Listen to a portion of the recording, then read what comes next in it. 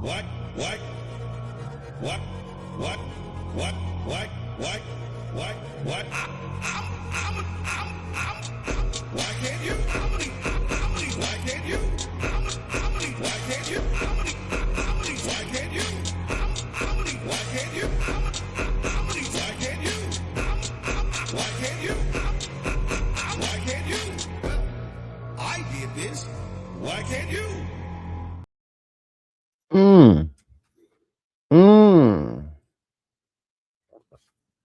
Guess what, y'all? Guess what, y'all?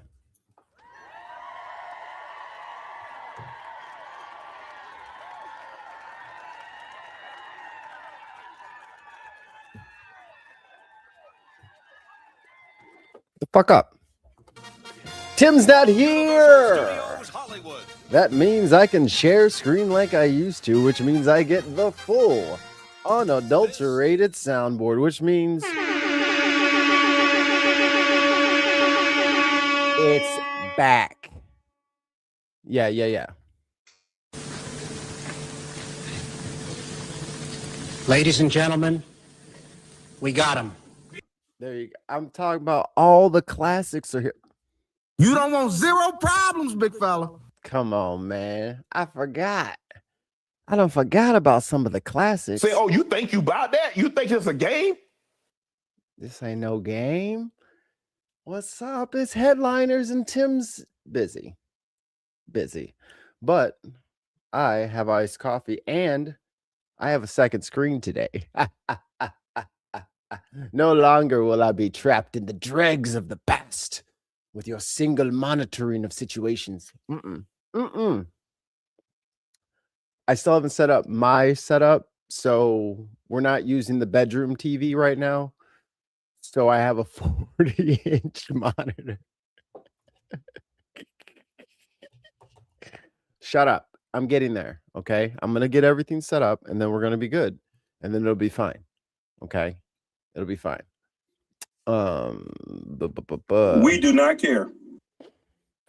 I feel like someone cares.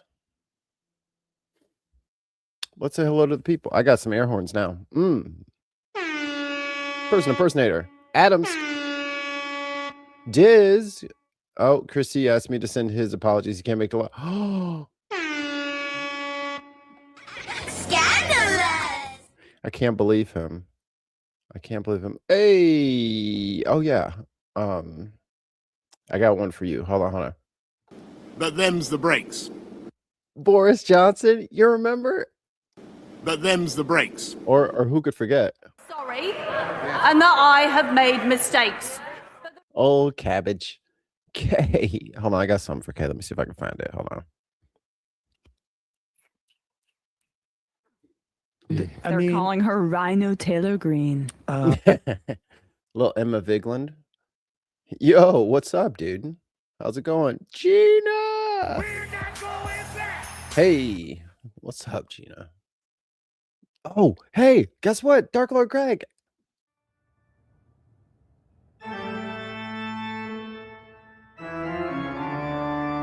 Please tell me those are going through. Please tell me those are going through. Can I get confirmation that they are? Yes, the soundboard is going through. Yeah, but you day. Hey, what up?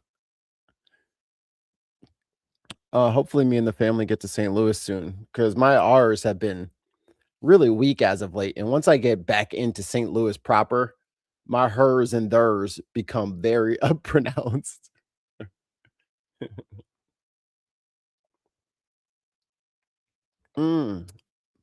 Soundboard is all good. That's what I'm trying to say. Oh, my Bernie clip is gone. I don't like Elon Musk. I'm going to say it 50,000 times. Oh, wait. I did flick. I'll remember this one. That are willing to the establishment. Unnecessary bleeps are awesome. That are willing to the establishment. That's good. That's good stuff right there. All right. I guess I'll guess. Oh, I wanted to see about the new guy. I want to know about the new guy. And then I'm going to watch, let's see, I would rather find a UK news source here. Is LB, let me see if LBC has something about him. But I need to learn about I need to know more about the UK Parliament. Okay, there's his speech. Should I listen to his speech or should I find like stuff about? Should I investigate him? Muttley. I don't know. I know nothing. Nothing. I got that old soundboard, but I still have the new ones. You know, I mean, I still got the classics. You know, the you know, Kuga Uga Amem, Albuquerque, New Mexico. You know, the good stuff. Oh, anywhere does Instagram. He's a mega fan of Scoutness. I'll tell you the truth, I haven't watched that show in a while. If we're being honest. I felt it was best for everybody if we just had a clean snap. All right, this one looks good. Andy Burnham is officially Prime Minister. LBC callers react. I have accepted Majesty the King's invitation to form a government. We have not been good enough, and we need to be better. I will bring forward a new plan for Britain. How's the audio? Is the audio good on the share? Let me know. 10-year plan. I will soon go through that door behind me and issue my first instruction to end rough sleeping in our country. Now, rough sleeping is like houseless people sleeping in their car and stuff, sleeping outside. Stuart in Thank you, Tates. Kirby Lonsdale in Lancashire is the first caller. Hi, Burnham has a northern accent. Your audio can't erase that.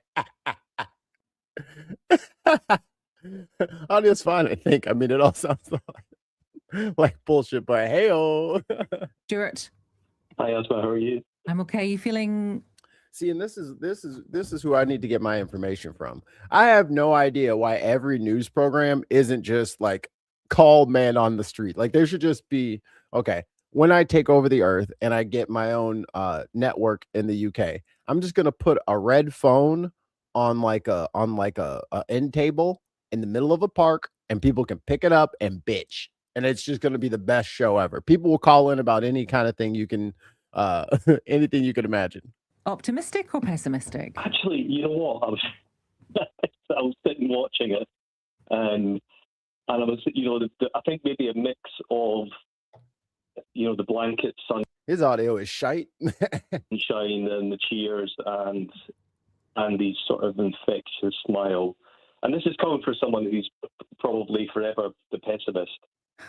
Actually, I felt quite sort of teary watching it, actually. Mm. And I think I felt teary because I actually felt that we so need hope. Yeah. We need something, we really, really need something to believe in. And So here's my question. And this is going not just to the UK people, but this is for everybody. Like everyone keeps expecting this like fucking knight in shining armor to just come over the hill. Like Gandalf's not coming. Okay? There is no one coming from on high with a horde of the Rohirrim to come save us from Helm's Deep. Like it's not happening. Okay? Like everyone has to wrap their fucking brain around that. It is us against the billionaires. That's it. Those are the teams. Mike, you need the one chill farm with 10 piss off farmers behind a measure. Yeah. If you did that with a phone in the middle, I'm done. And then the guy's just like, yeah, it's a good call. But yeah, thanks, Tiz. Like like you guys have to understand the people that are in charge are really dumb. Like they're worse than the people that they replaced. They're just hoping no one asks them to do their job, because if someone does ask them to do their job, they will be in a bad spot because they don't know how to do it yet. They've just been getting everybody all hot and bothered over cultural issues instead of actually legislating and governing. It's hard to govern. It's really hard to get, like, you know, a trade agreement, or the teachers are going on strike, or the subway workers are going on strike, and you gotta, all right, we're gonna have to give up this and do that. Like, it's hard, and then you lose a lot if you're the leader. You have to capitulate. You don't get to win all the time. You have to lose a lot because it makes the most people happy, which is your job, kind of. They just want to win all the time. You don't get to win in politics. You get to help people. It's not about winning. Billy, hold on, Billy. I got something for you. Hold on. Because we got the old one. Hold on, Billy. I got this. This one's for Billy. You don't want zero problems, big fella. Regardless of how Andy actually enables it and makes it happen. Paying for services? My God. I kind of felt like somehow, and I haven't really followed Andy all that much, but have been a bit more recently. I felt a real sense of relief. I felt a sense of relief from what? He can only do what the fuck y'all tell him to do. You know what I'm saying? Like, this is the thing that I have never understood. Like, when people come up to the president and they're like, oh, hello, president. Da, da, da. You should be handing that motherfucker a rake, a garbage bag, a honey to-do list. It's a job. He's not a celebrity. These are not celebrities. These are positions. Positions for very difficult jobs. Media has made them celebrities, but they're not, bruh. Most of them were nerds. Because you got to be like me and Tim level into the weeds on, oh God, hundreds of issues. It's a nerd job. Thank God there's someone there who's going to give this a real go, and I think he will.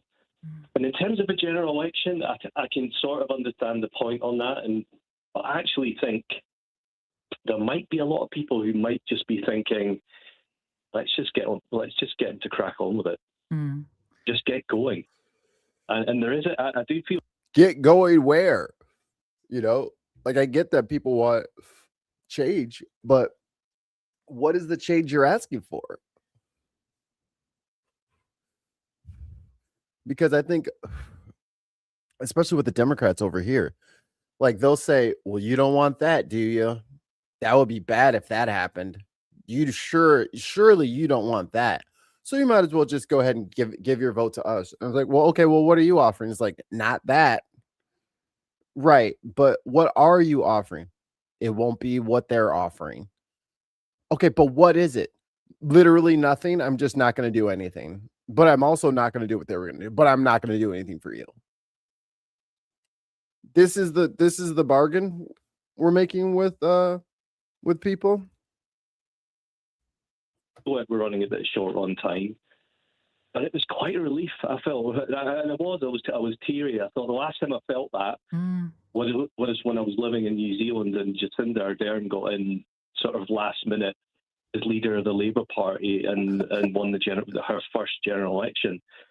And maybe back in the 90s when New Labour kind of got in, and I would have been in my early 20s, I'm showing my age, and I felt a sense of hope and optimism there. Whether or not that lasted or not, it's a different question, but I thought, thank God. Interesting. Stuart, just before you go, what do you think Andy Burnham needs to avoid doing? You know, obviously Keir Starmer did some good things. I feel sorry for the... I'm sorry, this caller's kind of middle of the road. Let's find a new caller here. Caller Anthony. Anthony, thanks for calling in. Let's go to the phones to Anthony, who's an... Anthony. You guys are so cute. It's Anthony. There's a fucking H right there. Egham in Surrey. Hi, Anthony. What was your reaction as you watched or listened to Andy Burnham standing outside Downing Street? Well, hi there, Asma. Nice to speak to you. As you said, it was a little underwhelming because if one can remember as far back as Blair coming in, it was like the second coming. You know, it was almost apocalyptic. A change. You know, But them's the breaks. With that Andy Burnham, it's a feeling of just another one. My first impressions are at least it's sunny because I know when. We don't trust the agent, Anthony.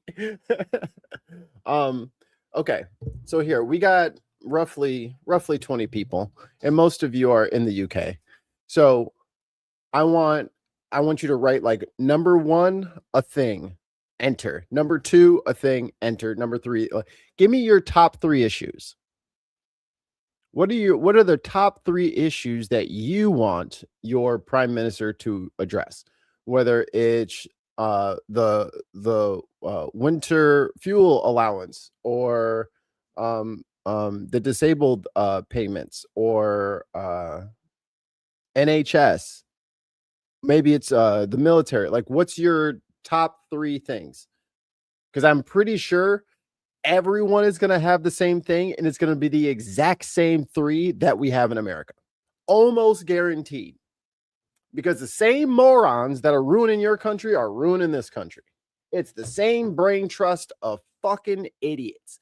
A bunch of billionaire fail sons who are at pretty much towards the end of the Monopoly game. And now they're just making dumbass decisions because they're bored. Ooh. There we go. Number 1, cost of living. If anyone disagrees with that, I am willing to look at what you want to say. But I think that is across the board what everyone is saying. Yo, relief now. I need it. Remove Palantir from our nation's book. Oh, for yes. Dude, Palantir should not be a fucking country, but okay.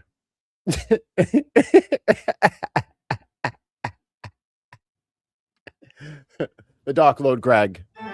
Abolish ferrets. Bring back prima nocte. Mandatory pocket squares. Oh no, then I'd have to wear a shirt with a breast pocket. I don't like. Then I have to have a collar. Ugh. I don't want. My daughter has entered the I don't know about clothes phase, so God, it's so annoying. It's like, all right, I finally found you 2 socks that match. We're gonna have a good trip to the park. Or we're gonna go for a nice walk. Man, we get in the house. Soon as I was like, all right, let me go get you a snack. I turn around, the socks have disappeared off the child. There was no groaning, no that they just instantly disapparated. And then I find them like stuffed inside of like a toy 3 weeks later, smelling of corn chips. Gina says, housing, trans rights, and right-wing twats. Richard's not disabled people. I do all the PIP. Yeah. PIP payments. That stuff. No poor laws or poor laws. Yeah. And I think these are just general things that people believe. Normal people shit. You know, this is not. And then I want to make sure libertarians and Republicans have to pay triple taxes. Like, no one is even targeting these fuckers. Like, no one cares about y'all. You know what I'm saying? Motherfuckers, just like, can we get the landlords under control? They're getting a little crazy. They're using AI to artificially inflate the fucking housing market. Can we do something about that? Can I just go to my job and like be able to afford my place and live on my own and not have to have 5 roommates for a fucking 2-bedroom? Like, come on. Like, it's getting a little nutty out here. And then the people who have, you know, already had their boosts to their careers happen. I mean, this is fine. But for those people who feel like they're comfortable and they don't need to care about, you know, the cost of living shit because they have enough, well, I'm going to just let you in on a little secret. Most Americans are about 5 weeks away. 5 weeks away from having nothing. that under 60K crowd are hurting. They have been getting punished by all this bullshit. We're going to talk about that. You think I'm secure in my lifestyle and I'm great? When entire suburbs become hoods, I don't know where you think you're going to hide and run and be safe, and what kind of life you're going to have when everyone is fucking apocalyptic. I mean, what are you going to do at the street light? You better hope these people don't go broke. You better hope these people don't go broke, because you ain't going to keep what you got. The streets never go hungry, dude. Never.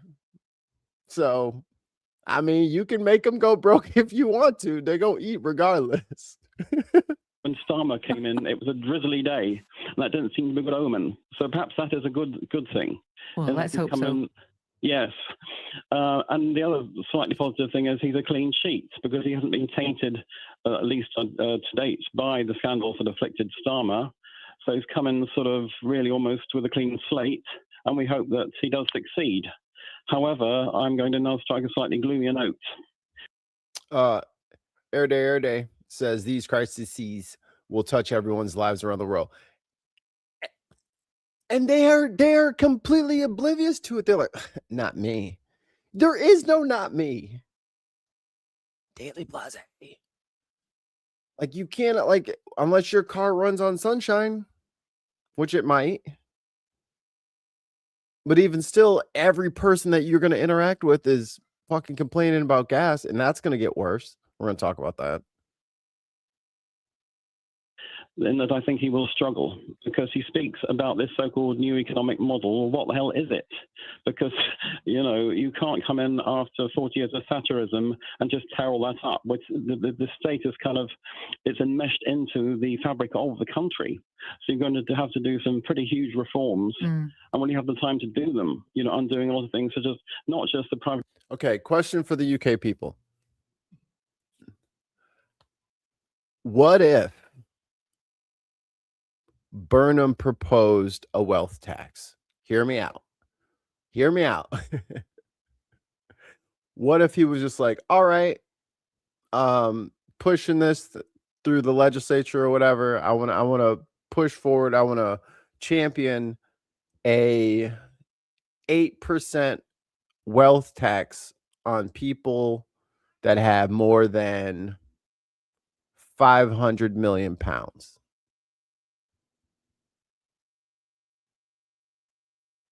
How likely is he to get some support for that?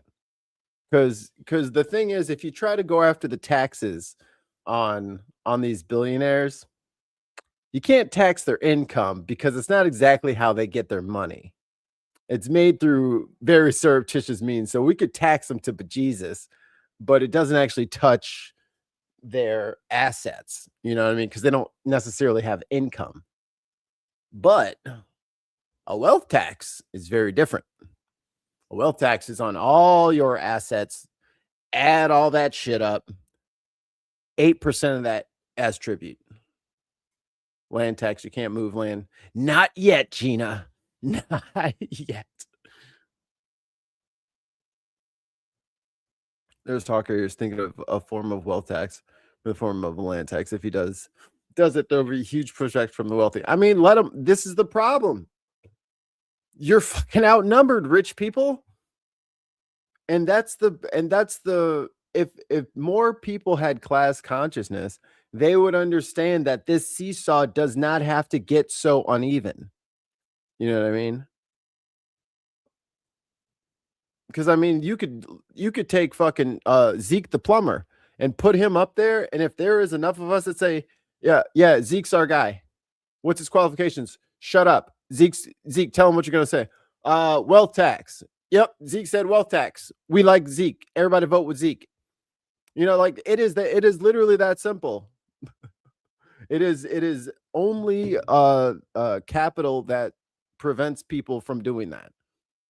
Right? As long as they can get you some wedge issues in there to kind of muddy the waters. Because if you just put out a straight referendum in all Western nations,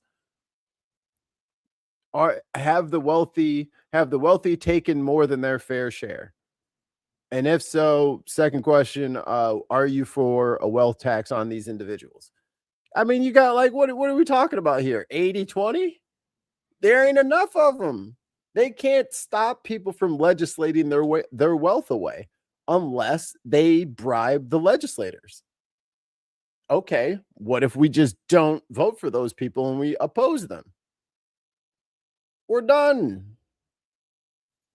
So the DSA is trying to do that shit, and it is unbelievable the pushback for trying to fucking fix it.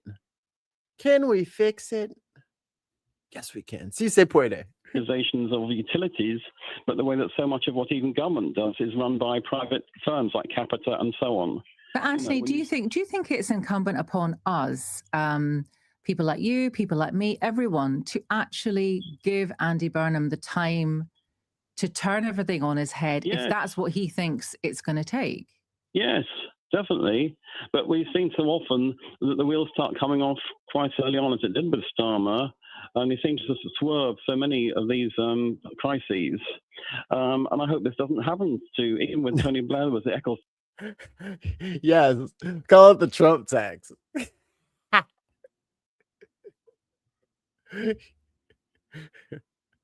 as we implemented against his fail sons that are, God, they are fucking, dude. Did you guys hear about the mine that they're a part of in Kazakhstan? They own like 20% of a mine.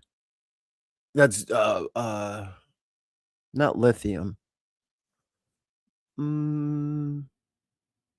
It's like one of the building kind of metals, not the superconductor ones. I can't remember. It's not titanium.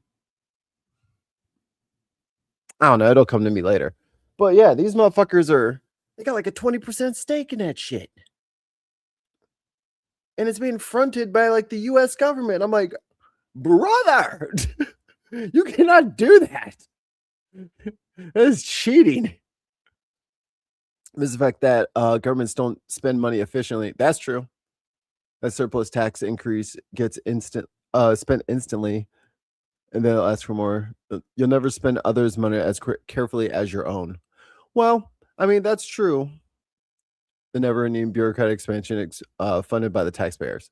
But see, that doesn't have to be that way. And again, this is where we come in. Like, government is a full contact sport, and you can't just, take your eye off the ball. Not too many, I'd say maybe 2 years ago in Dalton, Illinois, the mayor was they had like a natural disaster, like storms or something like that. They had storms and flooding, and a bunch of trees went down, and this young black lady mayor, and she fucking, as soon as the storm hit and these trees are down, she gets on the phone book and she starts calling all these wrecker crews and all these landscaping people to cut these trees and all this stuff. And she's acting like she's just going to pay them through the city or whatever. Bro, she spent like $600,000 in like 10 days hiring these people, just calling everybody, telling them to come out right away. Emergency pay, all that shit. Is like those people are still waiting to be paid out, and this was years ago. They've gone through legal cases with her. They got her removed. There's a new mayor. Shout out Jason House, and like it was a mess. But that shit has to get paid because she wasted it. So you have to find new ways to replace them. Like it is literally check by check. Individual event by individual event. That's how taxpayer money is spent. It's never like this big, like I know grants are a thing, but it's never like at the end of the day, there are receipts for all of this. And this is transactions that are at the individual level are managed by people.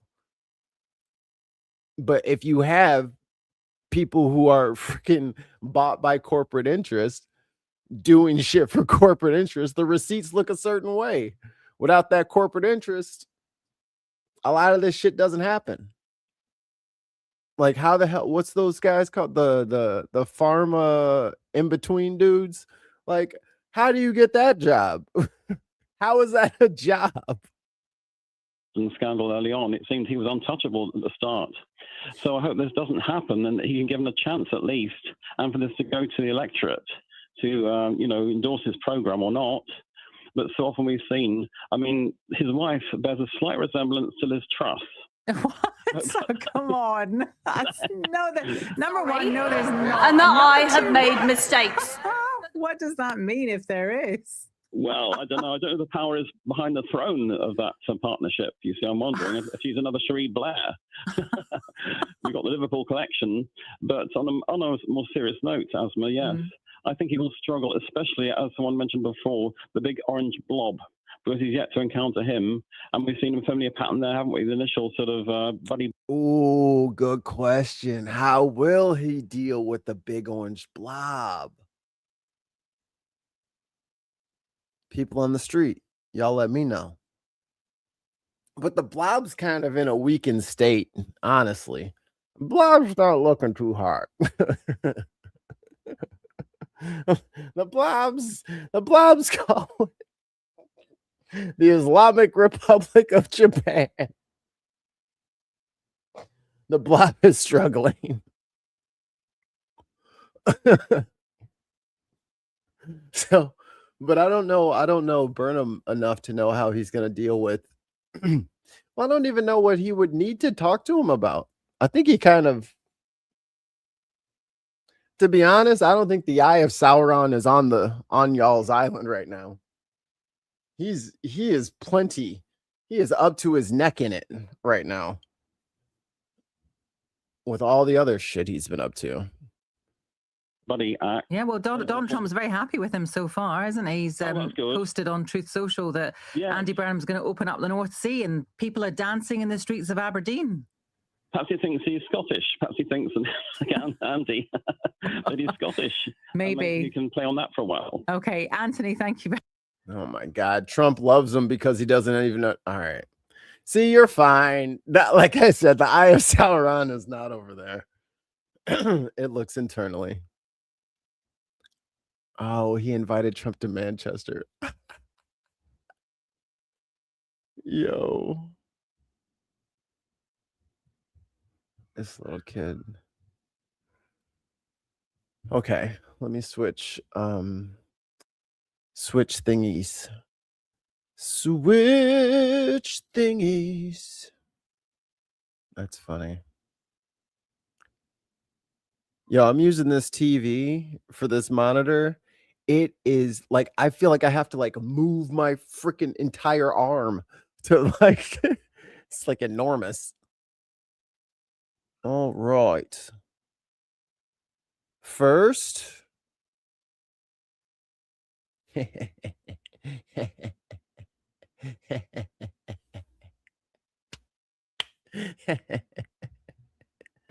US federal law enforcement moved quickly, handcuffing controversial influencer Andrew Tate and his brother Tristan. Tristan, anything to say? The US Marshal Service. Yeah. Jesus. Hold on. Then go check on the kiddo. That sounded like a big fall. Oh, she was laughing. Never. God, she does this all the time. She plays so rough. Arresting the pair in Miami, where self-proclaimed misogynist Andrew Tate was set to appear at a boxing event. British authorities announcing they're seeking the Tate brothers' extradition after UK prosecutors get that music out of here. Confirmed 21 charges, including alleged rape and human trafficking. Now, I wonder who let him in the country. Huh. Miami. What country is that in? Florida? Florida. That's a state. Florida. Miami, Florida. Miami, Florida. North America. United States. Yes. So who let him into America is the question. Why is he here? Weren't you in Romania hiding from your charges? How are you here? Against the pair last year, the Crown Prosecution Service has decided to bring further charges in relation to 4 additional victims, a CPS statement said. The CPS will be seeking their extradition in relation to the original 21 charges, as well as further charges. Why are they allowed to just walk around? You know what I mean? Like, what are we talking about? Oh, what the fuck? I thought they were UK citizens. No.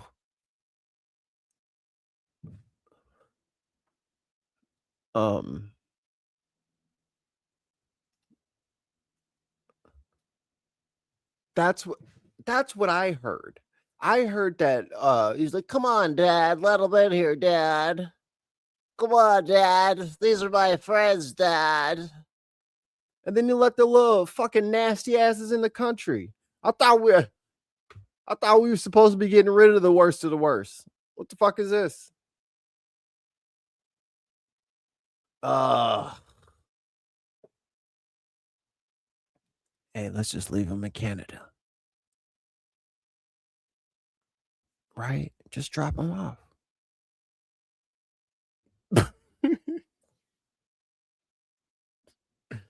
Don't tell Ali.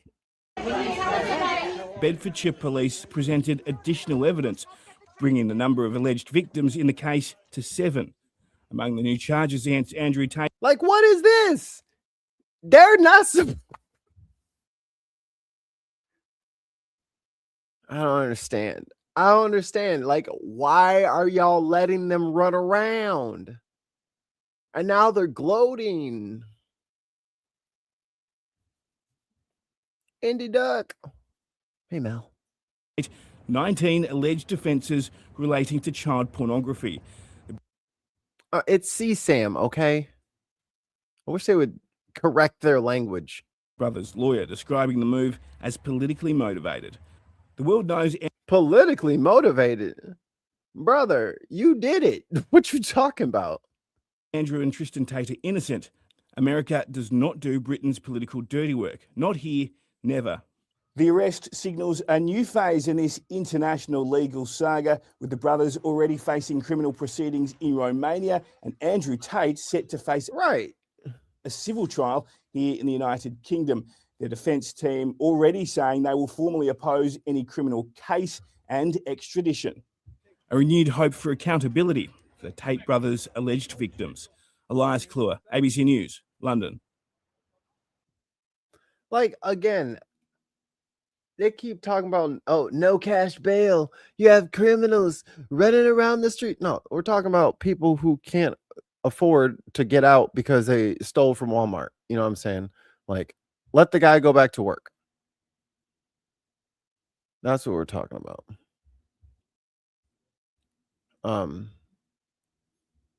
And I was kind of kidding about dropping the Tates off in Canada, because look what Canada is doing to us. Fire smoke is on the way out, we know that, but some of it is probably still trapped inside your home. Some alarming data from Alertify found the air inside dozens of apartments hit hazardous levels.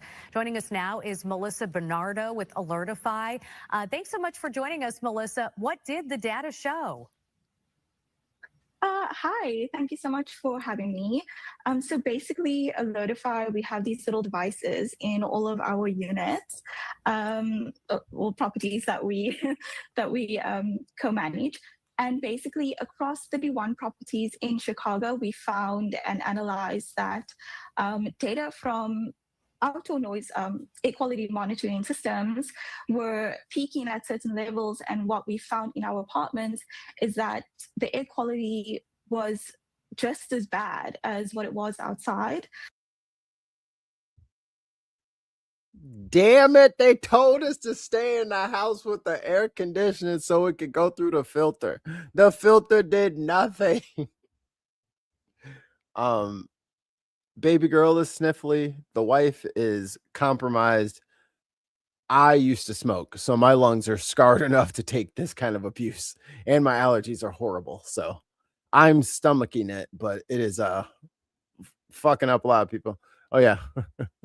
How does tariffs help put out? Yeah, Trump wants to fucking put tariffs on Canada for the smoke. Someone sit grandpa down. And so we found that as the air quality outside apartments climbed, along with it was the indoor air quality climbing. We have 2 filters in our house. So, but that's because we have cats. Yeah, we found that even inside, where windows were closed and doors were closed. Yeah, look at that stinking chart, dude. So way down here is good. And then like on moderate days, like I think we got to like the I think it was like between the moderate and the USG the last time there was the forest fire. And it was making us cough a little bit. And we're like, wow, this is so crazy. Dude, look at it now. Like it got up to like 375 by my house. Like this is crazy. It was still pretty high, according to our data. I want to ask you why, because I know we have some of our coworkers here at Fox 32 Chicago. They live in high rises, and they were telling us that, they kept the windows closed. Obviously the AC was on inside, and they still could smell the smoke and almost like see it inside. Do you have any indication as to why? So smoke particles are measured through our device on a PM 2.5 scale, and that basically means that it's really fine particles. So sometimes people believe that HVAC systems in their properties will filter those systems out, but unless you have a specific filter, like a specific filter within your HVAC system, it can't actually clear the air. So that is why the smoke can come through your windows in very tiny cracks. So I'm sure like if your window is closed, air can still circulate around the apartment. So Sure. Yeah, that's basically why. Did Alertify find that once, Melissa, the wildfire smoke cleared, the air quality improved at all? And how immediately? Yeah, so basically what we found, which was really interesting, was that on Thursday. So if you haven't cracked your windows open, let the smoke out. The smoke has entered the chat. Let the smoke out of the house now. Say the air quality had a bit of a peak, and then over the weekend it had subsided a little bit until I believe it was Saturday, where there was a little bit more smoke coming in towards the end of Saturday, until Monday. The air started clearing up a little bit, but there was still a lot of smoke particles in the air. So even if visibly you couldn't see the air in dirty air in the apartment, you were still That's kind of how it's been looking the last couple days. breathing in those toxins. Wow, that's interesting. Those numbers are alarming. Yes. When you say about the 31 apartments, I want to go back to this. Wait, 30 times the baseline? Bro, we need some Brita filters out there on the clouds at right now. Are these varying buildings? Are they of different ages? Are they, three? Are we talking about, a 3-flat building? Are we talking about high rises? Can you speak to that at all? Yeah, so it's basically, we tracked 4 different apartments around Chicago. So those 31 units are broken up between them. And it is apartment buildings. So it is quite big buildings. Tim named that smoke not wanted, not you don't want this smoke. See, this is why we fight. This is why we fight. Things. Yeah, that's basically what I can say about them. Yeah, so there is a variety that what is the takeaway from this report? What is the actionable action? What can we do now that we have this information, Melissa? So I think what we can take away from this is that Detonate all of our homes. We must build from the foundation again. You know, smoking events like this is not just visual. Sometimes air quality can be bad and you won't know it. So you might think the smoke is clearing. I think the best thing to do is possibly have something where you can track your indoor air quality. Possibly get an air purifier is also like a really great step. Making sure that your apartment building has the correct filters in your HVAC systems, so that, you know, if an event like this was to happen again, you would be more prepared and you would also know more of what's happening. No, very good point there, and very interesting numbers too. Melissa, thank you. Just hold your breath until next week sometime. Poor Kirby would just be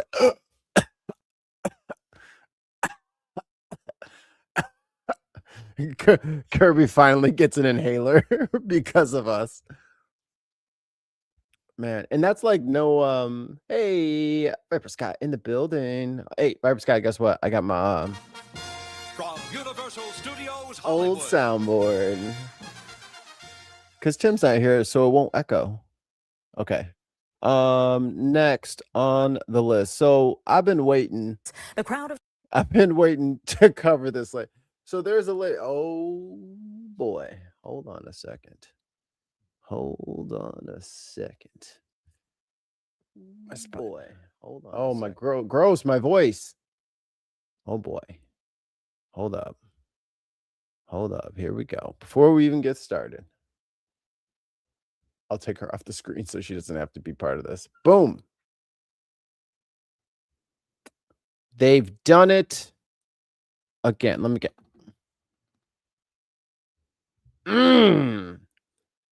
Pup Galaxy full of stars. Welcome. Tech support. Young C. Mary for Senate. Hi, Mary. Pound things stuff more. Z Stroke 2. Alf Soderberg. Peace, mama. Michael Bell. Ghost Pouch. Oh, wait, I got another one. Hold on. Wait, hold on. Where is it? Where's it? Oh. The Witchy Goth. Sid Life. How am I looking? Tamara Chance. Oh, one angry pagan. Hi, I'm Eve. Lil of all trades. Irish Swede. Where's my hover car? Congratulations, you are all Binsiders. Everyone, this hour and every hour this week will be commercial free. Thanks to our patron, Scott. Viper Scott. Everyone say thank you, Viper, in the chat right now. Do it. I command it. And thank you so much, Viper Scott, for your continued patronage. We love you more than you understand. Now, whew, blew my shoulder out on that one. You know what I'm saying? My rotator cuff can't take all the subs, all the air horns. Yes, Lord Viper Scott of the Scotland realm. Let's see. Okay. Bad vibes. Okay. Hail to the Viper Scott. I agree. All right. So this lady, not this lady, but the lady she's interviewing. Sorry, pedantic. There's a lady. She's trying to flip Chicago red. Now, I feel like I don't have to look into this too deeply, but I also feel like I have to address it. And Tim's not here, so let's see what she has to say, I guess. Chicago mayoral candidates is growing. Danielle Carter Walters is the only openly conservative candidate in the race right now, and she's looking to upset the status quo. You may recognize her because her group has become a fixture of city council and county meetings. The retired Chicago police officer is the face of the grassroots initiative, Chicago. Ooh, she's a cop. Ooh, you're a Chicago PD cop? Oh, look, I get that some people find that profession very noble, but you can see how Kamala did being a prosecutor. Like, it's just when you're on that end of the criminal justice hammer, you don't like it. Flips red, and she's joining me here in studio right now. Absolutely, Gina. Thank you so much for being here. Hello, Anita. Thanks for having me. You know, there's so much to talk about. Let's start with your background. Walk us through your career and the exact moment that you decided that you were going to throw your hat in the ring to serve in a different way. Okay, well, I'm a entrepreneur, a business owner, a mother, a wife of a retired police officer who gave 25 years of his life, well, more than 25 years. Hey, guys, she's not answering the question. I'm worried. I'm worried. To his life to protect the citizens of Chicago. And I decided to throw my hat in the ring when I refused to allow my hometown, my beautiful city, Chicago, to be destroyed. And when you... Oh, here we go. Chicago sucks. Everything was better before. Everything sucks. Chicago's the worst. I hate Chicago. I loved it 4 years ago. It was so much better. Oh, it sucks now. Oh, man, you can't do anything in Chicago now. It totally sucks. The whole city, the whole thing sucks, top to bottom. Like, come on, lady. I hate it when people do this shit. Like, if you want to fucking represent somewhere, don't fucking come out the gate dissing the fucking city. You know what I'm saying? Like, fuck you. Motherfuckers are doing their best. And you're over here talking shit. Don't talk shit on the city. Damn. Look at what's happening to the citizens. Because other motherfuckers are watching this, essentially. Let me finish the point. Because people who are not in the city see that and they don't know that you're full of shit. You know? My beautiful city, Chicago, to be destroyed. And when you look at what's happening to the citizens, I refuse to allow another family to lose a loved one and they're being told crime is down. That's the only explanation they give them. What is she talking about? What is she talking about?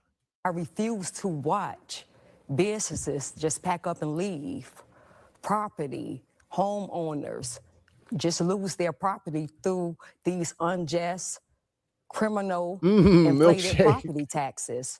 So everything I'm running on, I've been fighting for or against for years. I didn't just complain. Wait.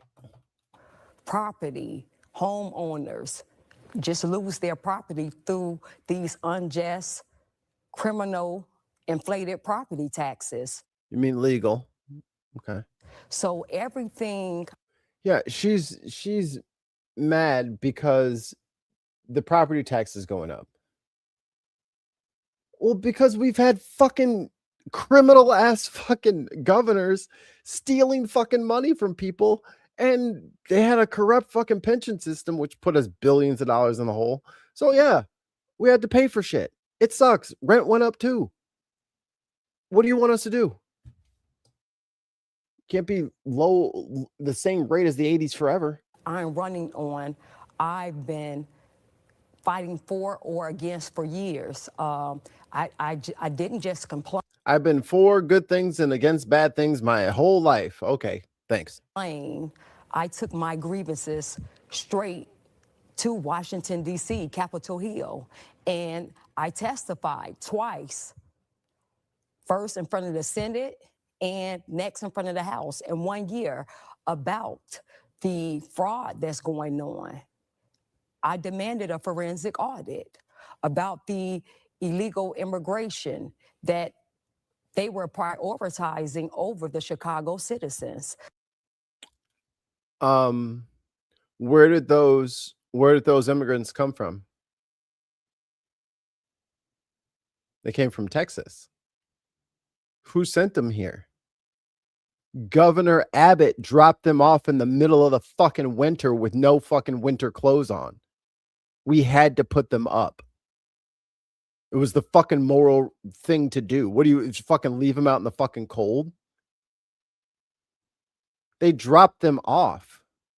They lied and told those people that they were going to go get processed, and they were on that bus for like 12, 14 hours. Like, they lied to them and dropped them off, and they were fucking walking up 55, bro. Walking up 55 and fucking shorts and t-shirts. In fucking, I think it was like January or February. And it wasn't like a bitter cold, but it was like 30s. You know what I mean? It was cold. You just dropped them off. Crazy. Oh, she's yelling because her tower fell down. But I mean, that's what happened. And a lot of NGOs and a lot of groups helped take care of those people because they were fleeing Maduro, who everyone said was a bad guy, right? So those people ran away from him, got picked up by Abbott, and got brought up to us.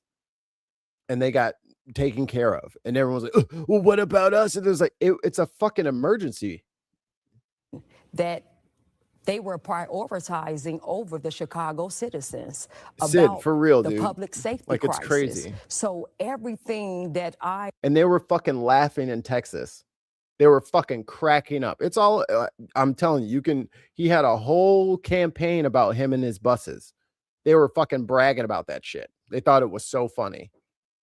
Think you're a sanctuary city. Here you go. They thought that shit was so funny. We had to put in an ordinance in Chicago where charter buses are not allowed to fucking enter the city without permission.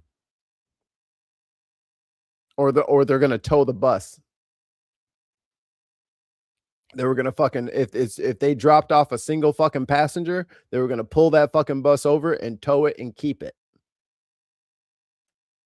I'm running on. They stopped showing up. I've been actively fighting for. I took it to straight to City Hall, where I experienced and saw the fraud, the waste, and abuse. That's why I watched those meetings. She was just screaming at the top of her lungs. I said, no, I have to run, and I have to bring transparency back and accountability back to City Hall.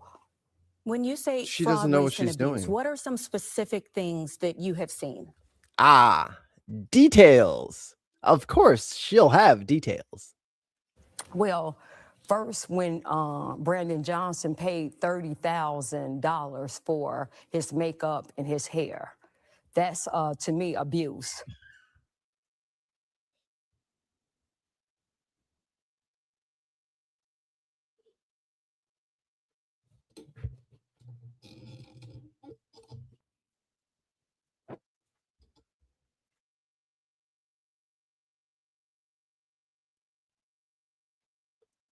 Because he gets his hair cut and his makeup done to do the TV stuff.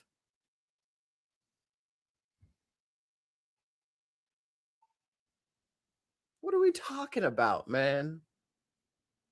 Come on, what are we talking about? When you have him spending over $600 million on illegal migrants, and he's prioritizing them. And also, federal funding was supposed to pay us back for that. And then they just kind of, other stuff kind of came up. Like we were supposed to get that back from the Fed, from the Biden administration. They owed us that money. over the citizens, Chicago citizens. To me, that's waste and abuse. When we're in the deficit and almost your entire administration received raises. We have Michael McMurray. He's the commissioner of aviation. He received a $58,000 raise with this 2026 budget. Mary Richardson Laurie, who was his. Okay, when's the last time he got a raise? Is that a lot? Like, he could have been making $2,000 before. Like, we don't know. Like, that's not a. What is the increase? Like, what is the number before and after? What'd she say? What's his name? Let me go back. I'll fact check her since she doesn't know how to fucking. Actually, let's see. Give me a new tab. Give me a new tab. Commissioner of aviation. He received a $58,000 raise. Wait, what's his name? We're in the deficit, and almost your entire administration received raises. We have Michael McMurray. He's the commissioner of aviation. He received a $58,000 raise with this 2026 budget. Mary Richardson Laurie, who was his corporate counsel, she received a $21,000 raise. When you see Angela Tarver, she's over the commissioner of environmental, she received. Yeah, he makes $5.9 million.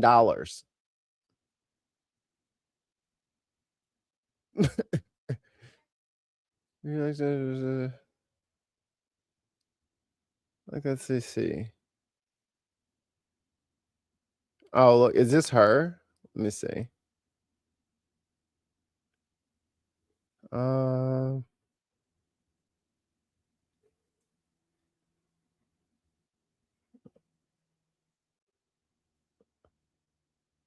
Let's see.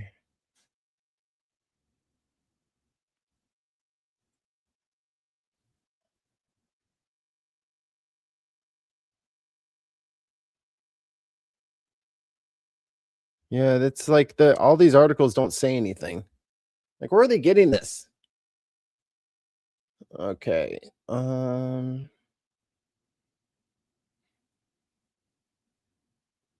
Cookies. Okay.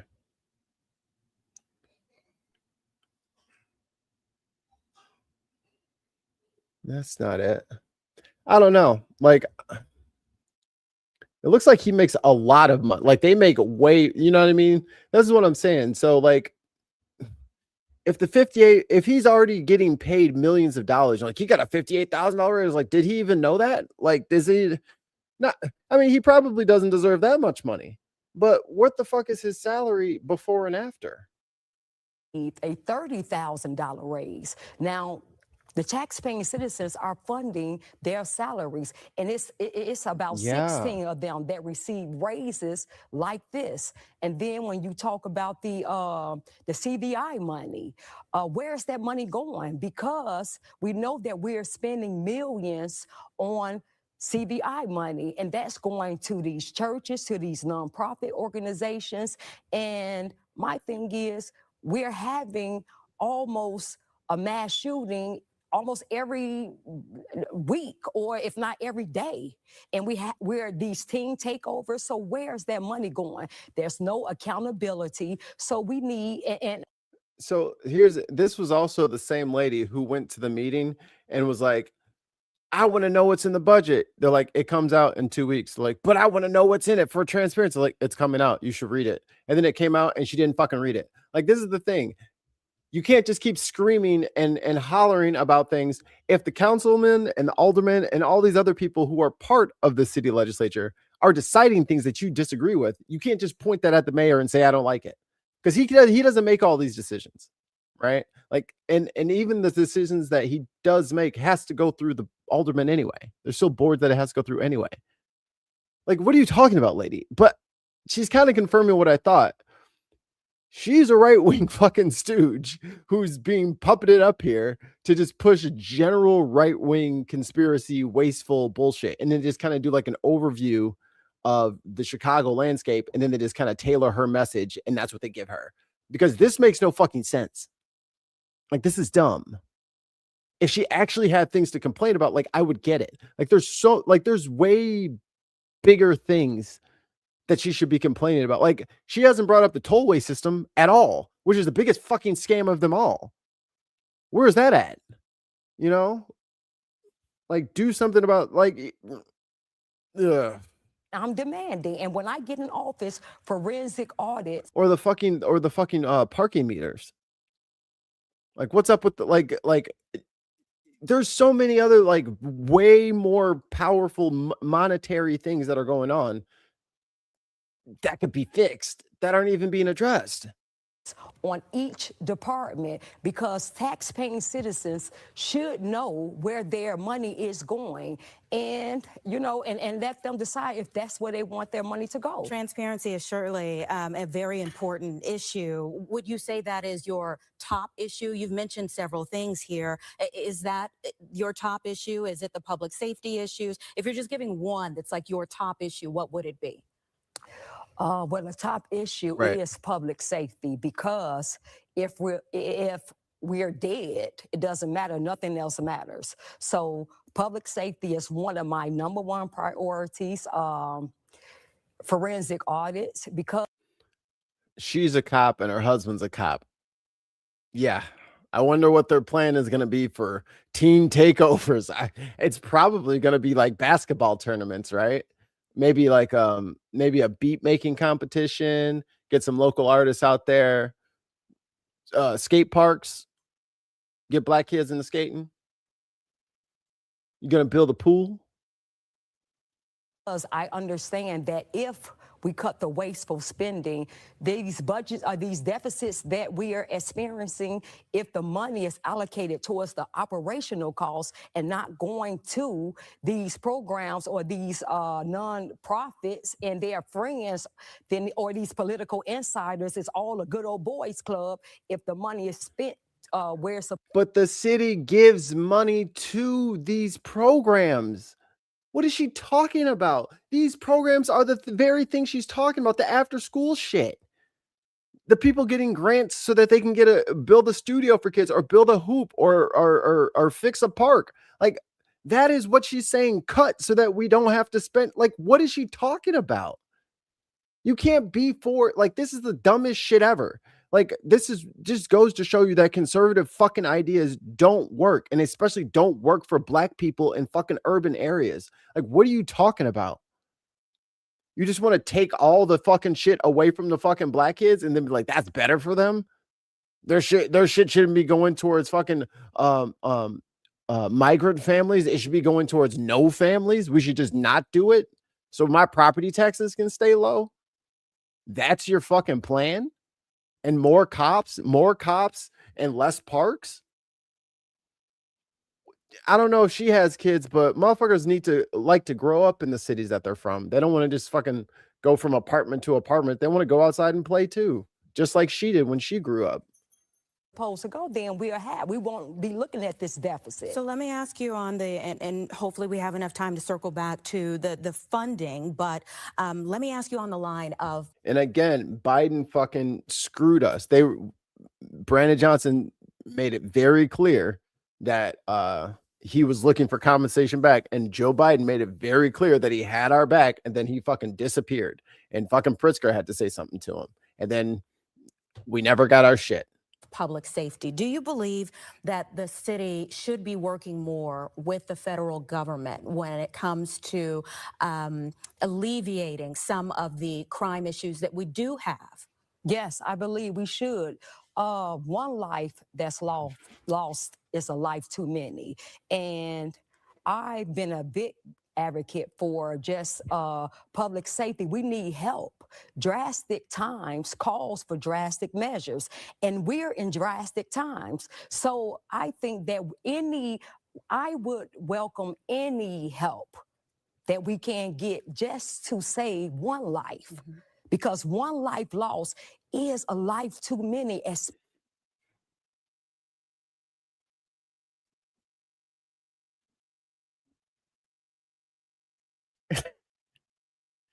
She wants federal troops. That's what she wants. It is fascinating. Your cry and your plea for the crown is so that you can bully and enslave your own. Interesting.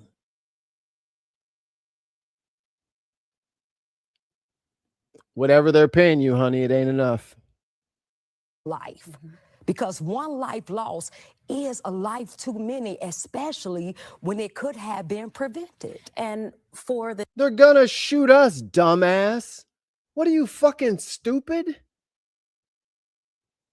They're gonna kill us, dumbass. They're just gonna shoot all of us like they always fucking do. That doesn't make us safer. What are you talking about? The teen takeovers that you mentioned, how would you address them differently than what's being done now? Federal troops just fucking mow them down, I guess. Well, when you don't invest in communities, when you starve communities of economic resources, then you take the mental health facilities away, the drug rehabs, and you lock them down. Brandon Johnson literally opened like 20 of those. She's full of shit. Down during COVID, and you release them. What do you expect? So although I understand why it's happening, we still, because this administration has allowed it to get out of control, now we must crack down on it. So what I would do is enforce. So you're gonna, I'm calling it right now. What they're gonna do is they're gonna set up little traps and they're gonna cage these kids up and they're gonna put them all in juvie, and they're all gonna be juvenile delinquents, and they're gonna fucking put little marks on their record, and they're gonna put them straight into that school to prison pipeline. That's exactly what this is. And dumbasses like her are gonna invite it into the city. I mean, she's not gonna win anything, but and there's I don't know. There's probably a couple of hundred of hers around the city or whatever, and it's anathema. So all the money she's raising, she could have built, you know, a lot, or got with some friends and got a community center together. But instead of doing that, she wants to be the celebrity, and she's going to use these kids as a very effective prop to get what she wants. They should be behaving better, but I mean, I'll just say whatever they tell me to say. Like, she's dooming these kids. Enforce the curfew laws that we have. Right. I will enforce that. I'm going to get a social media unit. I'm going to definitely have a rapid response team. I'm going to look at ways to hold these parents accountable. I'm going to look at ways to hold the organizers and the promoters legally and financially accountable. So I think if we and put more police in those hot spots where they're gathering at. So I think if we do those. Man, it's almost like if you gave all these kids summer jobs like Brandon Johnson did, giving them like $25 an hour, and he got like, I think they had like, it's like 5,000, 6,000 kids, but they do it every summer. You just work for the city. Like you could work at like a train station or some kiosk somewhere or sweeping up somewhere, and they pay you. And guess what? You get to show up and you get fucking decent money, and it's, you know, keeps you out of trouble. Has she brought up any of that shit? No, she's going to fucking tell Trump to bring in the fucking federal troops so that they can fucking box up these little boys and take them away forever, because she's a puppet of the enemy. And I'm going to, you know, the repeat offenders, I'm going to arrest. But what I will do, because I'm in the street, I'm talking to the youth in the community. I live there. Where they live there, I live. My experience is their experience. So when I'm in office. So you want to lock them up. You're like, hi, friend. He's over here, officer. Bye, friend. I'm with them in the streets. This lady's psychotic. I'm going to make sure if we arrest them, I'm going to make sure the family, the mother has to, the family has to go get them. And we're going to set up, I don't know, maybe it's monthly or every 2 weeks. And I meet with the family and the children. And I let the family know exactly what I expect as a mayor. And if you violate these things, Oh, I'm the mommy now. Okay. I'm the mommy. Every 2 weeks, the parents will come meet with me, the mommy, and then I will tell you how to raise your children. Has she lost her ever-loving mind? You're gonna tell everybody how to raise their kids? Every 2 weeks, they need to come see you to see what your marching orders are on how to raise their children?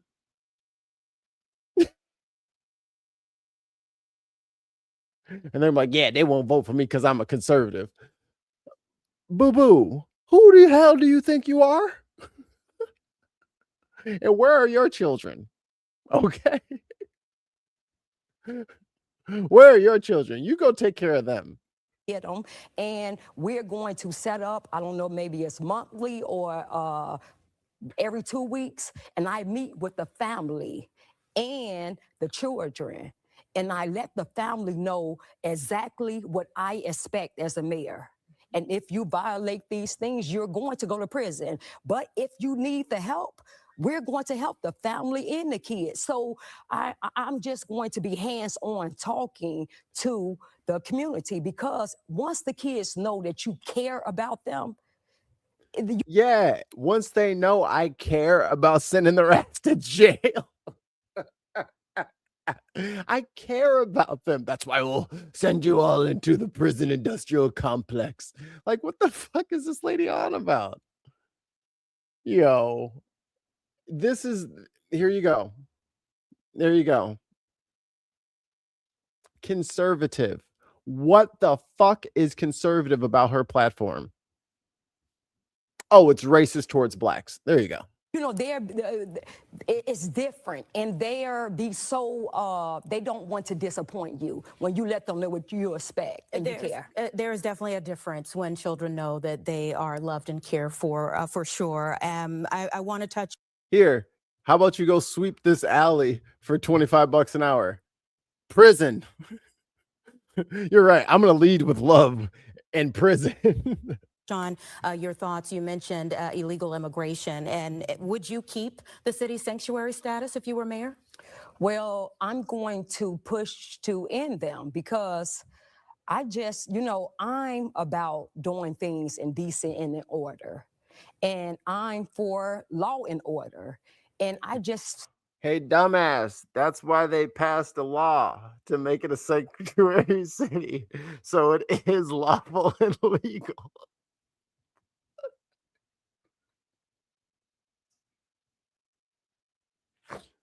Like, it is a law, so it is lawful. You would be breaking the law. Believe that everybody should adhere to the laws, whether it be federal laws, whether it be immigration laws, local laws. So if we as citizens have to follow the law, everybody else should. And so, I wonder what her scandal will be. I wonder what thing opposition research is going to dig up on her. I wonder what it is. I just don't feel like it's right to tell Chicago citizens that's already struggling that we don't have anything for you and you have to wait your turn. And not only do we not have anything for you, we're going to tax you to take care of people who came over here illegally. I just don't think that's right. Thank you so much for being here. We certainly appreciate it. I know we're going to be seeing.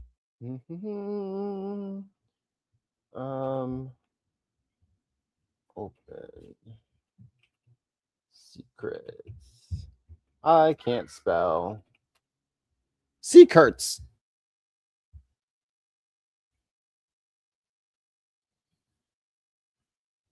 Is this her?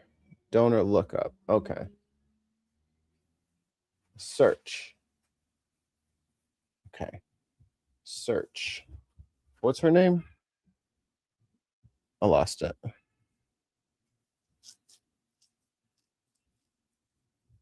Put her name up there. You said that you were going to throw your. There we go. I'm just going to steal that because my typing's not going good today. Oh, God.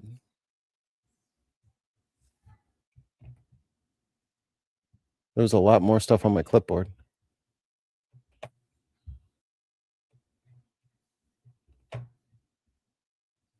Okay. Donor lookups. Okay.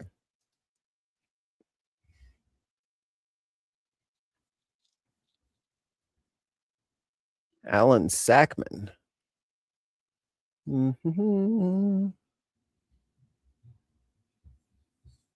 Marsha Blackburn?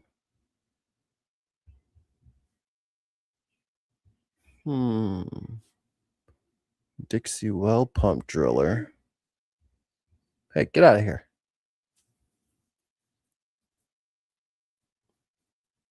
I just want to see. Okay, why is this not saying her name? I'm confused.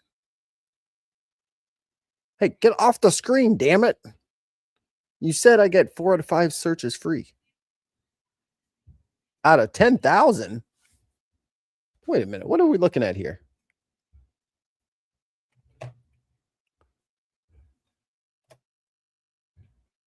Okay.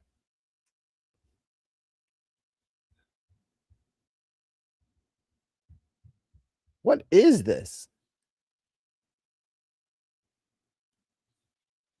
This website is broken.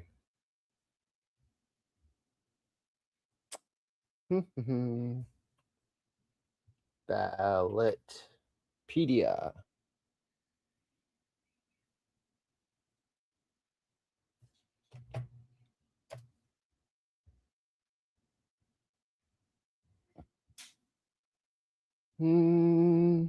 She's not even showing up. Maybe she doesn't have the support. Maybe she didn't do all of her due diligence yet, but she's not there. All right. Well, I can't do any more research on her because she doesn't apparently know how to do her homework. Okay. All right. Let's hear from one of my favorite Illinois people, and then we're going to talk about Iran. Joining us now is Democratic Senator Tammy Duckworth of Illinois. She serves on both the Senate Armed Services and Senate Foreign Relations committees. She's also a Purple Heart recipient. Thanks so much, Senator, for your service. Thanks for joining us. As you know, other Iranian officials and even the Secretary of State, Marco Rubio, have insisted that diplomacy with Iran is still an option. Do you think that's a realistic assessment in your view? Well, if we would have to actually send in a real diplomat who could actually negotiate with the Iranians. But at this point, what we have is our vice president continually saying that he's reached an agreement, but the Iranians in the next 15 minutes after our vice president makes an announcement like that, say, no, we don't have an agreement. Right at this point, listen, it's enough is enough. We have 18 of our service members have been killed, and Trump isn't a single inch closer to getting out of this illegal war that he started, that we should never been in to begin with. Whatever the whatever provision that they put in the, was that in Vietnam or whatever, to allow the president that's 60 days. We're going to have to go ahead and repeal that. That's got to go. That's just got to go. Because you leave the door wide open for dumbasses to do dumb shit like this, like get fucking hustled by other countries and do dumb shit. But first, oh yeah, we got Fish-Eyed Fool, Sage Outcast, Jerry Mandowski, Enzo the God, Wayne Lewis, Brenna, Meg the Artist, Blue Cat 42, Jimmy Blue 2009, and Rustino. You all are Binsiders. All of you say thank you so much to Viper Scott. Viper Scott, thank you again for your continued patronage in this hour, brought to you commercial free by our patron Scott. Viper Scott 1.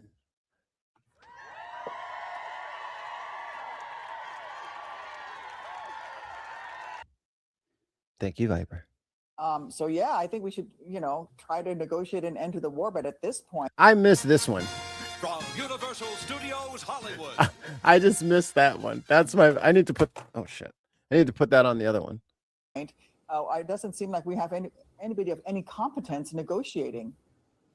An Israeli source familiar with the matter tells CNN that Israel now believes Iran has moved advanced centrifuges and parts of its stockpile of highly enriched uranium to a fortified underground facility just south of Tehran after the 12-day war last June. How worrying is that to you, that potentially that sets the stage for Iran to continue its nuclear weapons program? It is incredibly worrisome. Remember that Trump got us quit. Okay, I'm gonna keep it a buck. Hey, absolutely. I'm gonna keep it a buck. I don't think Tehran wants a nuke. I think they want to keep making everybody pump fake at the nuke. But now that this fucking Strait of Hormuz upgrade has been unlocked, you know what I mean? They went down the fucking Hormuz skill tree. They don't need a nuke. What do they need a nuke for? They can use fucking drones and shut down the strait. That shuts the whole planet down. You know what I mean? Like, I don't think, and besides, it's the my enemy is weak and strong at the same time shit. They say that they're radical Islamists. Fine, I'll grant you that. But the fucking supreme leader said, no nukes. It's against our fucking religion. It's a sin. And then they're like, but they were just lying about that. They don't actually believe that part of the religion. It's like, well, which one is it? Do they do it or not? Yeah, I thought it was 2 British pounds from Viper Scott. I thought it was destroyed the nuclear production. I thought it was gone. It's gone. It's not gone. It's gone. It's not gone. But I mean, they don't need a nuke now. Like, the nuke might have been an ambition before. They have a much simpler, easier tool. It's called fucking geography. You can't beat geography. The JCPOA, which was the way that we were monitoring Iran, which allowed them to go ahead and immediately speed up their refining and their work towards an actual nuclear weapon.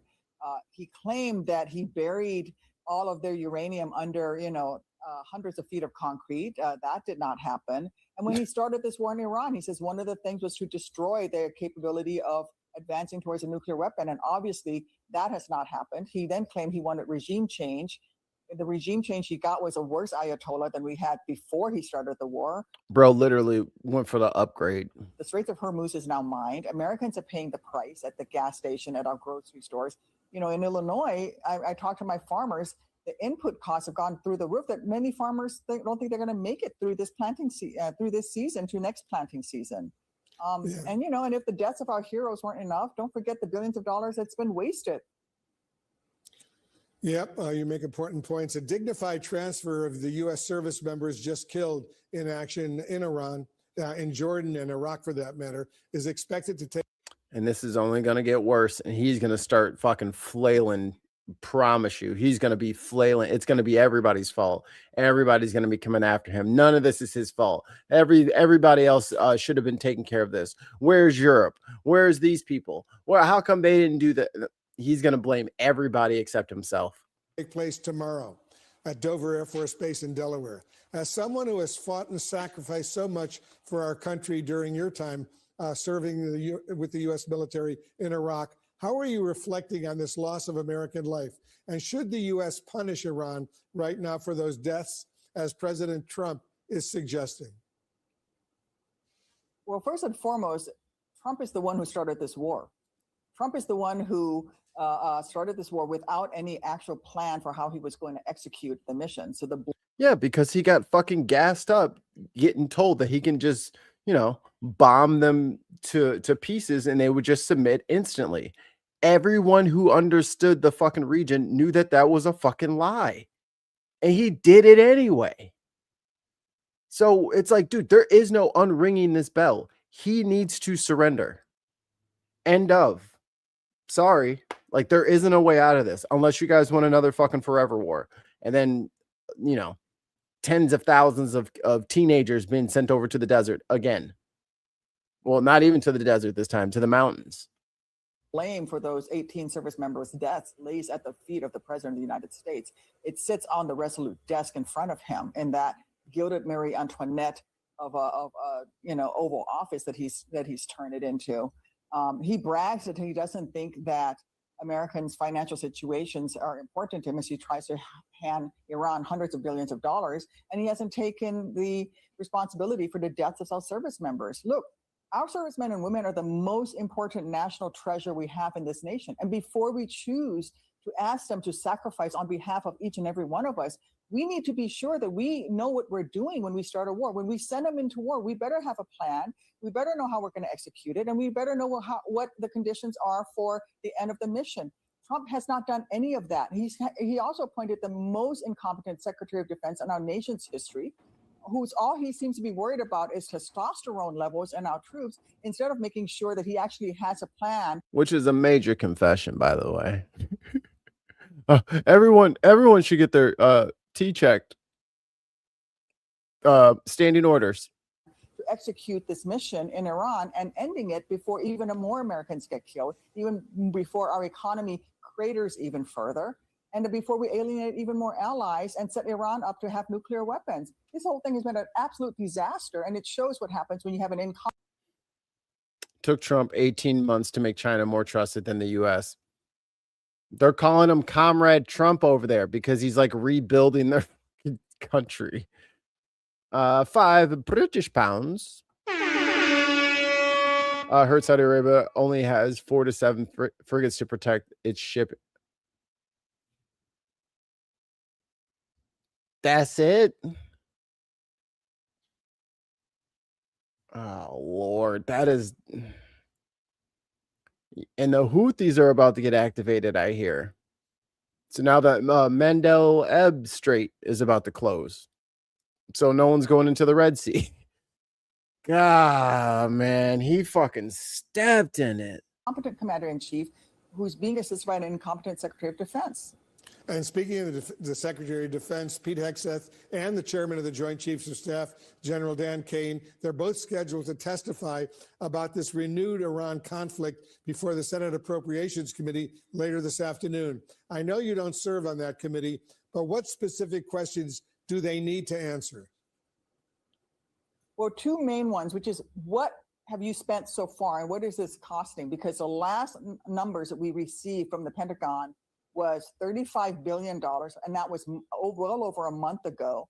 And that was only for the cost of munitions, I believe. They did not include the cost of repairing all of the U.S. basing in the Middle East that has been damaged. Then they came out and said it's actually closer to 39. Oh, and they're finally reporting on that. I mean, some channel, I don't know which one, has been reporting on this since it happened. Bro, they are rocking the shit out of those bases. Like, they are fucking those bases all the way up. The soldiers are gone for the most part. They're in hotels and shit, civilian hotels. But yeah, they're just letting those bases have it. So every time they're like, oh, they're attacking their neighbors, they're attacking the military bases of their on their neighbors' property, in their countries.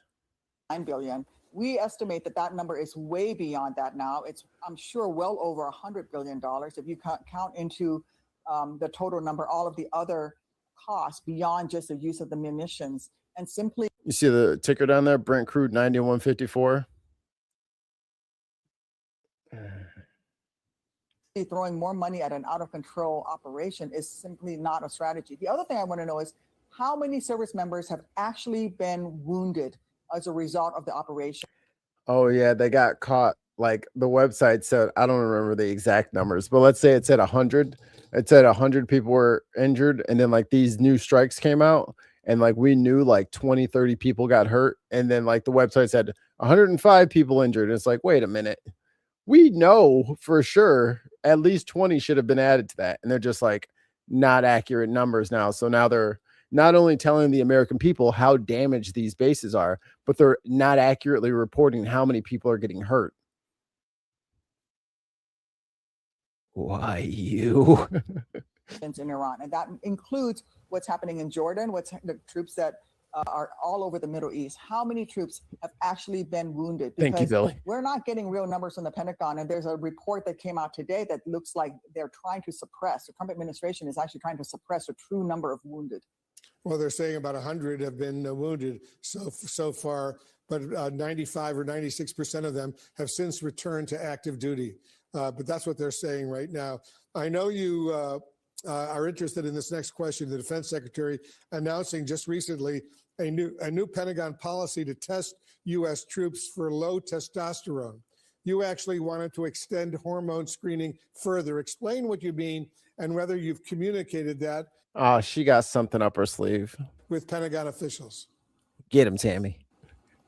Well, I mean, this is the ridiculousness of Pete Hegseth, right? We're in the middle of a war that he is failing.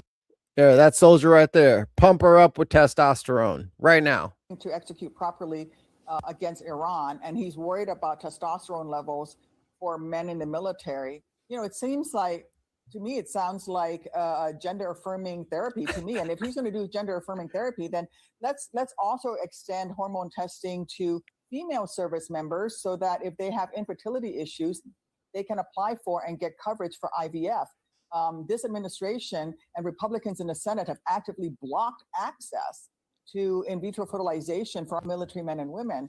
And why is that important? Number one, humanely, it's important that military men and women should have access to IVF therapy if they need it through their healthcare system, which is through the military. But on the other side, and the more practical side, if you cannot start your family and you're a service member that we have sunk hundreds of thousands of dollars into training, you are likely to leave. Well, if you shoot testosterone, or is it a cream, or I don't know, or patch, I don't know how it works. Doesn't that make you sterile eventually? The military in order to go start that family because you don't have access to those therapies while you're in the military. We can't afford to lose fully trained service members that we've invested all this money in because we won't provide them with the health care that they need. So if Pete Hegseth wants to extend hormone therapy to service members, he should extend it to all service members so that they can get the full range of their health conditions attended to, because we want them in the best fighting condition they possibly can be in to I think they should at least have to call it gender affirming care. defend America. And I just want to point out that the new defense bill does of IVF in vitro fertilization for women serving in the military. And this is a subject very close to your heart, right? It very much is so, because I had both my girls through in vitro fertilization as a result of infertility that I suffer from because of my military service. And so we do see that the rates of infertility among both men and women in the military is more than double that of the general population. So we should be helping our military men and women gain access to technologies that will help them to start their families. They deserve to be able to. Okay, so she didn't roast him. She brought it up to like an issue that's kind of near and dear to her. Okay, fair enough. To do that. Yeah, you make important points indeed. Senator Tammy Duckworth, thanks so much for joining us. Fox News alert. Oh God, that's my senator. Now let's hear what the other side has to say, shall we? Ninth straight night following the Iranian ballistic missile and drone attacks that killed at least 2 American service members at an air base in Jordan. The Department of War identifying the fallen soldiers as 19-year-old Private Isabella Gonzalez of Texas and 25-year-old First Lieutenant Tyler James Fian of Hawaii. A third soldier remains missing. A CENTCOM also confirming another U.S. service member was killed in northern Iraq during a controlled detonation of a downed Iranian attack drone. Correspondent Steve Harrigan is in Tel Aviv now with the latest. Steve. Well, there's no let up in the fighting. U.S. forces pounding Iranian positions now for the 9th straight night in a row. CENTCOM saying some of those targets include command and control centers, as well as launching sites for Iranian drones and missiles. And as you mentioned, A ballistic missile attack. And again, where are they getting this testosterone from? Which one of their buddies is selling testosterone patches? You know what I mean? Like which one, or which one of the sons, or is it Tiffany? Maybe one of the Trump kids is selling testosterone patches, and they just got like a $70 billion contract to the Department of Defense. By Iran on Jordan on Friday. Where's RFK? Where's RFK Jr.? You know. It's funny how she goes to IVF, which most baby obsessed right wingers don't even have a problem with, but no mention of the trans man. Nope. Okay. Friend of the show went through med school through the army, and then fucking Hegseth got in there. He's like, get out. He's like, well, do I have to finish my thing or pay anything back? And they're like, no, just go. So they got their schooling for free. So it's like, it's funny to me that as soon as they put all the trans people, I was like, all right, now give me those hormone shots. Like, I mean, like the same month, not the same month, but in like the same breath that you want to put people out for taking hormones and then mandate it. Yeah. Yeah, Dr. Ben's a friend. 2 U.S. service members, a third service member Yeah. involved in that Whose attack. testosterone Still are they missing. getting? Here's President Trump on that event. We feel very badly, but you know, those great people, those great patriots were out there fighting that Iran cannot have a nuclear weapon. Iran has been very, very badly damaged. They've lost everything almost militarily. In the meantime, Iran Not everything, continues to apparently. target U.S. partners in the region, launching strikes against both Kuwait and Bahrain. In the meantime, Iranian officials continue to project defiance publicly. Here's the foreign minister. You could neither threaten us nor bribe us. Okay. In the negotiations before the 12-day war, they had come to bribe. Not to bribe me, to bribe the Islamic Republic, saying we will do this and that. We will build. Oh, your country has lost the plot, Mike. I'm so sorry you're stuck there. So there isn't like an easy way to fix all this shit. There's just a hard way to fix all this shit. So they're gonna have to leave Iran alone. You know what I mean? And once the orange blob finally blobs his last blob, everyone's gonna have to go back to doing shit at a normal human regular rate. And America is going to be on the back burner. Like, we're going to be left out of a lot of shit because of his actions and because this Republican fucking Congress refuses to rein him in. Like, we have safeguards for all this shit. They are sitting on their hands. They are refusing to do anything about it. Refusing. That's gonna bite them. Build this and that. All of us. I told them there that our enrichment is not for sale. This is something the people of Iran for 20 years have endured sanctions for. Scientists have shed their blood. Can we sell it? Finally, British military. So they said no. They're gonna keep doing it because you're not my dad. This is the argument. Like this, if that's what you think that this war is gonna be, and if you think they're ever gonna give up on that, you're wrong. You're just wrong. I mean, India and Pakistan, did they ask for permission to fucking get their nuke program off the ground? Nope, they just did that shit. Same thing with Israel. Them in South Africa did their thing. And they just did what they had to do. And I mean, at this point, all the money they're going to get, they could just buy nukes.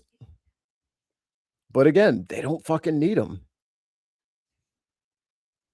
They want to be able to do it because they want to be able to do it, and they don't want to have to listen to you.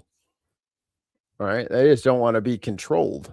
Whether they develop any kind of weapon system to attack Israel is neither here nor there.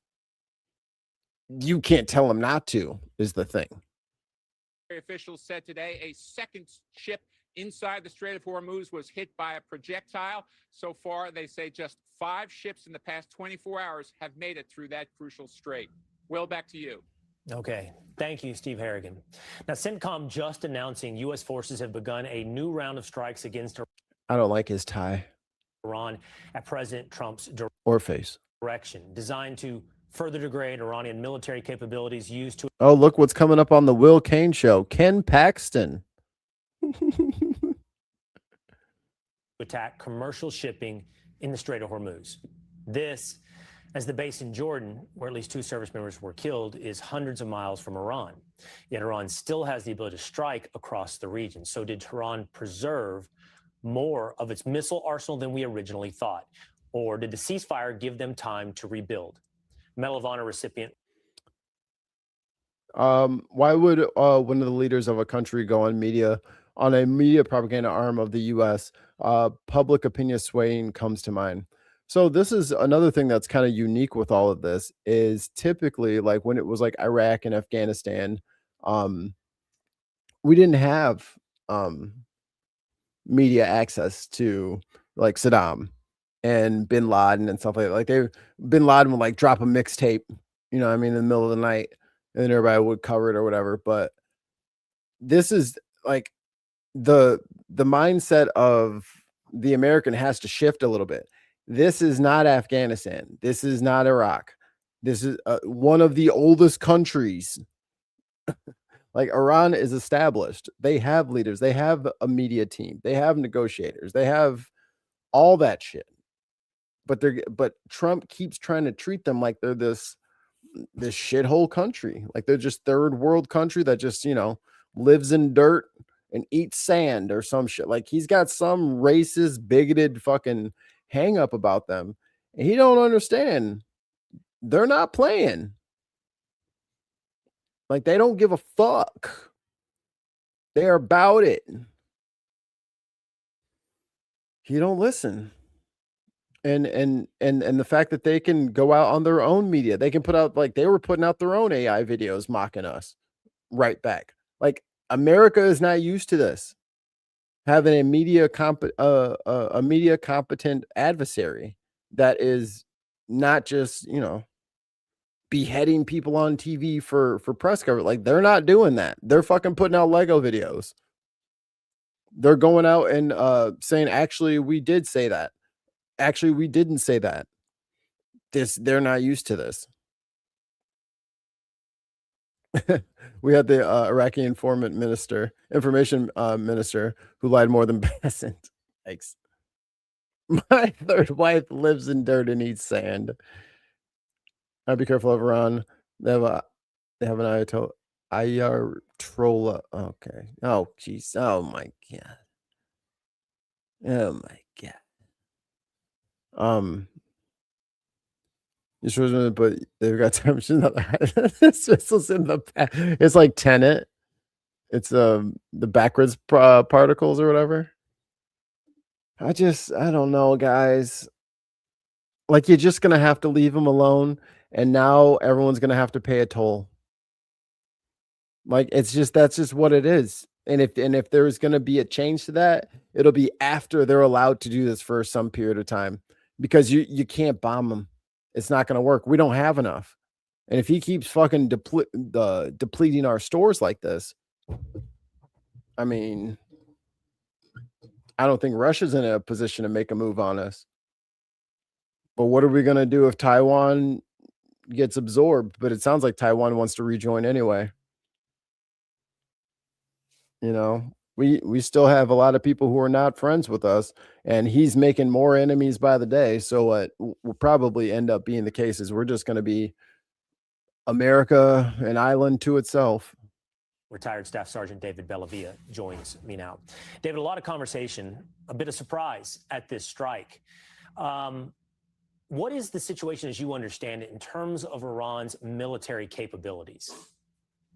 So Iran started this fight with 5,000 ballistic missiles. Open source information tells us about half of those were the missiles, the ballistic missiles that could go over 1,000 miles. The American forces attrited launchers and stockpiles. But think about this. The enriched Love me some Black Man Spy. uranium, we're learning about Pickaxe Mountain, why that was not a part of Operation Midnight Hammer. It's deep in the earth. And when you want to protect something from bombs, you put it where no one can reach out and touch it. So clearly there are ballistic missiles that are in stockpiles that are easily accessible through, our penetrator bombs. That being said, and this is 9 straight days of bombardment. It's about to be 10 days of bombardment, and we could put the money on 11, 12, and 15 days of consecutive bombardment. If you want me to believe that Iran is in some position of power because they can reach out and touch once every 9 days, that's just not a serious purse that would make that. But here's the thing. You get in your boat and you go out there in the strait and you hope it's not one of the 9 days.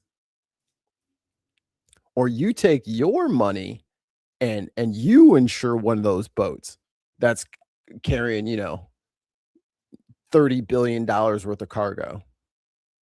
Or I think it's like $2 billion. I think a full tanker they said was like two or 3 billion. So yeah, you put your money where your mouth is. If it gets hit, and not to mention the cleanup, because if it hits an oil tanker and that shit goes there, you got to clean that up too.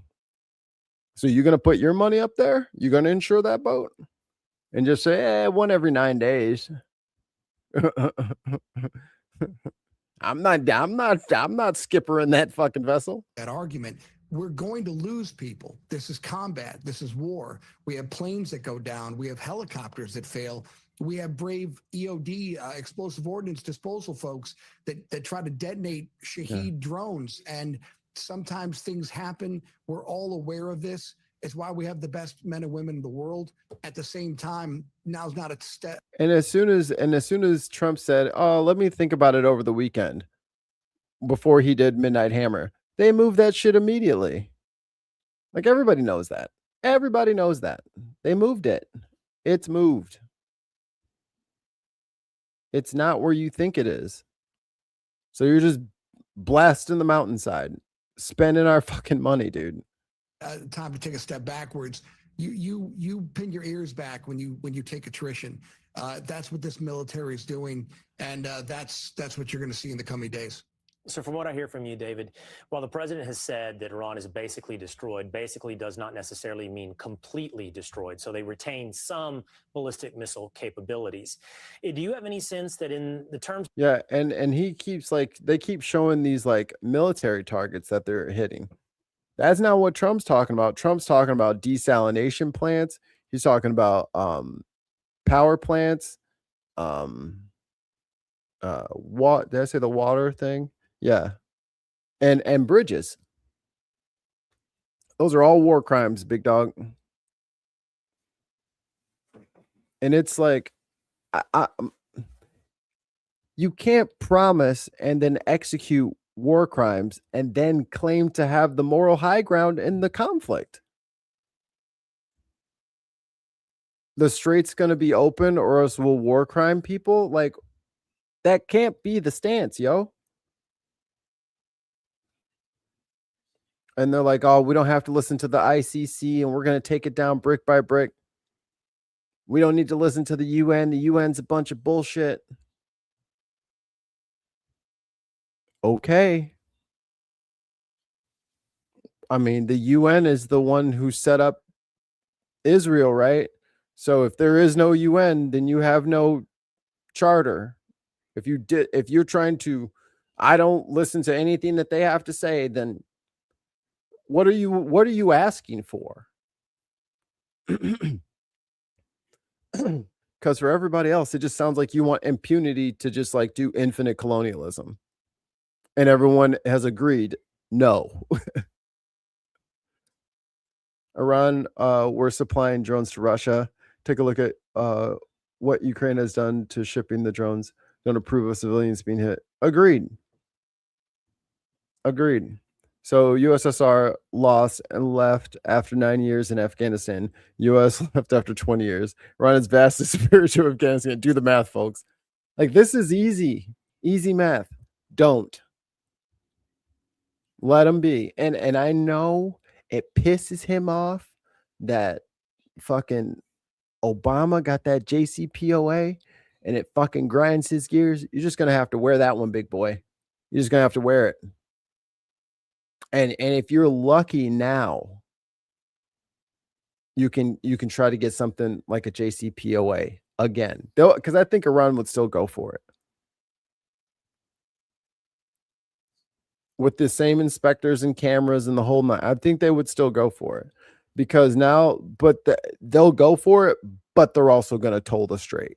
Like that's like not an issue now, or not non-negotiable now. Like they're not giving up their nukes, and they're not giving up the strait ever.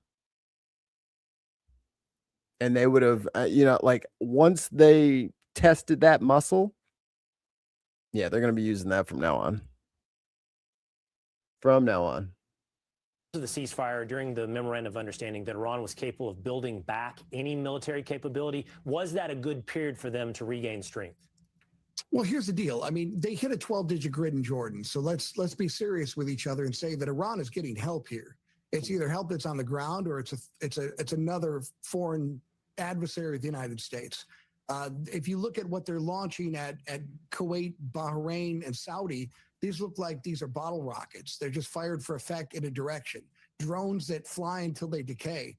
That hit on the Jordan barracks was a direct 12-digit grid hit. They knew exactly what they were hitting.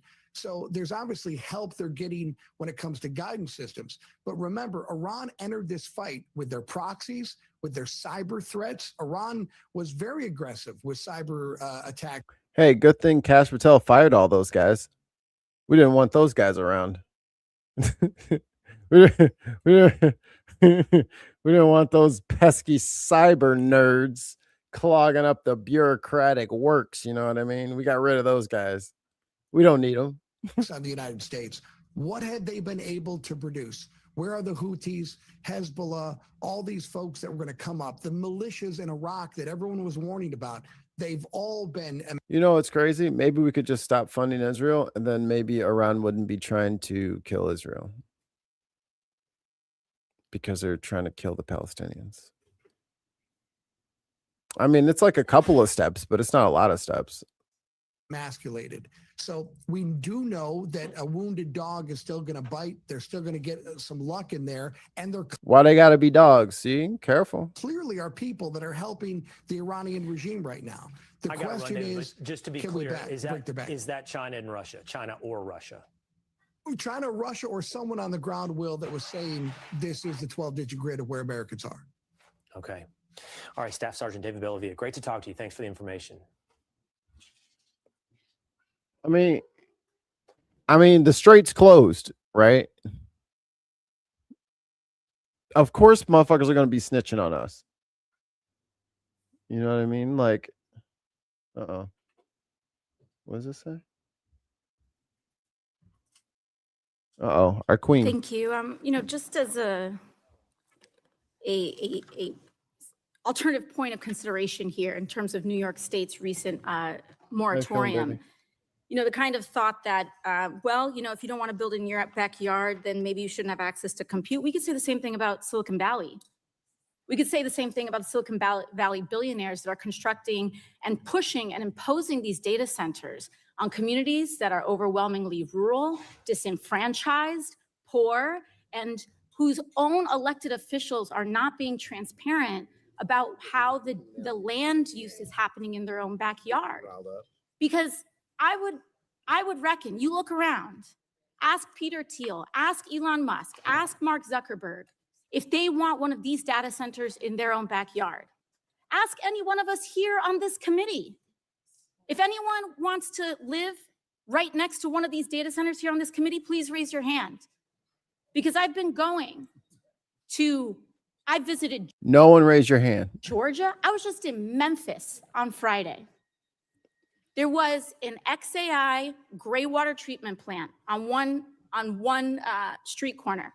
Across the street from methane turbines, all within one block, methane turbines, coal ash, wastewater facilities, and everyone in that area is getting poisoned. I think that So stop using AI. Damn it. so many of us, at the end of the day, this conversation is not just about technology. It's about people's ability to live without getting cancer. people's ability to have a home that doesn't get cracked up in their foundations because this construction is going on, that there's Yes. Nacho, not a chance. Hormuz open. Yes, it'll be mango. Mendeb ain't never gonna open for dessert. Jeez, that's good. city council's not informing them of, that their county commissioners are not being transparent about, and that people I think, did we cover it or did I find it? Let me see if I can. I'll look at my history. aren't voting on. And the idea that that's all just kind of a foreign operation, I think that if you actually talk to these people in these communities, they would disagree. Just this, and on top of that, in New York, it's not just the electricity bills, it's the water. Yeah. We have one of the most precious and sacred water supplies in the United States. Once you compromise that, it's done. Ask people in Flint, ask people across the country, when their critical water supplies are compromised, it takes years, if not decades, to clean up again. So I think what people are asking for in their basic protections is not too much to ask. They want to make sure that their water isn't going to be poisoned, which these data centers come in, they say it's not going to be a problem. And then you all saw, we brought the well water right here. So we need to have protections in place for people. And when we talk about increased worker productivity, that's because millions of people stand to lose their jobs. And so you have people where we're seeing some of the output of AI, increased productivity per role, and we're seeing lots of companies talk about how many people you can lay off with this technology. What is the plan? And what are we supposed to be gaining for this? Because I think like the point has been lost. Because these fucking horrible city council members are literally listening to the people for trying to scoop back, but my freaking socks are too slippery. There we go. There we go. Get my big grasshopper leg up. But these city council members are sitting in these meetings, listening to people for hours and hours, and then extended meeting and going further and further. And hundreds of people are coming up saying, don't build this here. And then they're going behind closed doors and they're voting to do it. I'm trying to find the one with the mayor. Oh yeah, that was the what's the guy with the paperclip thing? Oh God, what is his name? You guys know what I'm talking about? The guy who always wants everybody to make their picture the Clippy guy. Oh, what's his name?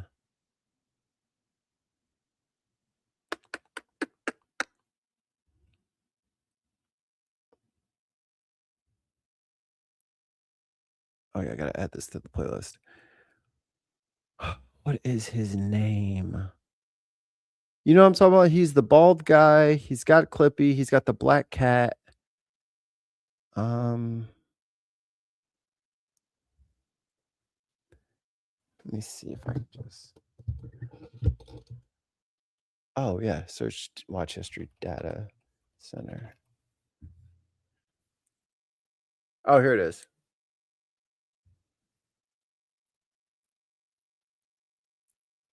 I did a Yeah. Go away. Oh, you want to see my? Here's my background. Isn't that cool? What a cool picture.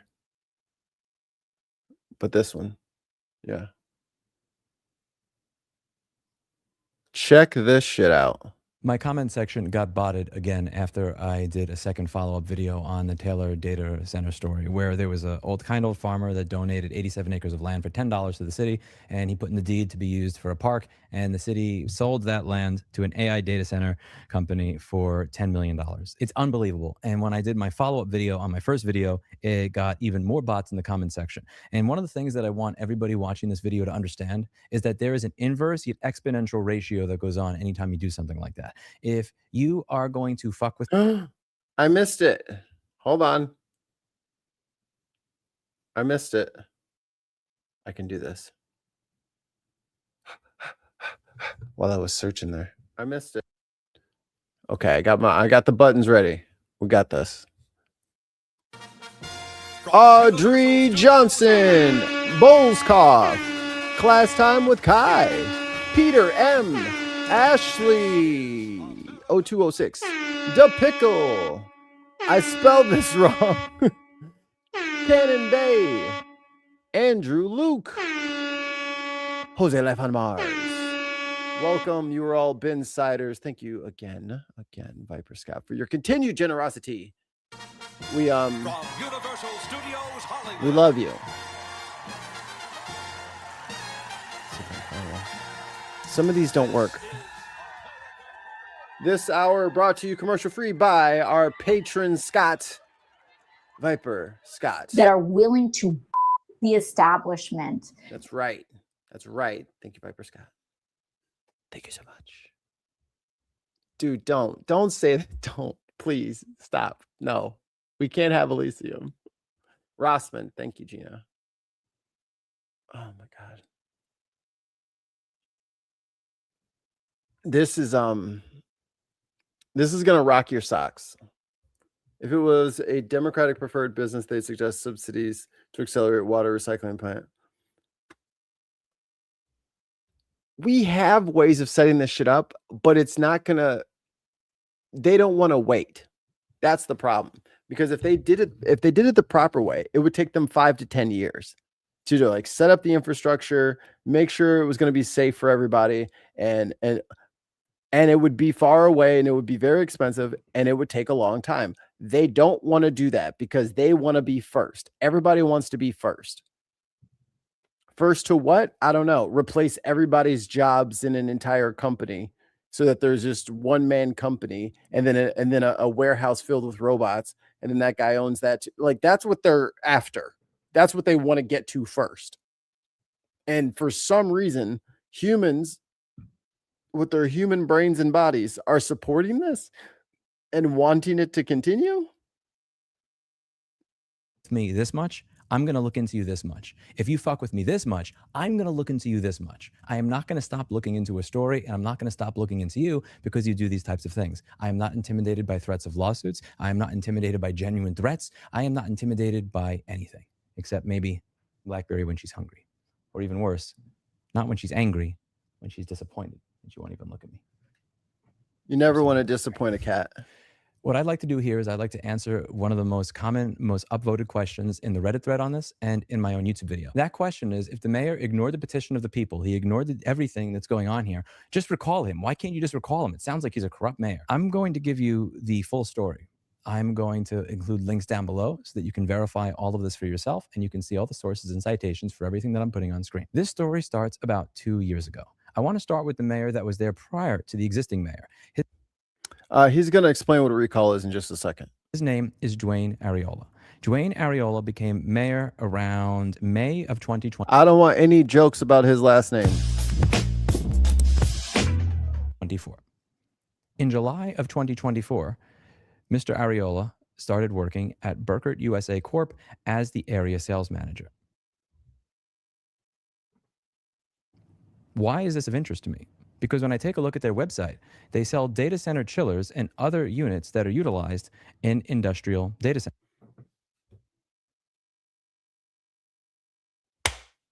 It's right there. Interesting.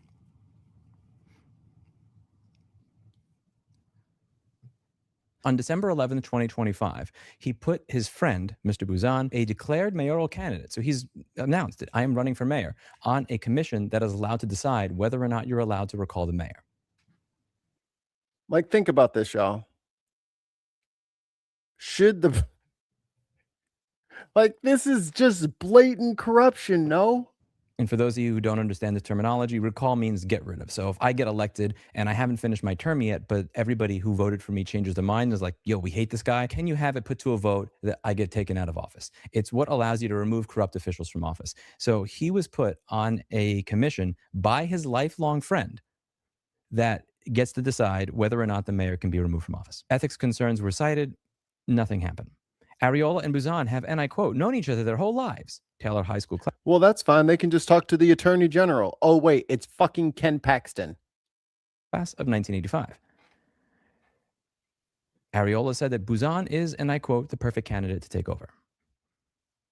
On May 4th, 2026, the Charter Commission that his best friend, who is running for mayor, was appointed to, voted 5-4 in favor of not being able to recall the mayor. The deciding vote on whether or not the mayor is allowed to be recalled was cast by the person who is running for mayor. He is the best friend of the existing mayor who put him on that commission, who got a job at a company that sells equipment to data centers a month and a half after he got elected. It's literally right there. You know, like it's literally right there. His pocket, our money, is going right in there. You can just see it. Did his mayor. Did he know that that would have been a tie vote had he not installed his friend who is running for mayor on that commission? Did he have any idea that his friend might make decisions that would be considered highly unpopular by the townspeople that, if overturned, might inhibit his company's opportunity to potentially sell their wares to the new data center getting installed in the community? Mayor-elect Jim Buzan, who's on the commission, did not support giving recall powers to the public. The new mayor, who won his bid May 2nd, expressed concerns about the effect on economic development if the city was in the middle of a recall. A recall is just another tool citizens can utilize if they find out someone they elected isn't who they thought they would be, Gola said May 4th. Mayor who was on the commission, did not support giving recall powers to the public. The new mayor, who won his bid May 2nd, expressed concerns about the effect on economic development if the city was in the middle of a recall. $5 super chat. Or £5 British pounds. Was just going to say, Mikey, so they're screwed from doing that then. Yeah. And this guy, the guy that is the fucking mayor, helped vote to make it so that they can't get rid of him. Like, this is Texas, you need a new attorney general. New attorney general. Well, they're probably going to get one anyway. Economic development. Keep that word in mind. On June 10, 2025, Commissioner Buzan moved to approve the Blueprint Employment Center plan for the data center on the former Parkland. Commissioner Newman seconded in a past 6-0. This land was owned by the Taylor Economic Development Corporation. He cannot be recalled. He won the mayorship with about 869 votes. 1,400 people signed the petition to... And see, this is the thing, like, before he even gets into this, this is the shit that pisses me off. And this is why I keep beating the same stupid fucking local politics drum. You have to pay attention to your local shit. There shouldn't be any fucking data centers because everyone should be at these fucking city meetings knowing what the fuck is on the agenda so that they can't sneak this shit past you. All of these city councils, every fucking place that gets one of these hates it and doesn't want it. But the people are not showing up to these meetings. They're not aware that these things are happening. And they're sneaking it in. And then they go work for the fucking companies. Or they, you know, get a job for the company a month before their fucking term is over. Switch it up. And then just, oh my God, these people. With about 869 votes. 1,400 people signed the petition to not get a data center installed. Right. So the amount of people that are pissed about it could have just voted for not him. And then we wouldn't have to deal with this. Almost twice as many people signed a petition saying that we don't want the data center being installed on the land that's supposed to be a park as the number of people that actually voted for him in the entire election. If you were allowed to recall your mayor, in my opinion, based on the numbers that I see here, he would absolutely get removed. No shot of you staying in office. Some of you have suggested that because he did not show up to the city council hearing, that he was running away from his constituents, that he didn't want to be seen. It gets worse than that. Mr. Mayor, did you sell your home for $459,000 just a week ago? I told you it got worse. What's going on here? Do I need to... He's fucking running is what's going on here. He's fucking running. He sold his house. He's fucking running. He's cutting the check and he's fucking running. Spell it out for you.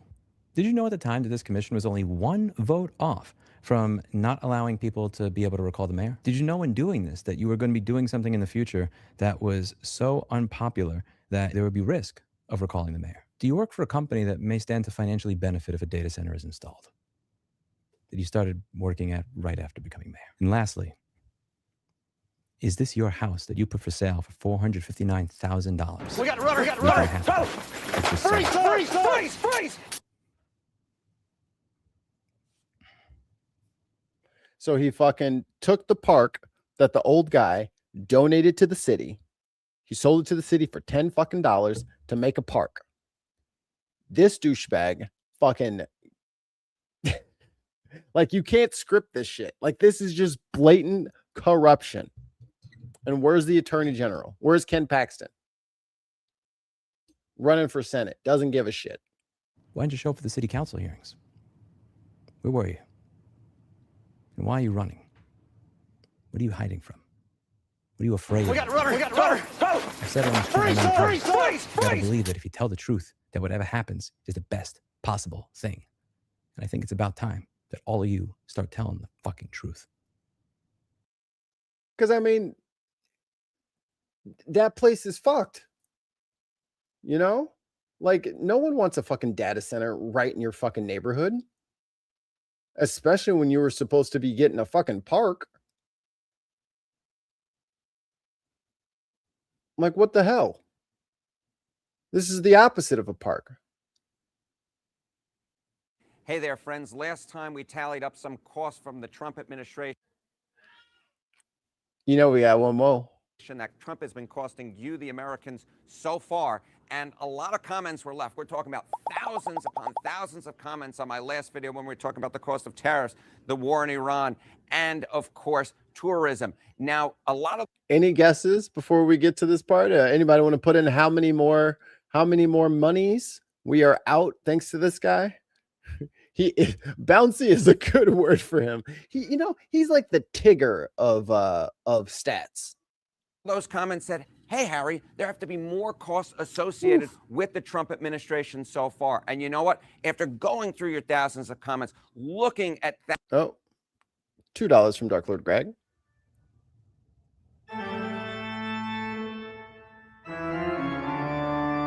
Data park. Oh, no. Yes. Yeah, parkways and driveway. Don't. We're not doing this. It's the running mare. Thousands of data points. I have to say, you're right. And I decided to break it down into 3 other categories. Hold on. What the heck is going on in that screen over there? You see that screen up here in the top right? Like, what's this? What's going on over here? I have to say, you're right. And I decided to break it down into 3 other categories. DC projects for Trump so far, ice in the border, and energy leases. And we'll start off with the DC projects, and we'll start off with something that has been in the news a lot. All right, MAGA trolls, now's your time. Step forward, MAGA trolls. We're talking about the DC reflection pool. Take a look here, reflecting pool renovations. We're talking about $14.7 million. I'm not quite sure they really got their money's worth on that one. But of course, it's not just the reflecting pool in which there has been DC renovations. What else are we talking about here? Well, it all started off with the 2020. Let's not forget the parade. 25 military parade. You thought that 14.7 million was a lot? How about this one? This was $45 million. Million dollars with an M. Now, and we had to paint all the tanks, and then we had to go put them all out in the rain after we had to put them on trains and planes to transport them all from Arizona over to Trump so he could have a parade on his birthday. Of course, you would say, hey, you know what, $45 million. Doesn't he have a crypto coin? Why are we paying for this shit? That's what I want to know. If you're going to be grifting off the American people, you need to start paying your own way. If the American people wanted it. But did they think it was a good use of government funds? No, they didn't. We're talking about 60% of Americans who said that, in fact, it was not a good use of government funds on the military parade. Just 38% of Americans said that it was. Have you ever been wrong? Now, I was like, that's no. not the only poll that we know that what Trump is doing in Washington, D.C. Man, look at the White House. It's so ghetto and raggedy now. It's so raggedy. Just put some fucking used cars in the driveway. Like a rusted out old pickup next to a tree. Just, put some Coors Light cans out there, some cigarette butts. Just really trash up the place. Why? And you just trash it up. Ain't exactly the most popular when it comes to DC renovations because, of course, there is A person. is that East Wing renovation. We're talking about that East Wing renovation. And here was a great poll from Quinnipiac. Tear down the East Wing and build a ballroom. Again, 60% of Americans oppose that idea. 60% of Americans. That support is way down there in the Potomac River. My goodness. Now, how much money? How much money? How much of this green stuff? How much of this green stuff did, in fact, they not that the paying ballroom actually cost? Well, when we're talking about, too, the government, we're Come on, man.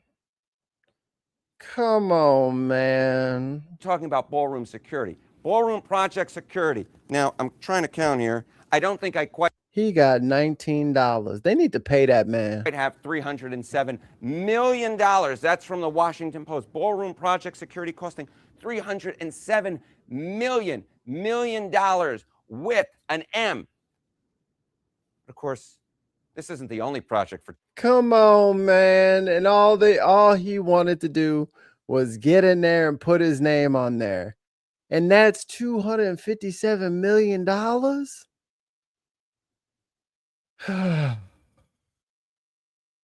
Don't y'all get sick of letting him pay, just wasting money? Trump that necessarily hasn't gone the way that he would necessarily hope it would be. How about the Kennedy Center redesign? They put the name Trump Kennedy Center. Now the Trump name is off. Another $257 million. How do I get one of these millions? I would like one of the millions that he is wasting, please. And when you tally it all up, when you take all that do, re, mi, fa, sol, la, ti, do, and you put it all together, the total redesign, the cost of the DC renovations and parade, at least $624 million. That's the amount of green that the American people are out. Perhaps some of that green, in fact, went into the reflecting pool. But you see this million? Oh, you got jokes today. You see this million? Yeah.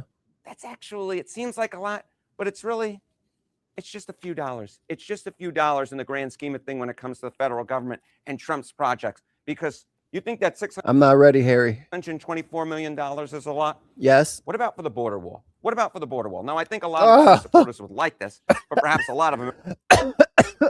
What the fuck? Americans wouldn't. Newly pledged border wall funding through 2029. This time it is billion with a B, not million, billion with a B. $46.5 billion. Now, there are a lot of people who are outside of this country who perhaps don't necessarily like the idea of that border wall going up. They don't feel so welcome. Now, again, a lot of Trump folks would support this border wall, but take a look here. Net international migration to the United States. In 2024, it was 2.7 million. 2.7 million. Now, woo, that number is way, way down there. Now, it's just 321,000. 321,000. We're going to be like Japan. We're going to have an incredibly steep population crash. You can't be an island. Like, you can't just isolate yourself from everybody. You need people to come here because we get sick and we have car accidents and we have mass shootings and we have earthquakes and floods and like none of this shit is helping. That's your 2026 outlook. That's your 2026 outlook. Now, once you're here in the United States, right? If in fact you're here, you're not here legally, you might have ICE. You might have ICE come after you. But a lot of Americans have turned against ICE. Yet despite that, the funding for ICE, way, way up, way, way up. Look at this. Ooh, increased ICE funding through 20. Come on, man. 2029, $113 billion. $113 billion at least. For a bunch of psychopaths who were fucking gonna shoot anything that even breathes near the, like, what a waste of fucking money. And they're all getting, like, I think it was 65K signing bonuses. Unbelievable. And you know what? it's not just those migration numbers that suggest that people aren't interested in moving here to the United States. It's in the polling data as well. Take a look here. Okay, want to move to the United States. Foreigners who want to move say that the U.S. is their top choice. Well, back 20 years ago, or so a little bit less than 20 years ago, but the years, they go back so far. That's 20 years. Oh, God. The years are flooding past I me. kind of lose track a little bit. 24% said the U.S. was their top choice. Now it's just 15%. And that is the lowest level, And that's 2025. That's not even this year. ever, the lowest level ever polled by Gallup. Now, I've talked about the ICE funding. I talked about the border wall funding. But in fact, there is more funding that has gone to immigration, more cost to Americans. How about this? Other immigration-related added costs, such as upping air response funding. At least 49 billion. Billion. Where is all this money coming from? With the B, we're not talking millions anymore. We're talking billions. At least $49 billion pledged, mostly through 2029. Now, when you tally it all up, all of this new immigration funding, all this new immigration costs, what are we talking about? We are talking about, get this, at least $207 billion. This is all new Trump immigration funding, mostly through 2029. Now, of course, Trump ran and won on immigration. Do not have unlimited money in the United States. Like, this is stupid. Like, at this point, for as many people as he tried to remove, he spent damn near $1 million per person. So you might say, hey, you know what? The American people are for this. But look at Trump's popularity on immigration. It is going way down there into the Gulf of Mexico. Speaking of the Gulf of Mexico, Ollie's out there in the Gulf of something. What's your Gulf? The Gulf? Aren't you in a bay or something? What is your body of water called? It's the Northumberland Strait on the south side, and why can't I think what the hell it's called on the north side? They're going to be the closing. Gulf of something, though. You're right. They're going to be closing that strait. Ollie's going to be out there in a rowboat taking tolls. That's right. Trump on immigration. Take a look. Trump's not approval on immigration. Back in January of 2025, plus 7 points. Now, woo! Minus 18 points. We're talking about, do the math with me quickly here, folks. 7, 18. That is a drop of 25 points on Trump's net approval on immigration. Now, I will say that math and all this stuff definitely tired me out a little. It is the Gulf of the St. Lawrence. I thought the St. Lawrence Seaway going in, I wasn't sure if the Gulf was called the same thing or not. Yeah, it's the Gulf of the St. Lawrence. Nice. So.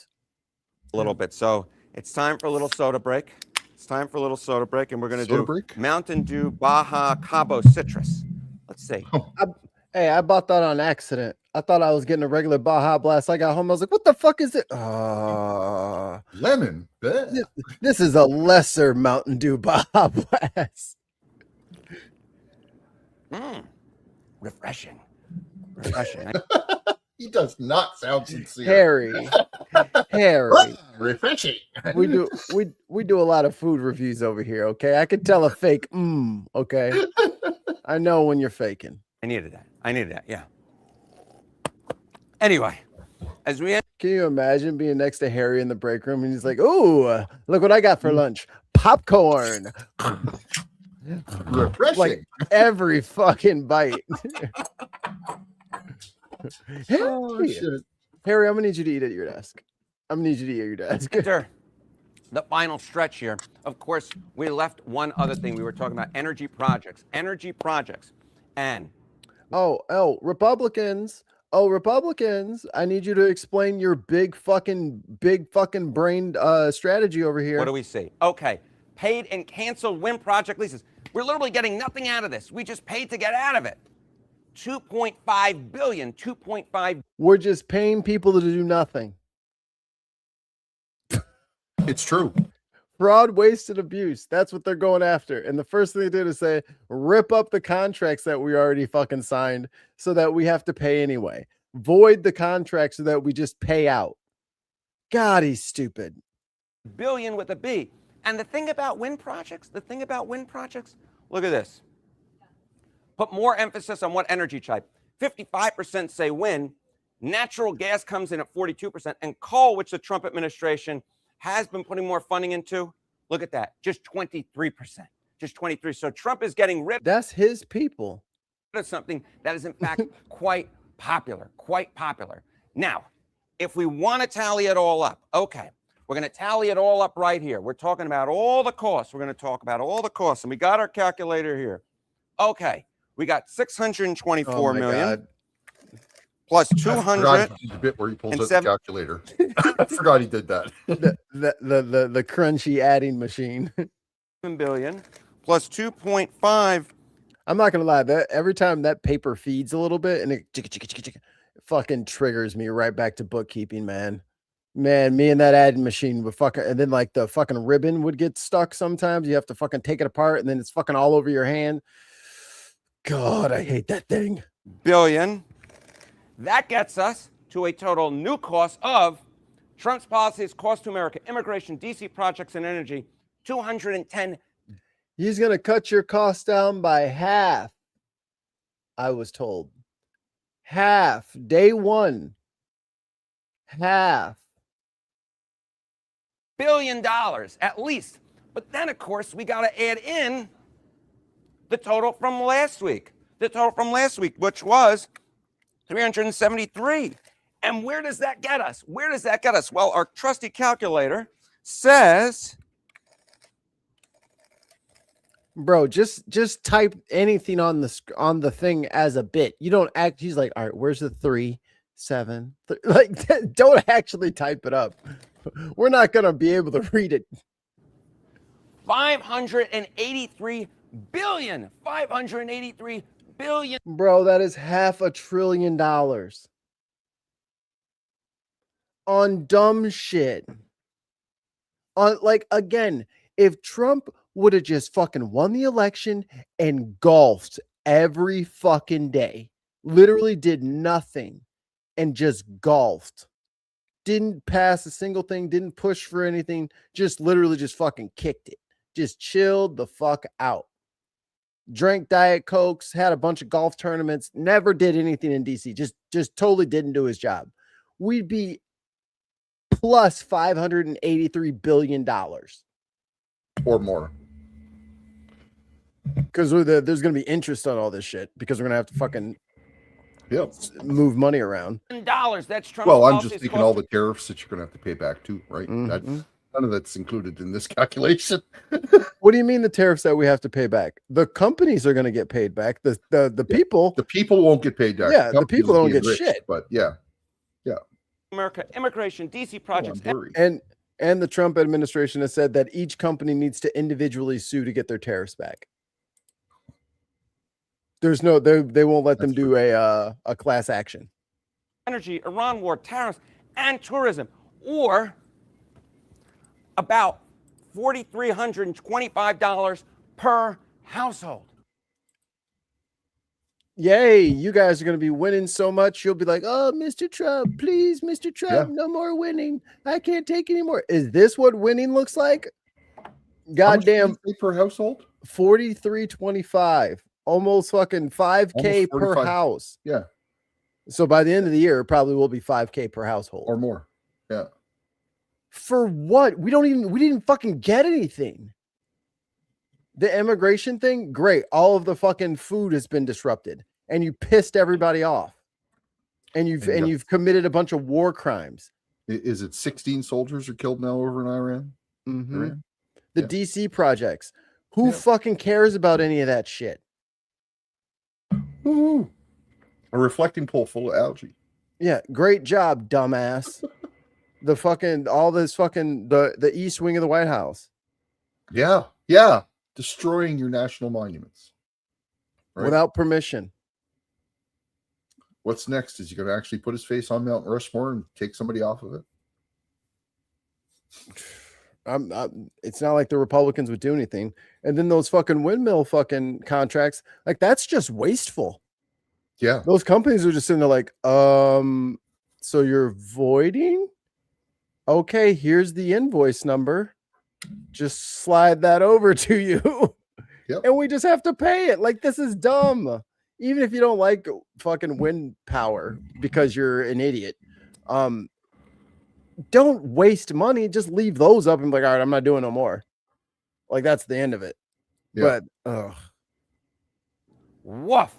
That is a lot of do, re, mi, fa, sol, la, ti, do that we're talking about. And I think a lot of people think that this $583 billion could be spent in other places. So what can it buy? Well, what can it buy and fund? $583 billion for the government over 1 year of Veterans Department funding over at the VA. Or if we're talking about $43.25 per household, that could be about 2 months of housing for the typical household. And of course, we're in a housing crisis right now. So on top of everything else, on top of all of the, so this is, I hope people are starting to understand this now. Hey, Matt, thanks for re-upping your membership. Shout out to Matt. So basically, you're paying 14 months rent this year. Good job.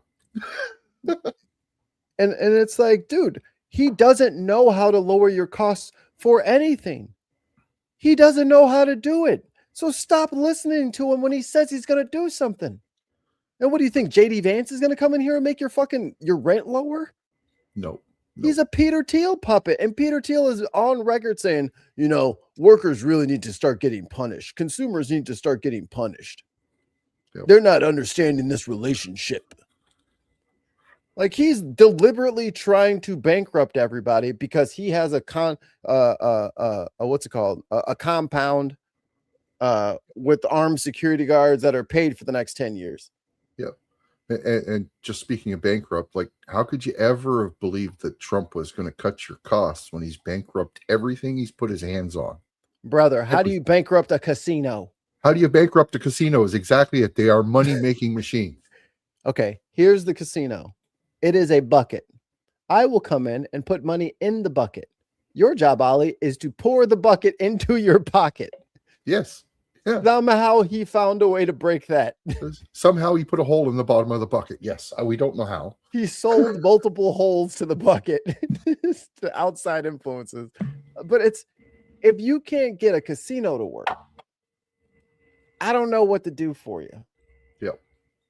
And then his excuse for why the casino couldn't work is because Native Americans had casinos. They didn't have to pay taxes. So why should he have to pay taxes? If he didn't have to pay taxes, he wouldn't be going under. Yep. when we're looking at all of this data, we're talking about 523, we're talking about $4,325 per household. I think a lot of Americans believe that it could be spent in a whole heck of a lot of places. So if you like what you saw, if you like what we're talking about. Yeah. Good report, Harry. I don't know how much more winning they want to do, but clearly Grandpa Simpson does not know how to fucking run a country. And you should have known beforehand, but it should be fairly obvious now. So if you want to be on the cool kids club, if you want to fucking fix what you did, then it's very easy. Fix it. The elections the primaries and the midterms are coming up. Fix it. You just said something I slightly disagree with. Yeah, calling Trump Grandpa Simpson's kind of all right, but really he's more like Herbert the pervert from the other Family Guy, right? Not is a Family Guy, yeah, Family Guy. Yeah, that guy. Some news today. So, with all the kids he's touched, come on now. Oh shit. Hegseth is testifying right now to bail him out. As the daughter of a World War II veteran and a Purple Heart recipient, the way this White House has blissfully operated with no plan for success is disrespectful to our men and women in uniform. These are patriots. They are highly trained and have sacrificed tremendously to keep us safe. They shouldn't be forced to put a show on for the president's birthday parade, or do the job of Border Patrol agents, or risk their lives in a disastrous war that the president clearly failed to think through. And as a U.S. Senator, this administration's refusal to explain what it is doing or how this war is protecting Americans. There we go. I'm like generally curious now. What did he think was going to actually happen? Did he think that they were going to like give up? Yeah. Oh, yeah. I'll threaten them, and that should be enough. We have the greatest military in the world. That should be enough. All I should have to do is threaten them. That's never, ever worked before, but we'll do it anyway. IRGC. They ain't scared of nobody. Are you crazy? Why the fuck would they be afraid of anybody? And again, now that they've unlocked the fucking Strait of Hormuz token, like they're like, oh, this is easy. Oh, bro, just shoot one of them. All the rest of them will be afraid to go across. This is easy. We spend two rockets a month, and it shuts down the strait. Yeah, that's exactly what they're doing. Or just lie and say that there's mines all over it because they were like, oh yeah, we got to get the mines out, and then they got the mine, and then they got the mines out in like fucking 12 hours. I'm like, they was bluffing. They didn't actually put them down. They just said that they put them down, and that was enough for people to not fucking. I'm not putting my $2 billion in a minefield. Hell no. Well, the thing about an underwater minefield, Mikey, is you don't have to put them everywhere. Put them in one spot. Just put them in one spot, not tell anybody where that spot is. Where everybody goes through. Right? And then it's it'd be looking like Finding Nemo. Yeah. Its refusal to seek authorization from Congress and its expectation that Americans will now just pay for it all without any explanation or transparency is disrespectful.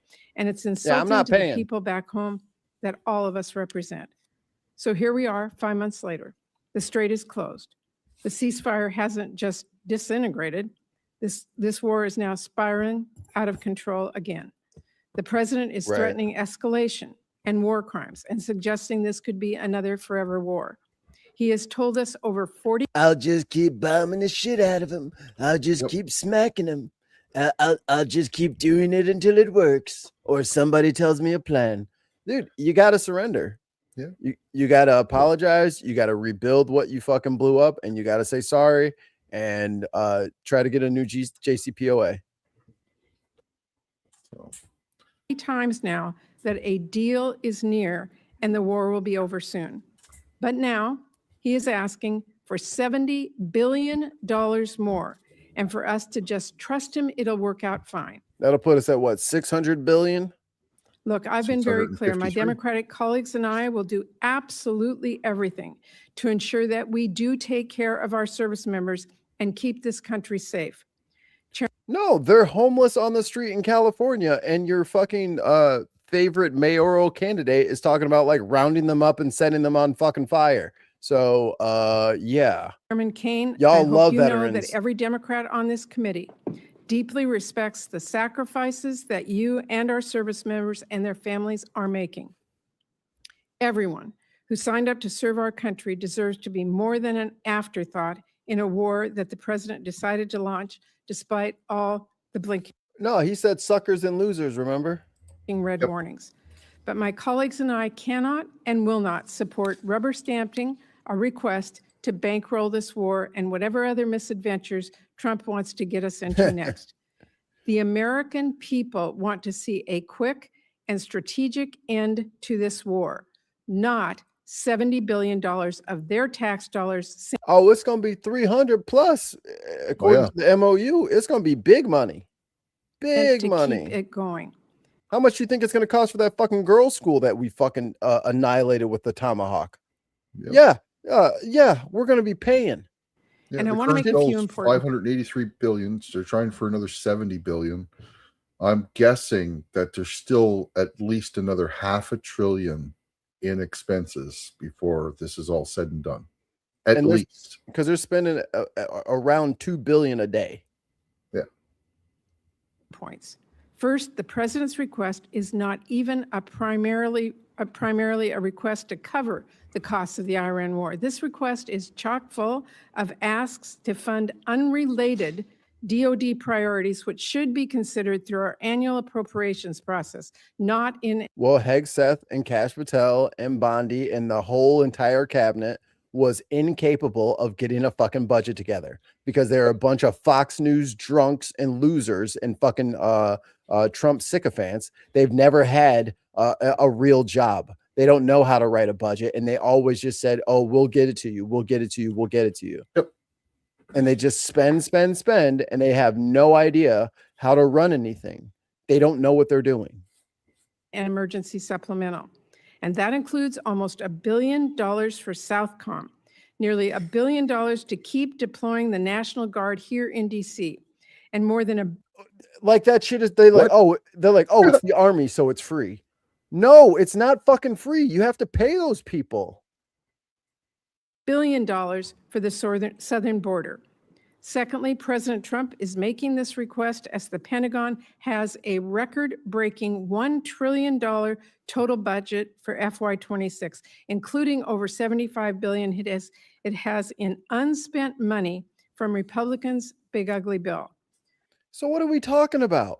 Like, this is just loading up their friends' pockets. Friends' companies are just filling their fucking coffers with tax dollars.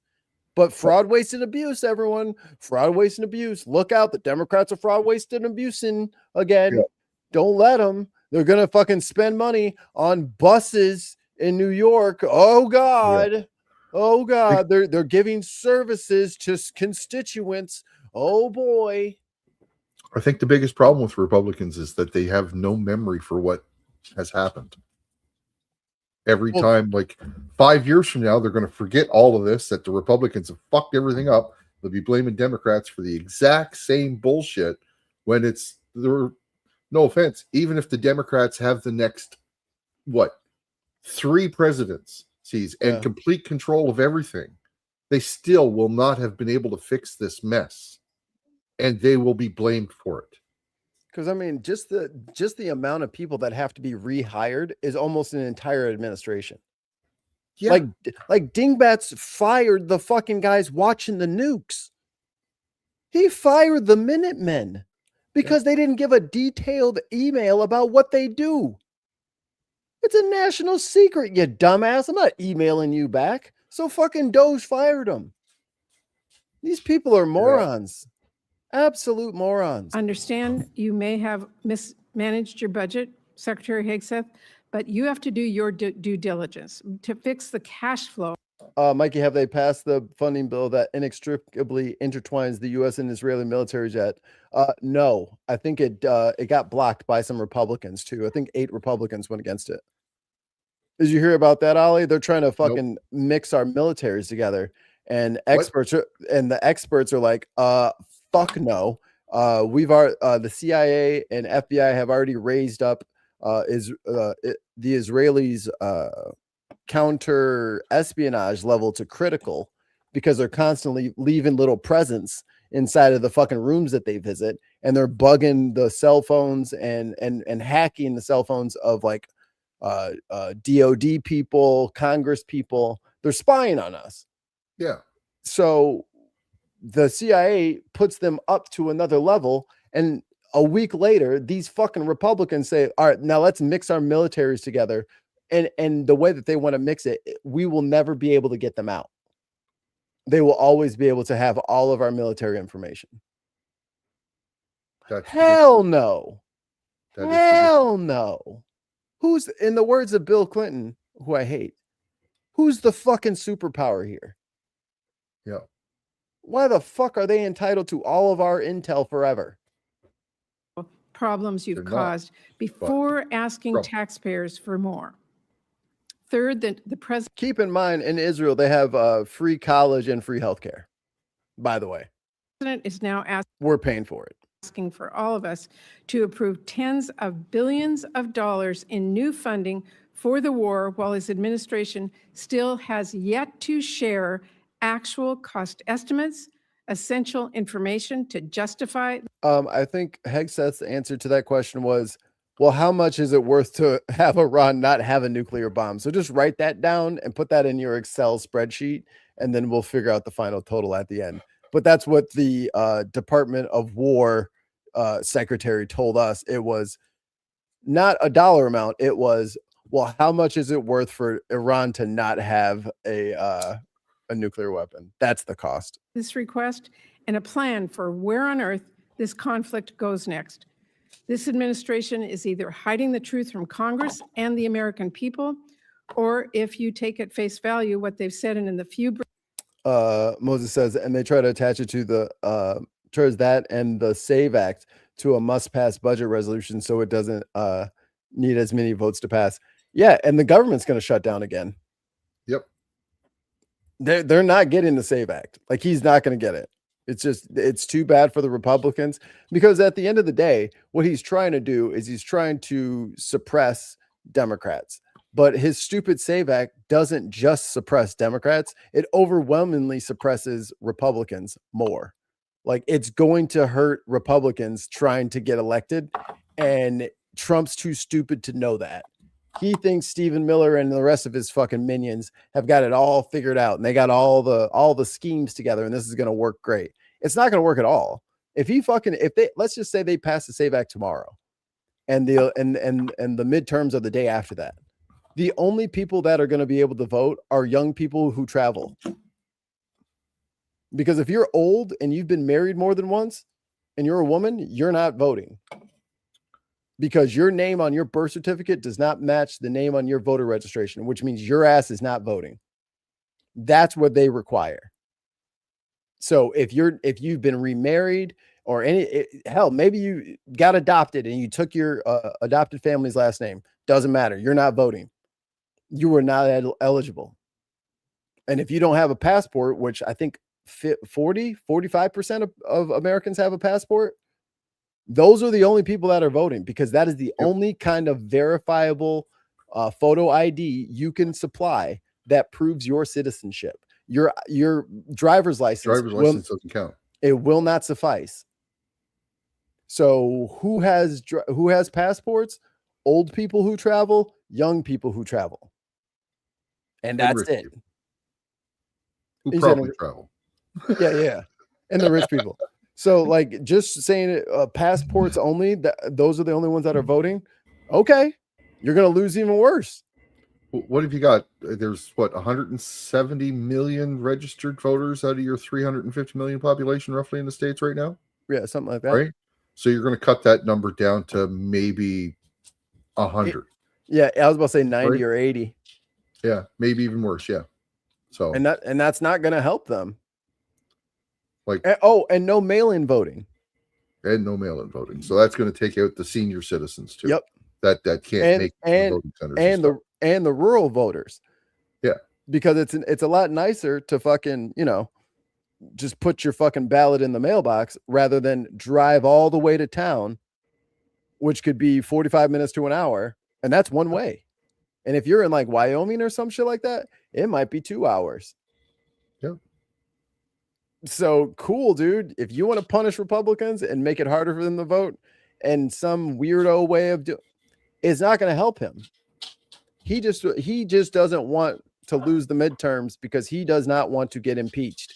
Bad news, homie. It's coming. The writing's on the wall, whether it's DSA or Democrats. The Republicans are losing. What are we at? How much can the Republicans jury rig it so that they don't lose horribly is what's going on right now. But even if you do, like they were trying to gerrymander in Texas, well, they gerrymandered it expecting that they would maintain the Latino vote. You have to gerrymander in people that like you. No one likes you. Everyone's got, it's going to be 5K. Everyone's 5K up in spending this year because of your dumb shit and your tariffs. So what do you win with? Nah, no trans in sports. Who the fuck cares about sports? Motherfuckers can't afford rent. If they think that that's going to win them, if they think just bullying trans people is going to win them another election, I got bad news for them. Briefings that we've had, they have no idea what is going on and no plan to right the ship, neither of which is acceptable. Now, Trump is also asking Congress for over $10 billion to help struggling American farmers who have been crushed first by the tariffs and then by this war, which has shot fertilizer and diesel costs through the roof. I'm digging into that request, but let me be clear. As we're looking at what farmers might need to weather Trump's storm, we must also... Because that's the other, here's the double whammy for rural America. So not only is the strait closed, so your fertilizer, well, we can't get our Canadian fertilizer anymore because he fucking pissed them off. So not only can we not sell our produce to Canada, but we can't get fertilizer from Canada. So we got to get you're just paying 25 or 35% extra because of Trump. And now we're going to have to go over to the stuff from the strait, but that stuff's not even coming now. That shit's all on boats just sitting there waiting. We're never going to get that. So, I mean, and then all the money we spent on Argentinian beef and then bailing them out and making sure that their soybean farmers had enough. I forgot about that. About that. Yeah. Dude, it has been fucking boot to nuts for farmers this entire time with Trump. Every fucking day he wakes up and says, the farmers, they're mocking me. I get my vengeance this day. And like every day he wakes up with a new way to fucking put his boot up a farmer's ass for no reason. And then they vote for him. But I don't know if that's going to work this time. I have never seen someone so aggressively attack his own constituents.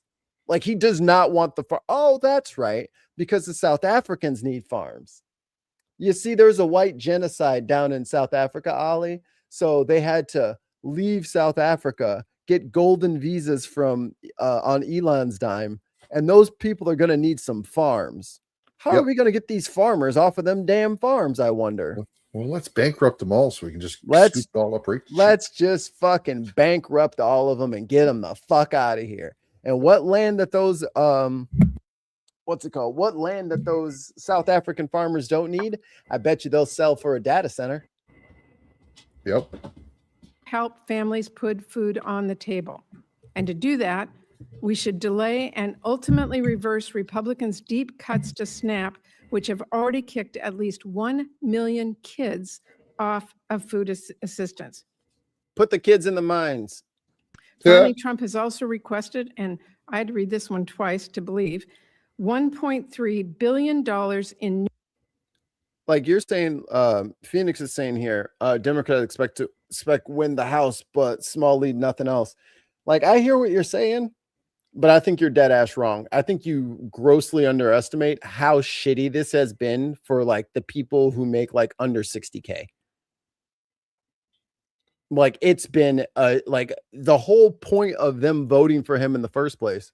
TV will automatically turn on. Keep your TV turned on. Okay. What? My TV was about to turn off. What was I saying? Yeah, these people have not gotten the relief. Like the whole point of him getting there was that Biden didn't do anything. Biden helped out the corporations after COVID, and he never did anything for the people. The people never got the relief. The corporations maintained their IPOs and their stocks stayed fine, and we had the envy of the G7 with our economy. Great. But none of that trickled down to us. The corporations got taken care of. Everybody got to clap and shake hands and, we made it through. We made it through the pandemic. Oh, we finally did it, guys. And meanwhile, back at the ranch, we're the ones that held up everything. We're the ones that worked overtime. We're the ones that got sick extra times. We were the essential workers, and we got nothing. Yep. We got nothing except more stress and more work and less pay. And now that COVID has largely been pushed to the fray, there's no talk of any compensation for us taking care of biz and keeping everything open. It's like, no, fuck you. I survived COVID. Now, because I survived it, I get to pay, charge you more money. And DC is on their side. Seems like it. And that is why Kamala Harris lost. She was supposed to be going after these people, but instead she decided to go with the right-wing framing that everything's fine. Did Biden get rid of the fucking Trump tax cuts? Nope. He left them in place. Didn't want to shock the market. Fuck us. Yep. We don't need it. 2018 midterms, Democrats had 11 points. Democrats going in 5 points. And there's still debt over 2024 election. See, from the races that have happened so far, it seems like the Democrats are, even when they lose, are 15 points ahead. So I don't know where you're getting the 5 points. It's been, if a red seat is not 15 plus, it's a swing seat. That's what it's been.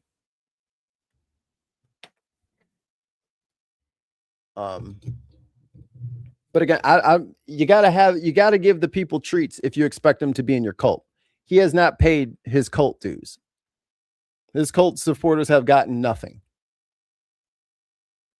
They thought they wanted mass deportation, and then they saw you shoot Renee Good, and then they saw you shoot Alex Preddy, and then you gotta give them the Kool-Aid if you expect them to commit seppuku. Yeah, and then they don't even have cups. New funding for the State Department for Global Health and Humanitarian Needs. At the very same time, his administration is withholding more than twice that amount in funding that has already been signed into law and is available. Oh yeah, and Mark Wayne is holding up the FEMA money for environmental disasters and stuff like that. So all the flooding and all that stuff, yeah, you may or may not get your money. It has to go literally, if it's over $10,000, it needs to go across his desk. Wow. So that's not gonna have any, snags in the system. That's not gonna slow everything up intentionally. And also he's saying, like, if he doesn't get your voter rolls, that he's not going to give you disaster relief. Oh, we have a question about McConnell in the side chat. Sorry, Mikey, if you've already covered this, but why can't Bashir go to McConnell's hospital to check personally whether he is campo mentis? He can. I don't think that they could stop him. I mean, he's the governor. But that would let him in on the truth. I mean, I think he knows. Plausible deniability. I think he knows. Probably. And meanwhile, back at the ranch, while all this shit is burning down, they got dead men on the voter rolls, pretending like they're alive so that they can vote. For the same purpose. Speaking of fucking fraud. He's also asking for authorities to make U.S. taxpayer dollars subsidize the Venezuelan oil industry and to finance the establishment of private investment funds like the one he just handed over to one of his ballroom donors.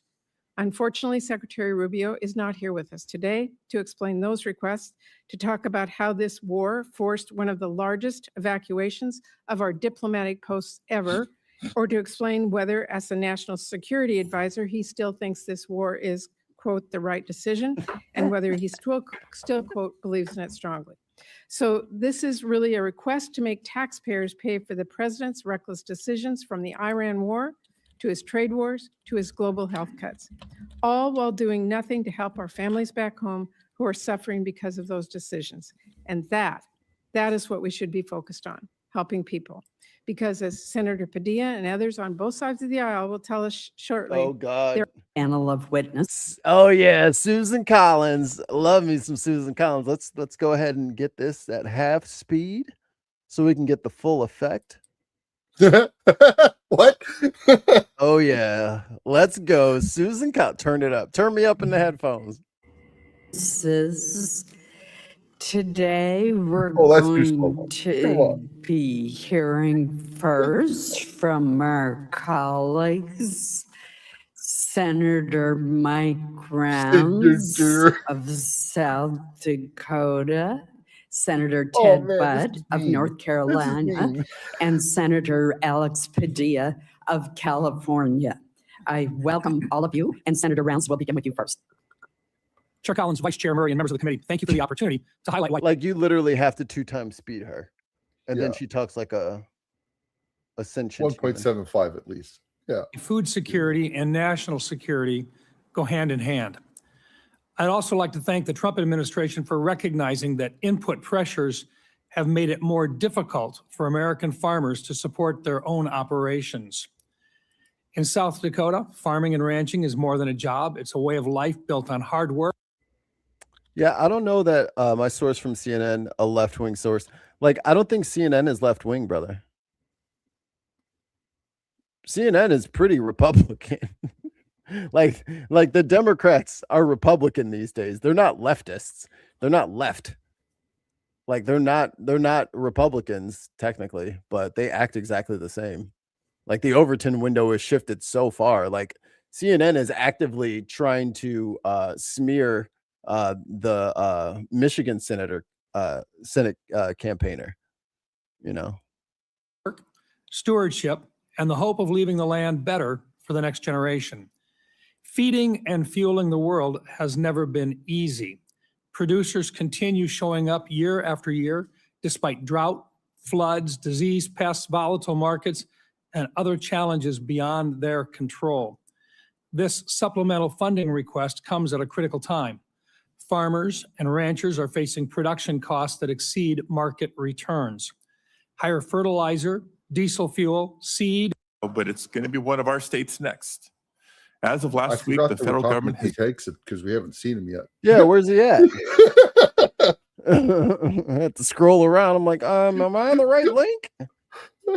Alex Padilla is senator from California. He's the one who went up to Krusty the Clown at one of her press conferences to ask her questions, and the fucking ICE agents fucking tackled them and shit. Yeah, because they're fucking psychopaths trying to protect their queen. Secretary, please proceed. Collectively, Oh, the here we budget go. proposals submitted under President Trump follow a simple. Oh my God, he's got the fucking flag as his pocket square again. I fucking can't stand this guy. Stop using the fucking flag as a hanky. Logic.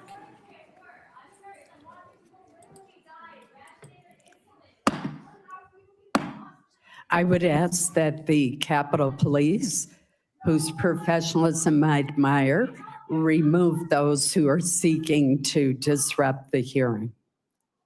They need a mic in the crowd. What'd she say? I don't know what you're Please saying. proceed. President Trump's following a simple. Mikey, it's only a flag. Yes, it is only a flag. It is only a piece of paper or fabric, but it's more than that.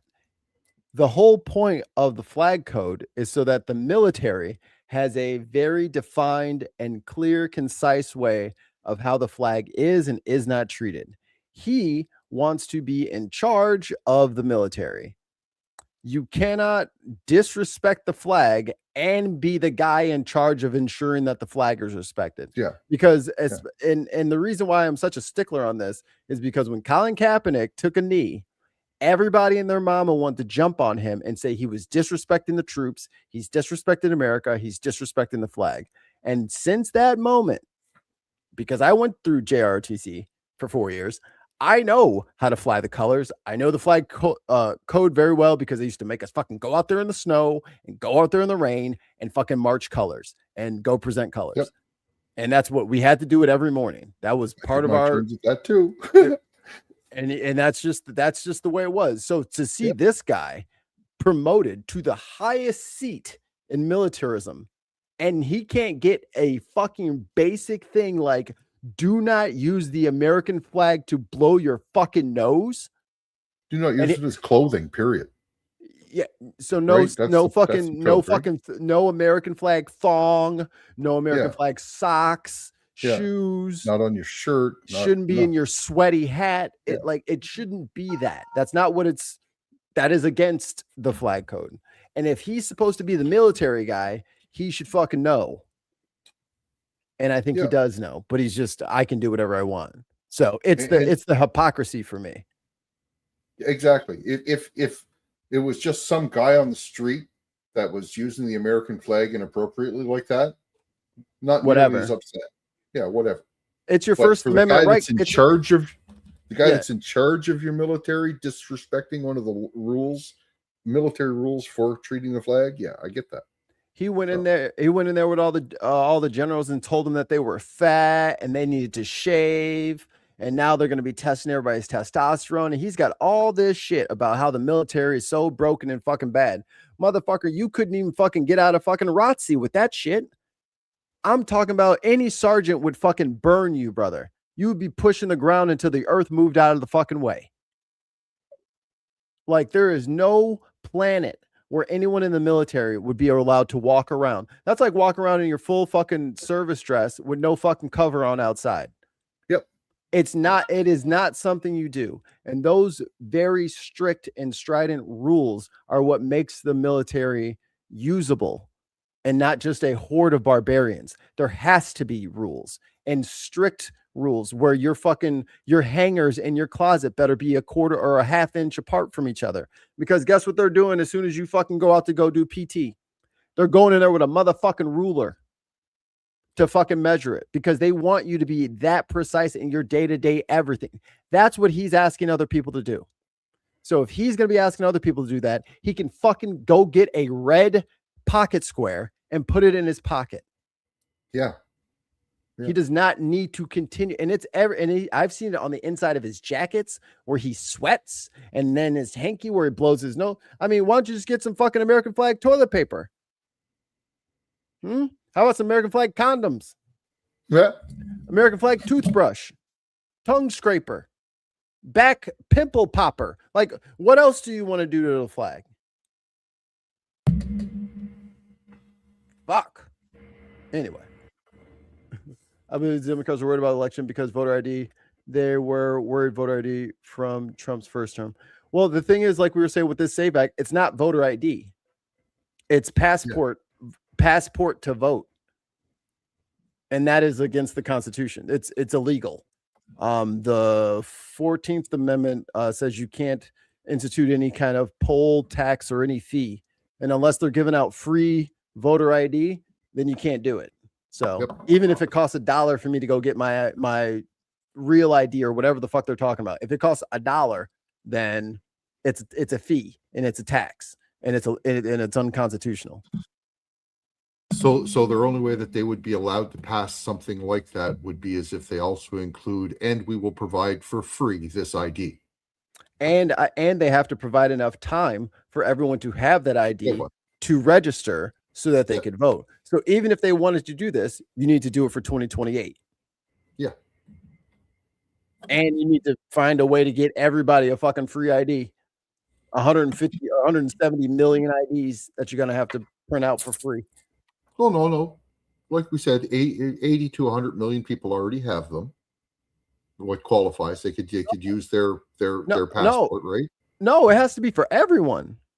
Well, no, yeah, they have to provide something that's not a passport but qualifies as a voter ID. Right. So the passport, the number of people with a passport, that's irrelevant. Like, you know what I mean? The fact that would be like if there was like a A, B, or C thing that you could use to. That's what I'm saying. If he wants A to be anything, it has to be for the entire country. Yeah. Even if Mark Zuckerberg, a homeless person, Abuelita, and me, if all four of us went in, we should all pay the same amount, $0. Yes, I agree. All I'm saying is that anybody that already has a passport already has ID that qualifies for this. Right. So they wouldn't need to get one. They still could. They just wouldn't need to get one. But that's what I'm saying. If you're taking any kind of ID thing, everybody needs to have the same one. Yeah. Simple logic. The military requires a generational investment to deliver on peace through strength. We know the best way to create peace is to prepare down for in front. war, to deter it. And that's exactly what the Department of War is doing, building a force so capable that it would be absurd for anyone to challenge it. As the direct result of neglected priorities and gross negligence that ignored threats left over from the previous administration, President Trump inherited a set of global and domestic crises, deferred maintenance almost across the board. Instead of steering the ship through gathering storms, former leaders let our military languish through. And I love whenever they don't know what the fuck they're talking about, they start fucking making these ridiculous analogies. When the ship is going through the storm, motherfucker, what are you talking about? All right, there's no ships. The ship through gathering storms, former leaders let our military languish through social experiments and globalist appeasement. Sheer weakness. Under President Trump, we have built a different type of department. The Pentagon is no longer run by bureaucrats. Instead, it's led by I said, what's his T level today? combat-tested veterans and world-class business leaders who are running the department like a business, and tech titans. That's not what we want, dumbass. We're not mercenaries. We're not mercenaries. It's not a mercenary outfit. Who are bringing lethal innovation. Yeah, globalist appeasement. to the battlefield. We're also at a different moment, and we cannot afford inaction. If we don't make critical investments right now in tech, in compute, in AI, in autonomy, in space, our adversaries who are already making these types of investments could outpace us. Without these funds, we face critical shortfalls that threaten our ability to also simply. How come AI ain't making no money? Y'all invest in all this bullshit. Where the money at? Where's the product? Oh, it's Ali unmuted so he can talk. Yeah, I did. I'm sorry. Where's the payout for all the AI, all that investment? Remember y'all were supposed to be turning over all this money. Where is it? Where the cash at? You keep asking for more and more investment. Where the cash at? You just supposed to be making little funny pictures. That's it. Pay our service members rapidly. I'm not reading that, Greg. Replenish equipment and munitions and sustain vital operations without disruption. This supplemental request serves two purposes. Right. The waterways. Sustain our military readiness to meet this year's new demands and accelerate critical capabilities to replace and augment those we have used in contingencies. But make no mistake, this is not a one-for-one replacement. We are upgrading and we are modernizing across the force. Yeah, that's why you're blowing all the money. That's why you're blowing all the munitions we have right now. All of our standoff munitions are fucking gone now. We requested $21 billion. This will fund military pay, replace much of the equipment utilized during recent operations, sustain forward deployed forces, and grow personnel and strength while stabilizing mission critical. Nope. You said everybody was fat, gay with a beard. Nope. You don't get nothing. You got what you got. Fueled shortfalls and supporting the National Guard. On the capabilities side, we ain't got no money for your fucking gender affirming care either. We ain't got money for that. We requested $46 billion. These funds will expand production lines and accelerate delivery of high demand munitions.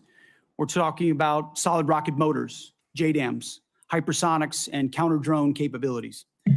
Additionally, we will use this investment to secure digital and space dominance, including resilient satellite networks. Department leadership recognizes that appropriating those funds is just the first step. Once funds are appropriated, or portioned, to the department, we need to promptly execute on them. And that's why we're requesting targeted. The Pentagon has not survived a fucking audit in like the last 7 audits. The last time we went and looked over there, they didn't know where like $8 billion was. They're like, what's this line item? They're like, we'll get back to you. So why the hell? I mean, legislative authorities like transfer authority to prioritize. But let's not forget, he said they're running this like a business. Remember, Hexeth had a nonprofit for veterans. It bankrupted in $3.2 million in debt. A nonprofit for veterans. How the hell do you go into debt millions of dollars? But don't worry, he's in charge of all the military now. Our greatest needs and opportunities. Multi-year procurement for weapon systems, revolutionizing the speed and scale of munitions procurement, and New START authorities. Yeah, everybody just gather around. I closed all the businesses. We're all going to work in bomb factories. Rest assured that every dollar appropriated to the Department of War will be focused on building the lethality of our joint force and reinforcing peace. Yeah, so that we can never have the strait open. And person, you're right. Strength. Like Canadians, it'll be forever before we ever trust you again. Generational hate, distrust, right? I mean, it'll go away real quick. We just got to lock up the motherfuckers who did it and put provisions in the Constitution to ensure to our allies that this will not happen again. As I have said before, not fully funding this department, the Department of War, and we know what that means that means 1.5 trillion. We're running this like a business. Shystily. Given the world that we live in and the disaster of what the Biden administration budgets gave us, not funding this department at 1.5 trillion, I believe, is the greatest threat that our nation faces. Except for Signal. Either we invest in our warriors at this moment of step change on the battlefield and growing threats, or this is all just talk.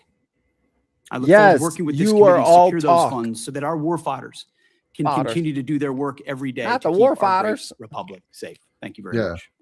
Fodder is a very Thank you, bad Mr. Freudian slip on Secretary. his part, Gen- honestly. You call them war fodders. Oh no. Between 2020 and Who is this? Secretary, Department of Agriculture.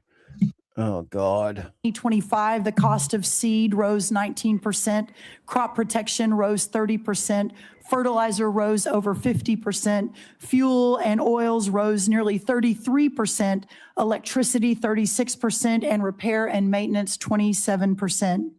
As these costs climbed, Hey, down in commodity front. prices Yeah, plummeted. give me some popcorn Farm while you're up, income too. fell by more than $90 billion from 2023 And check the mail. to 2024, representing one of the largest single-year declines in history. At the same time, producers saw not one new trade deal across the world, Told you. resulting in an unprecedented $50 billion agricultural trade deficit. American farmers No, we're gonna have Liberation Day. We're gonna have Liberation Day. And now, oh God damn it, tons. God damn it. No, popcorn's up 45%. 45, 47. Yeah. 86. 6-7. It's I told y'all, I just got done saying that. He hates farmers. He does. He does. Yeah. And it's not, it might not even be so much that he hates farmers. It's that his friends want those farms. So he's doing everything he can just to fuck them. Right? It's a spiteful fucking. They're like, please stop doing this. He's like, I got you, dog. Does it again. deserve better, and our national security now demands it. As long as we are beholden to foreign and even hostile countries for our fuel. Well, it looks like there's a new challenger has entered the race. So it won't be Graham Plattner against her. It'll be I forget his name, but a lumberjack this time instead of an oyster fisherman. Food and our fuel, our freedom is in jeopardy. Since my first day at USDA, we have been committed to addressing this crisis head on. In addition to implementing the historic working families tax cuts, thanks to so many in this room who worked so hard, moving $40 billion in disaster and economic assistance to producers across the country, securing 19 new trade deals, and decreasing that $50 billion agricultural trade deficit in 1 year by 42%.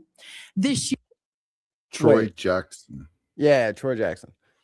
So she's like, Trump incurred a $50 billion thing, and we have worked in the last year to get 40% of that back. Mm-hmm. That is not helping them. That is you shitting the bed and only cleaning up half the shit. You didn't do any. You didn't do anything positive. You fucked up, and then you've almost cleaned up half of your fuck up. Yeah. We hate farmers. Dum dum dum dum dum dum. year, our corn exports are expected to be at a record-breaking 35%, ethanol up 11%, dairy up 15%, and tree nuts up 11%. We are making progress, but we have. What about the soybeans? What about the corn? Because I hear you on the ethanol, but guess what? You can grow corn until you're blue in the face. We still need to eat. Yeah, something other than corn. Well, they don't even turn it. It's not even the food corn. It's ethanol corn. Yeah. So it's either feed or ethanol. A ways to go. Administrator Zeldin has secured the strongest renewable fuel standard volumes in history. Not true. And the president continues to support year-round E15 for our domestic markets. We have led robust. The thinnest fucking fuel there ever was. It's mostly like all of our petroleum is cut with like a little bit of ethanol. the summer blend is up to 15% ethanol now. So if you have like lawnmowers and shit like that, they're saying you got to fucking use premium because there's not enough fucking petroleum in the gasoline now, and they're acting like this is a good thing.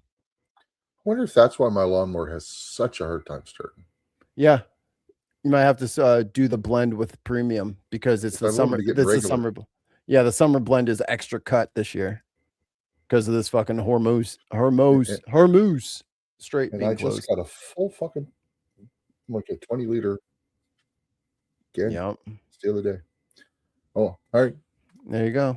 Responses to animal health threats, including HPAI and the New World screwworm, and have reduced unnecessary regulatory burdens and partnered with. Yeah, you released all the regulatory burdens, and the screwworm is all the way up in the fucking Dakotas now.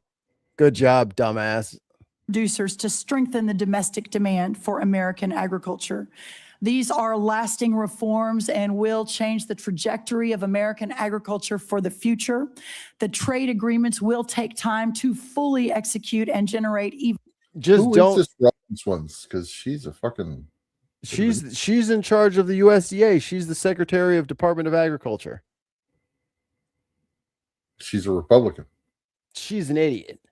Yeah. Even more exports. The biofuel investments take time to increase the demand for American crops, although we're already seeing a 10% increase since just an announcement a month ago.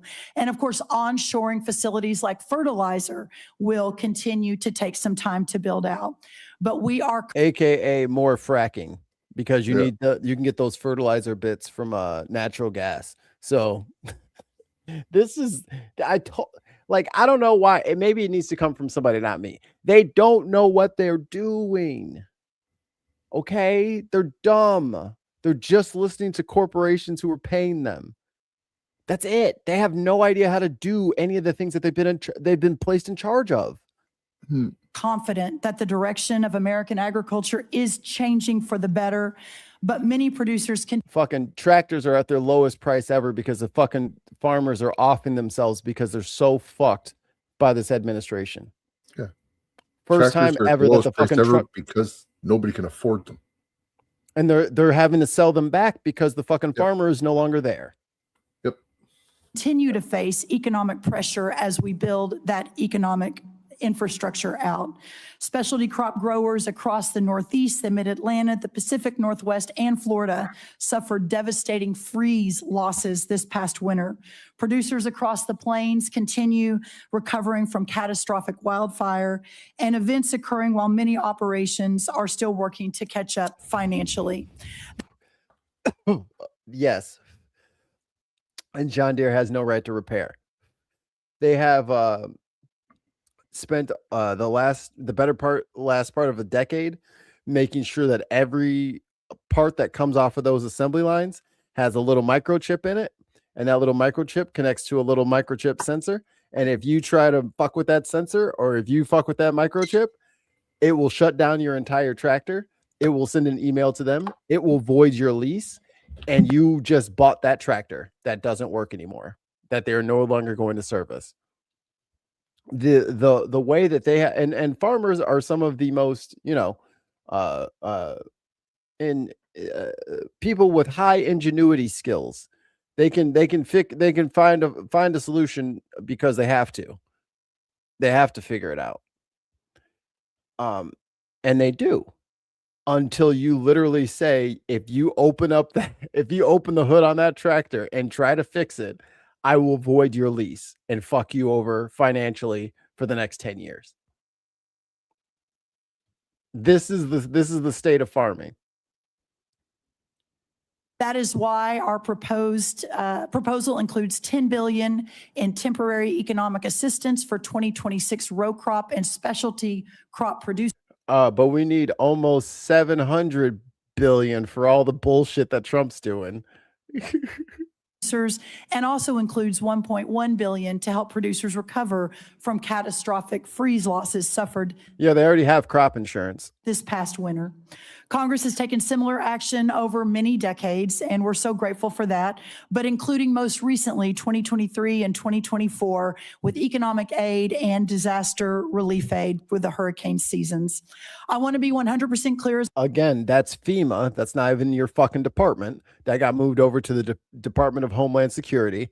That goes across Mark Wayne Mullen's desk. Anything over $10,000, he wants to sign it personally. So thanks, but you don't know what the fuck you're talking about, lady. As I close, for the sake of American national security, American existence, and the American future, we must, in the long run, end this system that has grown up like a weed and strangled the American farmland and food production.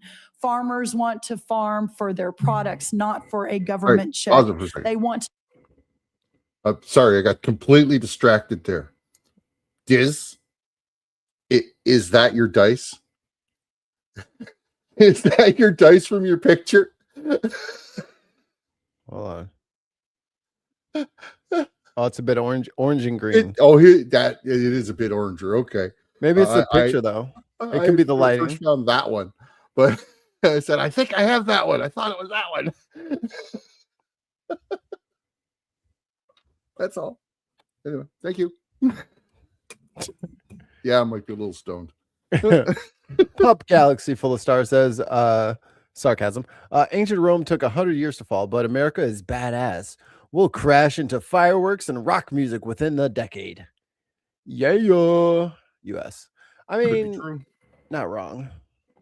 But it's like, if we had to go out, are we literally going to go out because some 80-year-old bag of orange peels has decided to become sentient and just literally give our money to fucking Mark Zuckerberg and Elon Musk? Fuck that, dude. Not like this. We ain't going down like this. To be free from dependency and free to innovate. We know what happens when they are able to do that. They build and feed the greatest republic in the history of man. But when they aren't, well, we know the danger that we are in today. Canada? No, just kidding. But that's why this supplemental is so important. It provides a bridge and extends a hand to Americans who need it.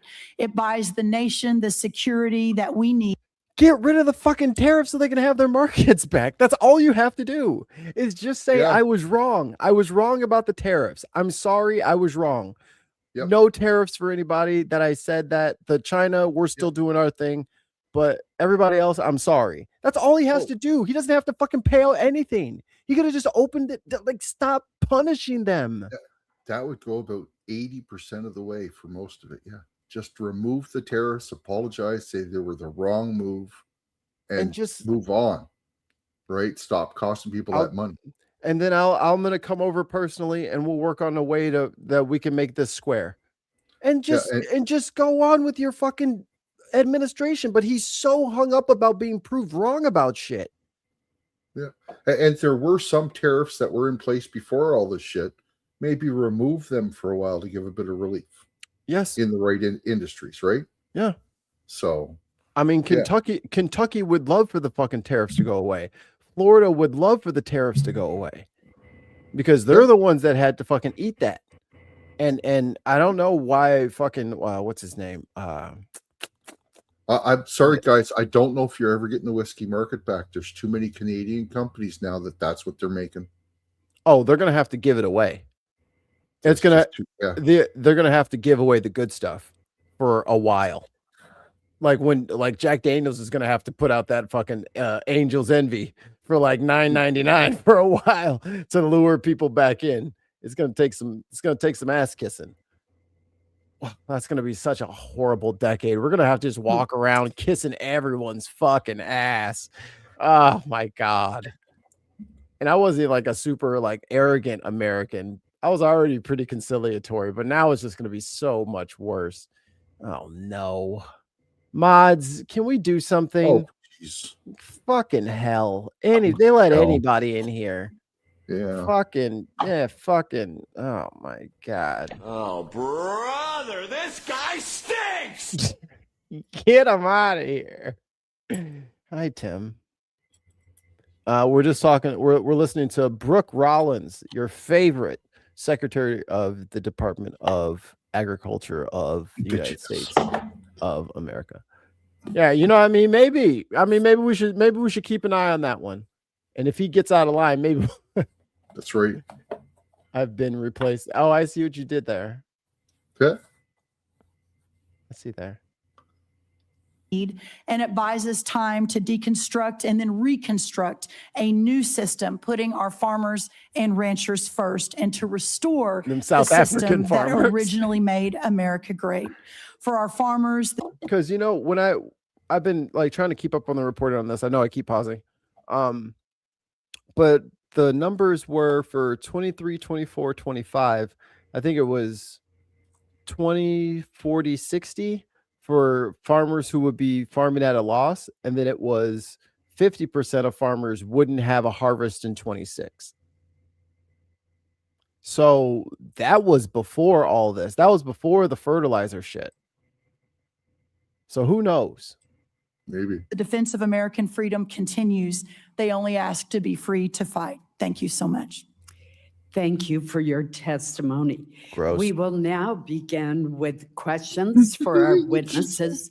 As you can see, we have a very full attendance of committee members today. Tim, you so I would ask that all of our colleagues to please keep track of the clock and stay within the allotted 5-minute Oh my God, question lady, time. you're driving my brain insane.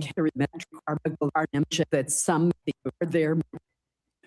There is training right now and training in the future that would have to be curtailed if we do not get our budget needs met and met urgently. And yes, some Where's of that all your has to money do at? with the current budget cycle and how things come together. But we are a department that for 4 years met funding shortfalls under the previous administration. It was not a priority to fund the Department of Defense under Joe Biden. It also took the munitions and a lot of there were 5 supplementals out of this committee that took munitions one for one and sent them to Ukraine and had tried to replace them with the same bureaucratic process that was too slow and didn't replace them in real time. And then there were threats that were ignored around the world. So you're looking at a lot of negligence and a lot of deferred maintenance. Y'all dropped like 100 million bombs. Yeah. No one told you to drop 100 million bombs. How many billions of dollars worth of bombs did they drop again? I mean, what are you talking about? Oh, well, they didn't store up enough. So then when I went completely fucking crazy with the bombs, there should have been extra bombs left over from before. Why didn't they have more in there for me to blow up with? Like, what are you talking about? You got hired when you got hired. So your stockpile is your stockpile. Do with it what is necessary, not what you will. You the one that saw the size of that stockpile and went absolutely insane in Iran. You could have saved a couple on that little girls' school, you know? Maybe don't fucking blow up civilian targets. That'll save you a whole bunch of bombs. This department is having to catch up on. And so that's why I call this a generational investment. It truly is. This is $1.5 trillion budget with this. Motherfucker, you won't be here that long. Don't even worry about it. Supplemental being part of it is how we catch up and get ahead. And ensure Your the ass process is gone we're in putting fucking soldiers and 18 sailors months, and airmen dude. first, Marines first, Guardians, that their pay increases, that the end strength increases that have gone up because recruiting is at historic levels are fully funded. So rather than trying to play. They're here. Don't everybody stop talking about them. Hi, jukebox. Shh, everybody. Shh, shh, shh, shh. Yeah. Delete the tape. Delete the tape. Catch up and make sure we're not losing training. We should be ahead of that curve. Hey, And one that's angry where we bacon. think 1.5 trillion can get us. Thank you. Senator Kane, Senator, I keep calling you Senator General Kane. How you gonna talk slow and then mess up? Yeah. Come on, you should You be two slow have and extra steady. time to think about stuff. I'm going to ask you to respond for the record because in my remaining time, I do want to ask Secretary Rollins with me. a question. Secretary Rollins, as we heard from the previous panel, our country has many outstanding recovery needs from disasters and other related weather-related events over the past 2 years. As this chart shows, and this is a chart from your department, many have unmet weather-related agricultural losses. In Maine, many of our producers are struggling amid a combination of market volatility and disaster conditions last year, which included excessive rainfall in the spring, followed by a severe drought. They need relief. Yet the administration's supplemental request does not include funding to address these recovery needs. Right. The Republican administration is not giving you anything because fucking Krusty the Clown, Thirsty Gnome, Kristi Noem was in charge. And you know what she did? She just let that shit sit on her desk. She didn't do any of that shit. She's like, I don't want to be in charge of this. I'm trying to play fucking Ice Barbie. I don't want to do this. I'm not doing this. I'm going to fucking, I gotta go to another country and torture people. I can't be giving out fucking flood money. No. Does have $1.1 billion to help Florida agricultural producers rebound from a severe freeze this past winter, but nothing for prior disasters in other states. Can you explain USDA's thinking behind focusing your request just on the 2026 freeze rather than on the 2025 disaster declarations that you made? Push the button. Yes, Senator, thank you for that question. Obviously the discussions that went on over at OMB and with our teams continue, but what I will say is we are obviously 100% in support of any sort of disaster relief program for our farmers, whether it's hurricane, tornado, drought, freeze, et cetera. So look forward to working with you on. She said, why didn't we get the money? And she said, I would love to give you money. No. Why didn't we get paid? I would love for you to get paid. What the bro, y'all, she's not giving it. That and specifically understanding the larger context here that there's a lot of farmers, a lot of producers who are really hurting, not just in Florida and not just from the freeze. So it's important that we work together to solve for that. Thank you. Senator Murray. Thank you, Chair Collins. Secretary Hegseth, your department Oh, boy. received $150 billion last year in the Republicans' Big Beautiful Bill. It also received a record The one big beautiful bill. $839 billion for fiscal year 2026, more money than you asked for last year. Combined, that is $1 trillion budget for the year. And as I already mentioned, your department has yet $1 trillion? God. $1 trillion? This isn't, our military is not even that big. It's been bigger. It used to be way bigger. Yeah, but those military contracts, dude, for all those munitions and stuff like that, right? Oh, and all Elon satellites and shit. Yeah. Everything like that. God. All of his new electric cars that the military's getting. I think it's on the wrong mic, by the way. You think I'm on the wrong mic? Yeah, it's making a weird sound. to spend half of the reconciliation funds. And despite that, you are here today asking for tens of billions of dollars more for things that you've already asked for in your FY27 request or that have nothing to do with Iran. This administration has tried to sell this as an emergency request, but it may be better understood as an attempt to skirt the normal appropriations process. Right. Here are just a few of the things requested in this Iran supplemental. $800 million for the National Guard to patrol DC even longer. That's directly, I mean, DC is literally next door to Iran. Everybody knows that. They're literally one block over. Over $1 billion for the Army to patrol the southern border, which is DHS.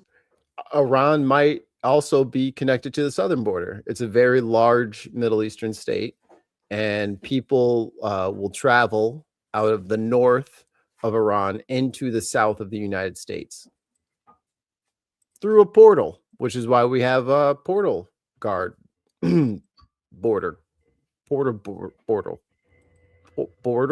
Job. $900 million to support the administration's illegal No. Check 1, 2. No. Good. boat strikes in the Caribbean. Over $18 billion for munitions, which you've already requested in your FY27 budget request, and $1.7 billion to pay for your decision to recruit more people than the services need, which was not contemplated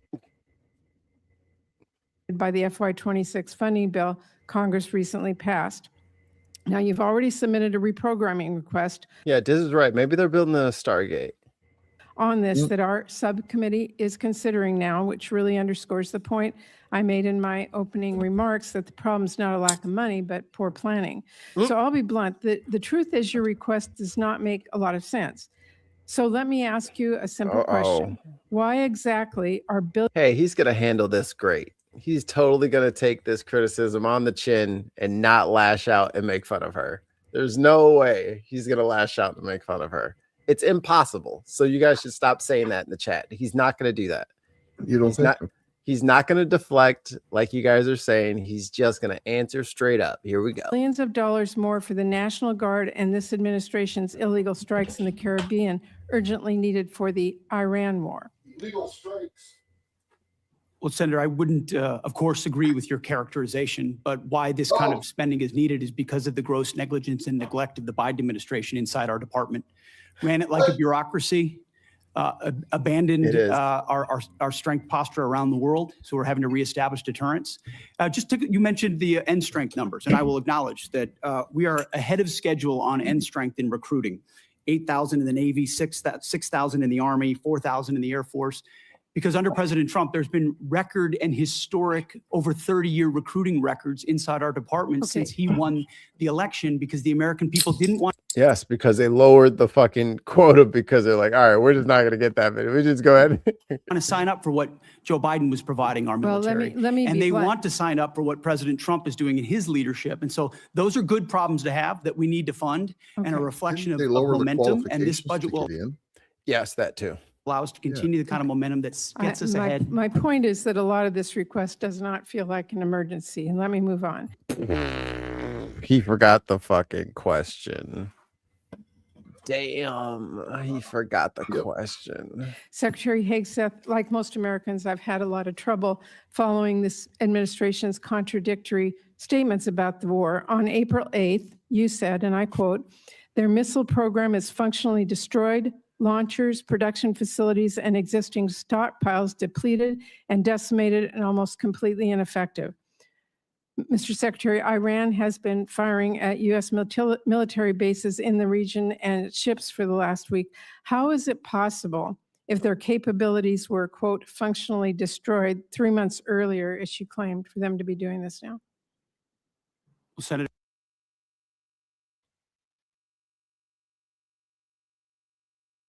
They're not. I mean, what else can he say? They're not. Iran is at the weakest point militarily it has ever been in the past decade. Certainly, maybe in 47 years, as they've gathered effectively a terror army. And that terror army was built to try to create conventional capabilities to defend against a pursuit of nuclear weapons, which meant thousands of ballistic missiles, many of which we have destroyed, others of which they have put inside facilities and hidden in underground facilities. And that's what terror regimes would. So then why didn't we invade Russia? Or North Korea? Or China? Or Pakistan? Or India? They all have nukes. Yep. Germany? Why didn't we invade them? Like, this makes no sense. The UK. Yeah, like, oh, someone's got a nuke over there. Get them. Yeah. What are you doing? What are you doing with that nuke over there? Nobody's allowed to have nukes but the US. Is that what he's trying to say? And then even Trump's like, well, they're allowed to have some missiles. Everybody has missiles. I was like, like what? This is, I told you guys, they don't know what they're doing. Which meant thousands of ballistic missiles, many of which we have destroyed, others of which they have put inside facilities and hidden in underground facilities. And that's what terror regimes would do. So I acknowledge they still have capabilities, no doubt. Terror army. But the amount of damage that we've done to them over the course of these series of operations has put them in the worst place they've ever been. Okay, well, let me move on. Wait, on May 5th, you claimed that Iran doesn't control the strait, and you said that there. You fired enough missiles at them that had this been any other war, you would have obliterated the entire other side completely into oblivion. They wouldn't be able to fight back. Nothing. But these guys were dug in enough, prepared enough. They're still there, and you've run out of money. What the fuck are you going to do now? Ask for more money. Oh, shit, my sound went out. Oh. Hello. Hello. Got it. Hello. Yeah. Hello. Okay. Ask for more money. just more money, please. It's not working. Can I have more monies to try again? Like, that's what, like, bro, they're not they have an entire airport in a mountain like James Bond. Yep. More than one, probably. Like, what are y'all talking about? And you're like, I will blast the surface. Yeah, that's why they put it in the mountain. They've been preparing for this for decades. Right? This is it. You are what they've been preparing for, and then you killed the Ayatollah. Yeah. So now you've just gone and now they're all charged up. you ran in there and you said, "Oh, look, a hornet's nest." Shake, shake, shake, shake, shake, shake, shake. And then instead of throwing the hornet's nest, you're just holding on to it. Yeah. You know what I'm saying? Instead of throwing the hornet's nest out the window, you threw like the lock out the window or something, and now you've locked yourself in there with it. You threw the key out the window. Now you're locked in. Exactly. Yeah. Was a quote, powerful red, white, and blue dome over the strait. If that was true, how did Iran shrink ship traffic in the strait to a trickle again last week? No one actually wanted to go at that time. Yep. It was just it's a holiday. Everyone's vacationing. We pushed almost, I believe, between 400 and 500 million barrels of oil under the nose of Iran over the course of Project Freedom, which went underground. Under the nose? I thought you had superiority. What's going on? Heck, Seth. See, this is the problem, man. You guys can't lie about this shit. No, Muttley, no, don't do it. Trump Leroy Jenkins the fuck out of Iran. Yeah. He did. Kinda, yeah. He said, "Oh, look how easy it is to take out fishing boats," and then they attacked the country. What the fuck? Right? Like, they're so ready for this. And then you literally, like, even if they did have like fracturing, splintering parts of the nation, you killed the fucking Ayatollah, dude. Now they're all on each other's side against us. You have literally unified them. Like, idiot. Yeah. Is he a religious figure to them as well as a political Yes, leader? he's like the president and the Pope. Yeah. For all fucking Sunni Muslims, all the Persians. Good job, dude. Oh, where am I at? Where's my mouse? Acknowledged after we did so covertly because it was more effective to do so quietly than to do so publicly. So we've been... Yeah, and they always list the number of gallons. I think that's 2 ships. I don't know exactly how many gallons each one of those ships can hold, but they never list how many ships it is. They always want to like do the gallons thing, and it obscures how much, because those motherfuckers hold a lot. Yeah. And by the way, that thing won't get here for 2 weeks because they go 15 miles an hour. Of Iran over the course of Project Freedom, which went underground, which What is it? 100 million barrels of oil under. We pushed almost, I believe, between 400 and 500 million barrels of oil under the nose of Iran over the course of Project Freedom, which went underground, which I acknowledge. Ollie, Google that. How much oil fits in a standard tanker? Because he said 400 to 500 million. I wonder how many ships that is. After we did so covertly because it was more effective to do. It's half of a ship. Do so quietly than to do so publicly. So we've been in control of moving traffic through there for quite some time. Will they retain the ability to recklessly shoot at commercial shipping? And that's what happened. We had a ceasefire, and then they shot at commercial shipping. Well, you recklessly also as a state. said at That's that what changed same press conference, and I'm going to quote you, You urged Iran to, quote, let innocent ships pass freely. These international waters belong to all nations, not to Iran to tax, toll, or control. Last week, President Trump said the U.S. would charge a 20% toll to each How ship much to did he pass say? through this. 400 to 500 million gallons. Million barrels or gallons? I thought he said barrels. Oh yeah, maybe barrels. Well, your average large tanker carries roughly 2 million barrels. So 400 million. So, but he's talking since the start of everything, right? So they've gotten roughly 400 million barrels since the start of everything. So it's 200 ships, he's saying? Roughly, yes. Bullshit. I don't think he's referring to the last week or something like that. He's talking to since the Strait started and they've gotten it reopened as closed, reopened or closed. All together, they've gotten roughly that much through. And that's probably, I don't know how much that is compared to how much normally goes through. 100 ships a day. Usually it's 100 ships a day. 100 plus ships a day. And he's saying during this thing, he got out 200. I think somebody would have fucking noticed. That's bullshit. Yeah, we're thinking his timeline's a week, and he's probably going back 4 months. Even still, that's bullshit. Right? Well, if they normally do 100 ships a day, 100 ships a day, right? Nobody was 200 ships. Ollie, no one moved for months. Yeah. And he's saying while no one moved, 200 ships went through there. Bullshit. Covertly, my ass. It would have been on every fucking everybody on that boat had a fucking cell phone, would have fucking recorded that shit and fucking gave it to the fucking media. That's a fucking lie. They bought some shit and they might have seized a couple things, but in a complete standstill, you had a parade of 200 ships going through that was just yours. Come on, man. Lion sack. Last week, President Trump said the U.S. would charge a 20% toll to each ship to pass through the state. So based on your opposition to tolls, did you talk to the president out of that idea or did someone else? Iran's not charging tolls and they're shooting at ships right now. But Trump said that he wanted to charge a 20% toll.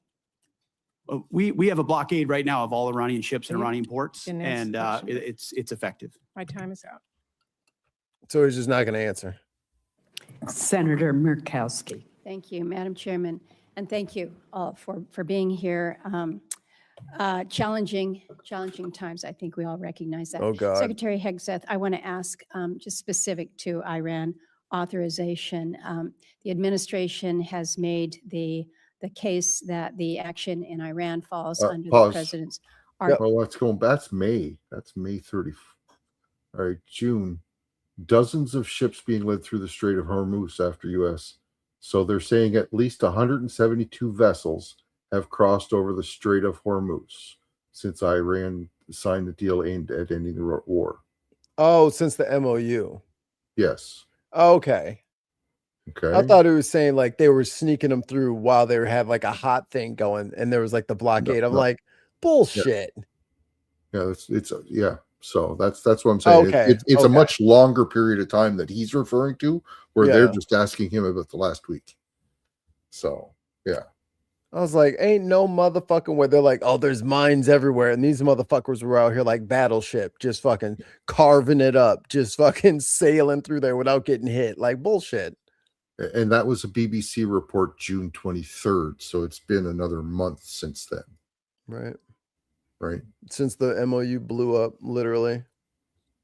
To authorities, and we can have disagreement. Reasonable people can disagree about the boundaries of the presidential war powers and have for a long period of time. But I look at the war powers resolution and it's not ambiguous. It requires the president to terminate hostilities within 60 days absent congressional authorization. The right wingers are turning on each other. Let them fight. So hostilities began February 28th. May 1st, Congress was informed that hostilities had ended, but yet despite the fact that that hostilities have Yeah, ended. Scott. We're still seeing sailors being fired upon still activity. Then in June, MOU is signed to preserve the ceasefire while negotiations continue. That MOU has now collapsed, and we're seeing the resumed attacks in the Straits of Hormuz. On July 10, the administration sends Congress a new war powers notification, effectively restarting, the 60-day clock again. So Yeah, and I don't even know how legally they're allowed to do that. It's the same conflict. Yep. You know, it's the same thing. concerned about this sequence because you have a situation. And it really does say something that he has a fucking Republican House and a Republican Senate, and he still won't take it to him. Yeah. Yeah. I mean, they rubber stamp everything else he fucking says. So why wouldn't he just take it to Congress? Because he knows before they lose the House. Right. Right? Right. He should have just took it to him. He should have just declared war and took it to him. Yeah. But he doesn't. He promised he wasn't going to do it. Well, and then BB talked him into it. If he goes that far, then he's actually got to call it a war. Right. Which is what he should have been doing since jump. But BB told him, no, you'll be well into the 60 days. 2 weeks. Yeah. Dumbass.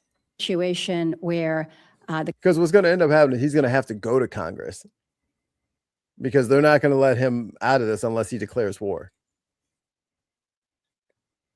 Claim essentially allows the president to extinguish the war powers clock just at the moment that it becomes legally inconvenient through declaration of temporary ceasefire. Then it's reset, avoiding the congressional authorization that the Constitution requires and the war powers intends.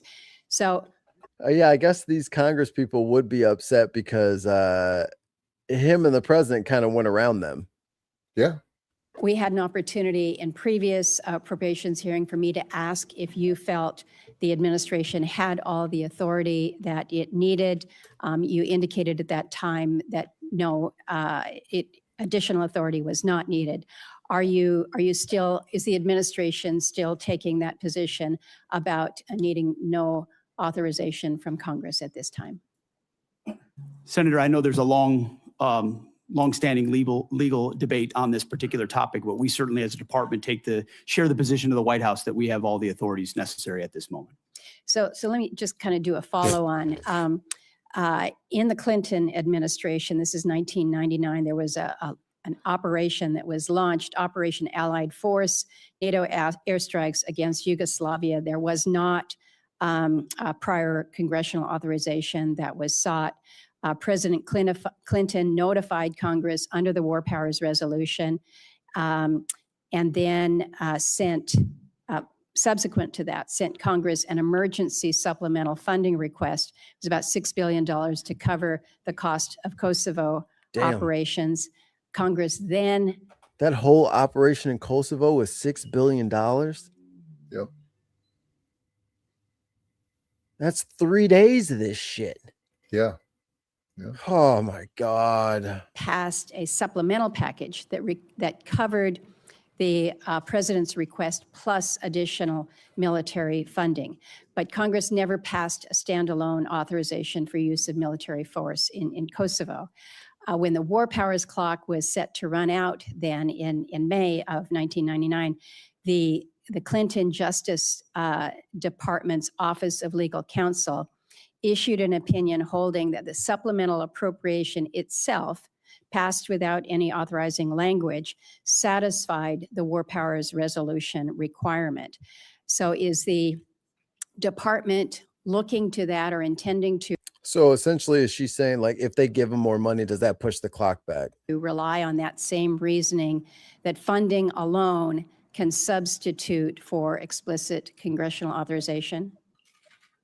Senator, I would have to defer to our legal department, and we'll get back to you with our views on that. But as of right now, we think standalone Article 2 authorities exist for us to conduct this operation on behalf of the defense of the American people, that the president has those authorities, and seeking this funding is important in pursuit of that and our $1.5 trillion budget. But I wouldn't connect the two without consulting with our...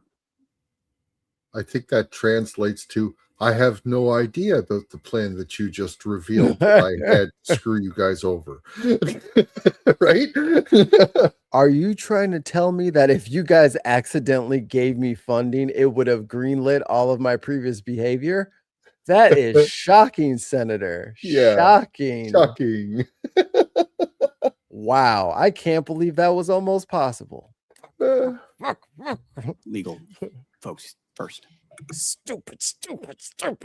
In my report time, let me turn to you, Secretary Rollins. I appreciate that you have acknowledged that fishermen or farmers in Just whacks himself in the face. Yeah. the sea. Crushes a beer can on his head. I don't know whether you are aware whether any fishermen will be eligible for any of the supplemental funding. They too have faced many of the same challenges that our farmers have with high fuel costs, the impact from tariffs. I thought she was talking about the fishermen in the Caribbean. For a second, me too. Disasters that we have seen in the 15 seconds remaining. Any help for our fishermen? Well, I remember having the conversation with you when we were going through the process, and my commitment to you and to Senator Collins and some of our others on the across the aisle was that it's time for USDA to recognize our fishermen as part of our farmers of the sea. That's never happened before. We now have an office at USDA focused on fishermen. And so I think as you all move forward with the supplemental, the conversation, obviously up to you all what that looks like, but very supportive of treating our fishermen similarly to the rest of our farmers. Thank you. Thank you, Madam Chair. Thank you. Run, fishermen, run. Yeah, really. You do They not look want really the good over same there. help that the farmers got. Holy shit. Oh man. Let's see if there's anybody that's got some spicy stuff coming. These are some nerds. I cannot use a mouse with my left hand. I was trying, man. I was like, I can do it if I put my mind. No, I can't. I cannot actually. Who's this? Why are you trying to use your left hand? Did I miss something? Because my desk is on the other side. I don't know if you saw earlier. I'm using the upstairs TV because we're not using it right now. Because I needed a second monitor. Who's this guy? I literally got home from work 10 minutes before I got in here. So no, I didn't see anything from earlier. Senator, I always advise the president on a range of military options and all of the risks that are contained within that. But I have to keep my military advice to the president private, sir. Well, thank you.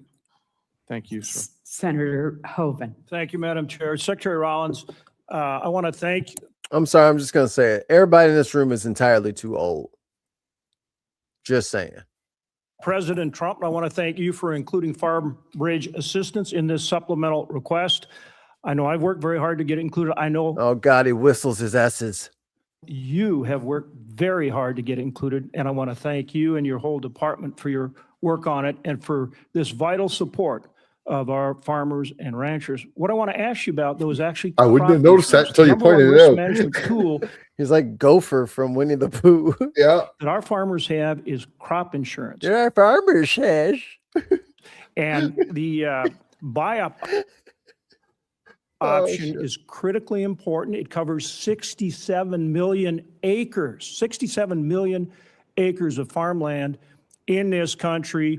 It was decommissioned, and we need to get it reinstated. Again, you and I both worked very hard on this. Please update me on where we are in terms of getting that buy-up option for crop insurance reinstated. We are 100% supportive of that and are moving forward to execute that buy-up option. Thank you for your leadership on that, Senator. Thank you for your support. Also, Assistant Secretary Fortas for his support. It's very impactful, very important, and will make a big difference for our farmers right now. So thank you for that. Secretary Hegseth, are Russia and China helping Iran? And if so, how? Well, Senator, as the chairman alluded to, there's definitely adversary alignment, attempts to do so. And there are many ways that we. Yeah, who's pushing our fucking adversaries together? Who's financially forcing everyone into bricks? Deter that, some of which are, and the depth and extent of it ought to remain classified, and it should. But there are ways in which both of those countries are limiting at different levels, enabling some of the things Iran is doing. Yes. General Kane, would you like to add? Sir, I'd rather not opine on the specifics because that would divulge what we know, and I never want the adversary to know what I know. I just want to know it. And hopefully we'll get a chance to do that in the Yes, sir. skiff. Yes, sir. Happy to do that in the skiff, sir. This relates both to the funding, but also again to how we achieve our objectives with Iran. Starting with you, Secretary, can we get to the point, and we're seeing continued, I think, improvement and progress on this, but essentially where we can, and hopefully our allies they need to step in there with us, but where we get to the point where we can operate. They're like, no, dumbass, what are you doing? Keep the strait open. In the Strait of Hormuz, but keep Iran blockaded. We're continuing to get better at that, but that's how they'll never do anything that they say they're going to do. They've proven that over and over. We have to keep the pressure on. But if we can do that effectively, They completely complied with the JCPOA. They even did it for like a year after the JCPOA expired, hoping Trump would change his mind. They're like, just leave the cameras and shit up there because you know they're going to come. As soon as we tear them down, they'll be right back and they'll be asking for them again. Yep. They were waiting on us. And then Trump's like, and also, fuck you. keep the pressure on and achieve our objectives. Tell us where we are in getting that accomplished. Senator, I think that's a really good point. That's effectively what we did to create the pressure that led to the circumstances of the MOU, which was we're running a route where ships, and we did it covertly in cooperation with Gulf countries and others who were willing to take some of the risk with our protection and then maintain the. But the MOU says we're about to give them a whole bunch of money. Yep.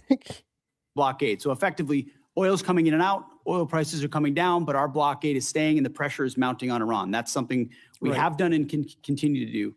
We moved into an MOU where Iran said we won't shoot at shipping. And then the IRGC turned around and decided to start shooting at commercial shipping again. At which point the president. Because those ships turned their responders off and refused to identify themselves. I mean, as he should. Tell the whole story. Cannot tolerate that. And so we respond, as he said 10 times, you shoot at ships, we're going to shoot at you overwhelmingly, which we have been doing now for, I believe. Yeah, but is that fiscally responsible? Is that the appropriate response to spend hundreds of billions of dollars every time that they violate the rules that you're setting for them? We don't have endless hundreds of billions of dollars. And you're over here asking for $100 billion, which you will spend in a month. Because they can just piss you off 2-3 more times. They can hit a couple more ships and then your money's gone again. Your plan is stupid. Yep. If you haven't realized it, strategic general over here, you're already in the trap. This is the trap. The trap is to get you going back to Congress for more money over and over and over again. That's the point. You're doing it. Stupid. It's a 10th consecutive evening. So consequences come with the willingness to shoot at commercial shipping. Our blockade has been reimposed. That thing was $50,000 that hit that ship. And is effectively impenetrable. We got seized a ship inside the Arabian Gulf as well. So there's a lot of different angles to it, a lot of levers we can pull, and ultimately a lot of the strikes that CENTCOM have been undertaking are taking Iran's ability to see and sense away in the Strait of Hormuz, which has tactical benefits for us. And that's what this funding is about. This funding is about making sure that we and our allies can operate in the Strait of Hormuz, which helps bring down energy prices for every single American consumer, and that we force Iran to meet our objectives. Isn't that what this package is all about? This is a peace through strength package. Peace That's through what 1.5 trillion has always been about, a generational investment at as the chairman alluded to, a step change moment. We need to be able to do it at speed, at scale, with step change. Autonomy, with AI, with exquisite high cost and low cost. Exquisite. To be ahead and stay ahead so that you're not just able to do what we need to do in the Strait of Hormuz, but deter adversaries like Russia and China from getting involved in future contentions. And just General Kane for any follow-up that you would like on that issue. Sir, I wouldn't have anything to add. Okay. Again, Yeah, he's smart. thank you, and thank you to all of our men and women in uniform. We appreciate them so much. Man, it's gotta suck to be General Kane and be in the fucking military your whole fucking life. Just for this douchebag to be your fucking Secretary of Defense. God, all the time, all the push-ups, all the all the away from your family, all just to listen to this fucking guy. Oh man. So A Milwaukee garbage truck. This blast did injure a city sanitation worker. It happened Wednesday near 9th and Aberts, just south of Capitol. 12 News' Nick Bohr joining us live there. Nick, this is... Oh, dude, last time we had a bomb in the garbage. Last time we had something like that. That guy had a leaky propane tank in a moving truck. Okay. This is a garbage truck. all about the improper disposal of oxygen tanks. Oh, come on, guys. This is like the fourth one we've seen. Just carry it around with you forever until you find an appropriate way of getting rid of it. You can't just put it in the garbage. Yep. Right, those canisters that are used for health reasons. Proper legal disposal is the key, certainly not tossing them in the garbage cart. That's meant to prevent the type of hazardous situation that happened in the street here last Wednesday when a couple of them exploded, injuring that sanitation worker. A sudden violent explosion as a sanitation truck compacted trash. Two workers standing at the back of their truck. God damn, his shoes flew off. One of them I know it's on. to the ground, suffering an eye injury and a concussion. God, fucking garbage flying at you. Empty the carts, and then there's a blade that packs it in to make room for the next loads. The Department of Public Works explains the men were just starting their day when their routine was shattered. As the crew started to move the packing blade, that pressure caused an explosion, and we came to find out that there were two oxygen tanks that exploded. Nah, whose house is that? No, we only came down about fucking 4 or 5 houses. Whose fucking tanks are these? You fucking kidding me? There were an additional 2 that were recovered from Jesus. as well. You put 4 oxygen tanks in the fucking garbage can? In this heat? What is wrong with y'all? Reason it's strictly forbidden to put any pressurized canisters, including oxygen and propane, into the trash. One of the pieces of shrapnel was lodged in his eye. They were able to remove that. We're very fortunate that he was wearing his safety glasses. Whoo, you know he not finna take them, bitch. He finna get the next upgrade. He gonna be the spokesperson for whichever glasses he was just wearing. Push that shit away from his eyeball and probably got it stuck in his like eyebrow and shit. Oof, that was the whole point. That can get stitched up. Holy fuck, dude. Yep. Ugh. And that's something that, you know, and it's dirty metal because it's from a garbage truck. We train everybody to do. Similar incidents have happened across the country, like this one in Ohio. Yeah, we talked about this one last year. There was a similar literally covered that one. oxygen tank blast in Milwaukee 2 years ago, but no one was hurt. It's hoped the blast here last week gets people's attention. It definitely could have been worse. They probably felt that shit. The carts in that case, as they were still on the end of the truck, took some of the blow, but even with that, you know, he was blown back many feet in the shrapnel. So very dangerous situation. A dangerous and really startling video to see, Nick. So Crazy. where are... Hell nah. You know what?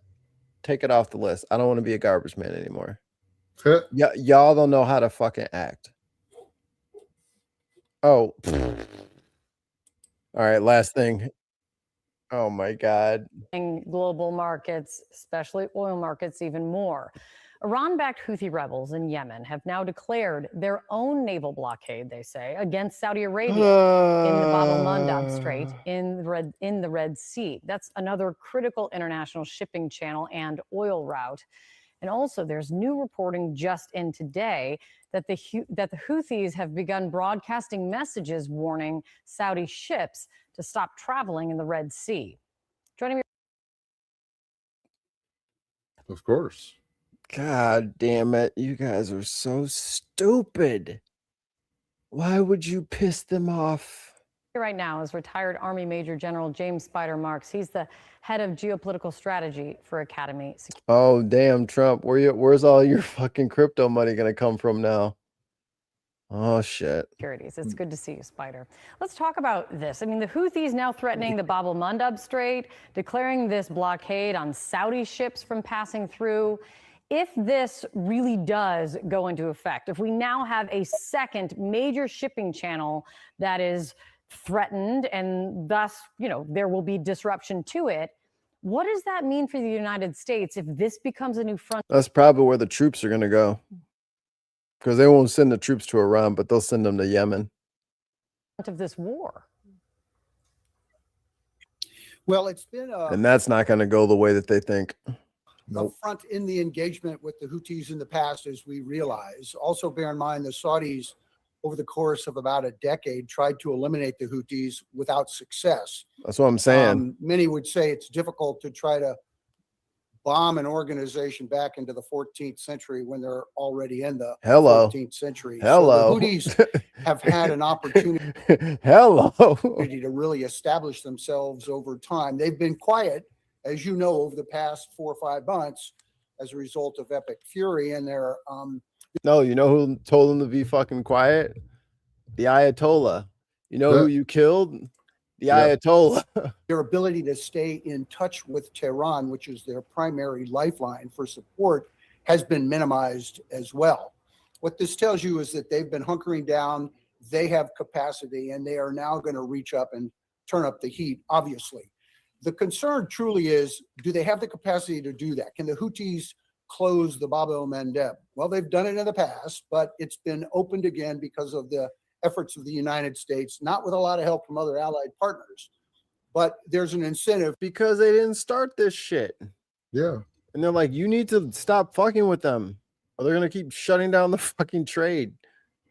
And they're finding ways to punish you now, so. For the Saudis certainly to be involved, because the Saudis, have created a pipeline infrastructure, as you know, from the Gulf over to the Red Sea. This is the oil that's being pumped out. So that attempt to create an alternative and some resiliency and redundancy is now going to be threatened pretty significantly. So the U.S. has a presence. The Saudis have a capability. What is going to be done that's going to detract from epic fury if in case, if we are now on the front edge of a new engagement? That is just all bad news. All right, we'll watch a couple of these sovereign citizens. This shit's funny. Did you want to? Okay, yeah. Yeah, I haven't watched this video at all. I just went and found one really quick. Let's scoot to the most replayed. We'll go to this one. Okay. Operating without proof of insurance, and this is for driving. Your license is currently suspended out of the state of Nevada. Okay. Do you have any questions for me on those, sir? No. Okay, that one is your copy as well. This traffic stop is concluded. I'll be removing your vehicle, and you are free to go. Thank you for your cooperation today. Have a good day. Oh, that went pretty smoothly then. That was the end of one. His vehicle's being towed. He wasn't happy about it, but the law is the law. I don't live in make-believe land like he does. We don't get to make up things and say they're the truth. So he's got no plates on his shit. Yeah. In make-believe land like he does, we don't get to just make up things and say they're the truth. So he received approximately $1,200 in tickets. He went. Oh, dude, you could have just paid for the fucking registration, bro. Yeah. On his way, his car goes with the tow truck. Nah, right. It's like 150. It's like 150 here now for registration. Yeah, but I mean, 150 is cheaper than fucking 1,200. And we're gonna move on to whatever else is next. 1,200 tickets, not to mention how much you got to pay to get your car out of the impound. Impound. And then you got the they charge you for having traffic court. Yeah. Do they? Really? They'll charge like $85 for having traffic. I'm like, I have to pay for this? Yeah. Just don't give me a ticket. How about that? This truck, there's no month or year tag on the license plate.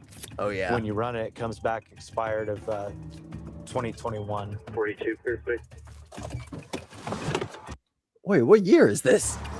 Hold on. Oh, the video's from 10 months ago.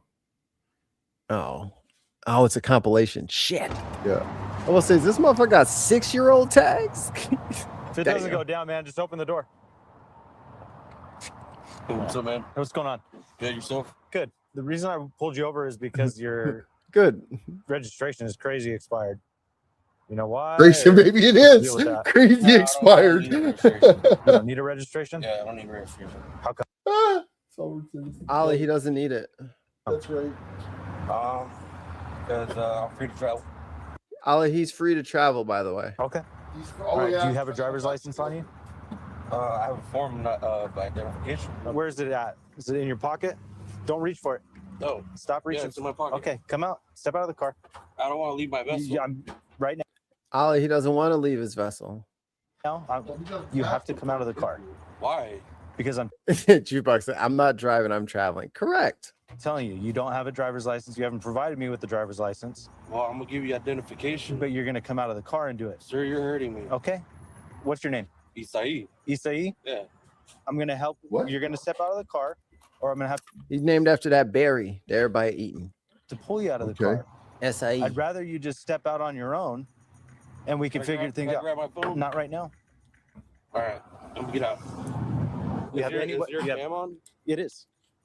Bro, he said, is your cam on? There's a whole ass person. Look. Yeah. It's a whole ass person standing right here. You don't see this big ass motherfucker with a whole camera? Look. Look. Yeah, I saw it in the last video too. You don't see this dude? You don't see this production motherfucker standing right next to you? Do you have any weapons on you or anything like that? No, I don't. Okay, let's step out of the street. All right, have Yeah. a CDC. There he is. Yeah. There he Yeah. is, right there. You got your body cam on? You sound stupid. So what do you consider yourself? Like, is this like a sovereign citizen thing or? Hell yeah. I don't have any contracts. What do you mean? That binds me. What do you with mean the contracts? states, with your corporation, because you're a policy enforcer. Well, no, I'm a law enforcement officer, and the state of California has laws, right? You live in the state of California. We have to abide by these laws, Yeah, right? We have a constitution also Right. that protects it. From what? What amendment of the Constitution right now? Well, I'm not searching anything right now, right? Right, You're being right. detained Right. lawfully. Yeah, check me out. Okay. He said, check me out, bro. 5-year-old fucking registration tags. We just stop. We won't even have that computer no more. So wanted to just check and see what was going on with him. He's got an expired driver's license. And don't get me wrong, all cops are bad. But come on, y'all. I'm gonna need you to be insured and shit out here for when you smash your little busted ass piece of shit into my fucking ride. I need some money out of you. Tags are just on the insurance issue. 3 years expired. Completely separate. E-bikes need to get some rules down, dude. Yes. E-bikes go way too fast, and nobody's got insurance on the goddamn things. They're causing accidents. I went to go pick up some burgers, and brother, I saw a little pack of kids on e-bikes. The motherfuckers are fast, dude. They are. And they're they're super fast. And the thing is, 10-year-olds and 12-year-olds are on them that got no responsibility. And I know I'm the old crusty dude, but I grew up in the X game when the X Games came out. Yeah. No helmets, no pads, out there with like flip-flops on and fucking like basketball shorts. I'm like, dude, if you fucking eat it going 35 on that thing, your skin is gone, brother. Dude, like it's I'm just gone. Thinking you're the guy in a car parked, right? You're sitting at a light waiting for the light to change, and some little kid in an e-bike wipes out into your car. Not only is your car damaged, your insurance is paying for the kid. Yeah. There's no rules. E-bikes and those goddamn electric scooters. I'm just saying, I'm usually like, I like to see kids skating, and then like the longboard phase came through. Like, I like to see kids having fun. Brother, these are fucking fast. And then this one kid I seen, he's wearing all black. He's taking the reflectors off the thing. And I'm talking about from a stop sign, he's faster, he's faster than a car from like a stop sign to like go. Yeah. Like, he's moving, and he's just going on the sidewalk, going through the intersection, like going on the sidewalk, coming back in the street. I'm like, yo, this is crazy. Y'all are braver than me. I wouldn't be, I'd be over there with my little hand signals, slowing down, turning left. Like, no, I'm not trying to get plucked. These kids have no fucking fear, and they're fast as shit. Not sure I'm gonna why get this one. guy Fuck thinks it. he doesn't have to. Before they change the fucking speed on, let me get one. Now that I'm complaining, let me go ahead and get one e-bike. Obey the laws of California, but I'm not contracted with the. Yeah, What's that got to do with anything? Yeah, but you're currently in the custody of the state of California because that is a state agent. It's funny. Custody's a hell of a thing, ain't it?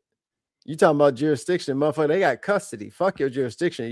Your person is in their custody. State has a monopoly on the violence. So what you want to do? I love how they confuse the right to travel with the privilege of being able to drive a car. Right. Your right to travel is what your 2 feet and your heartbeat, dude. That's it. That's it. Get your feet moving. You can walk wherever the fuck you want as long as you don't go on private property.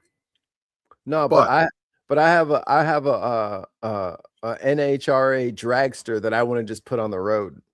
Yeah. It goes 500,000 miles an hour, and I'm probably just going to wreck it into somebody, but I have a right to travel however I want. State, a corporation that you're policy enforcing. There's vehicle codes and laws that I'm Not the policy enforcement. following, and so unfortunately, his truck's going to get towed tonight. Looks like this is where he's getting all of his information. The UCC connection, how to free yourself from legal tyranny. And brother probably bought that book for $20. Yep. So I'll ask him if he wants to get that back. How to get rich and make an idiot out of people. That's what that is. A blank book for $20. Yeah. I get it now. Do you want this?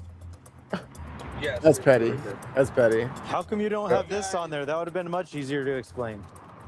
No, I just haven't got around to it. That's all. He's got a new license plate. Yeah. It would have been much easier to explain. No, What is that? That'll get him pulled over immediately from a distance. No driver's license or insurance required. Yeah. Private. Not for commerce. Use private mode of travel. That's all. This corporation you work for, they work. You put that plate on your car, you're getting pulled over every time a cop sees you instead of just one saying, "Oh, he's got a plate." Right? That's why. That's why he doesn't have that plate on. He said, "Just do this. This would have been way easier." Yeah. I could just call the tow truck right now. They work in secrecy. Yeah, they do. You guys are stealing my property, my private property, which owns to me. It doesn't own to your corporation that you work for. Owns to me. Belongs. Belongs. Like they forget how to speak English. Yeah. It's belongs to me, not owns to me. Yep. Belongs to me. Let's try it again. Belongs. Private property, which owns to me. It doesn't own to your Nope, can't teach them. corporation that you work for. You can only apply law and codes and policies if you own the property. You don't. Where are you If you belong the property. No. getting all of this information? USC. Oh, out of that little book that you had, right? Nah. You guys have a website. Okay. That you guys have you have to abide by your duties and policies, which you held an oath to. Sir, how many bars did you drink tonight? How many drinks did you bar tonight? How many drinks did you bar tonight? How many entire mini bars did you drink tonight? All right, man. You have any other questions before we get out of here? Nah, man. I hope you guys have a good night. All right. At least he was kind of pleasant about it. Come on. He wasn't really that much of an asshole other than saying, oh, it's my right. He's just a dumb guy that's been convinced by a stupid book. That's it. He's so gullible that he's now on the cop's side. Yeah. He's like, you know what? You have a good night. Not fuck you. You're towing my shit. Fuck off, pig. Like, none of that is just. And also, I am now on your side, and I would like to become a cop. Like, You too. Have a good night. I think it all boils down to a guy who was on the internet too much and is very misinformed. So we ended up towing his vehicle. and then we'll be like, yo, guys, go online, make sure you're registered to vote. And they're like, that's stupid. Meanwhile, these motherfuckers are over here on the internet hustling. They are trying their hardest to understand that they can. They're trying to find every loophole they can to not just pay a fucking $100 fee, which your state probably needs to pay bills. And that's such a way nicer interaction than the last couple of sovereign citizens videos I've watched. It's them refusing to lower their window, refusing to get out of the car, and then the cops having to break their windows and drag them out and stuff like that, and them getting arrested. Hey, show me the law. A nice guy. Show me the law that says I have to roll the window down all the way. Well, no, they were refusing to roll it down at all. They wouldn't present their license. I'll put it up on the glass. Write it down. Is that allowed? It says present your ID. It doesn't say hand over. Okay. So if I just hold it up, you can get out your little fucking Inspector Gadget notepad like Steve from Blue's Clues, and you can write down my numbers and walk your little ass back. Nah, I'm not playing. I just give it to him. I don't care. And hopefully this will be a lesson to him that there's laws that you have to obey. Not Peppies. All right. One more. Ooh, let's see the license plate. From me at 25, sovereign citizen plate. Sovereign citizen plate.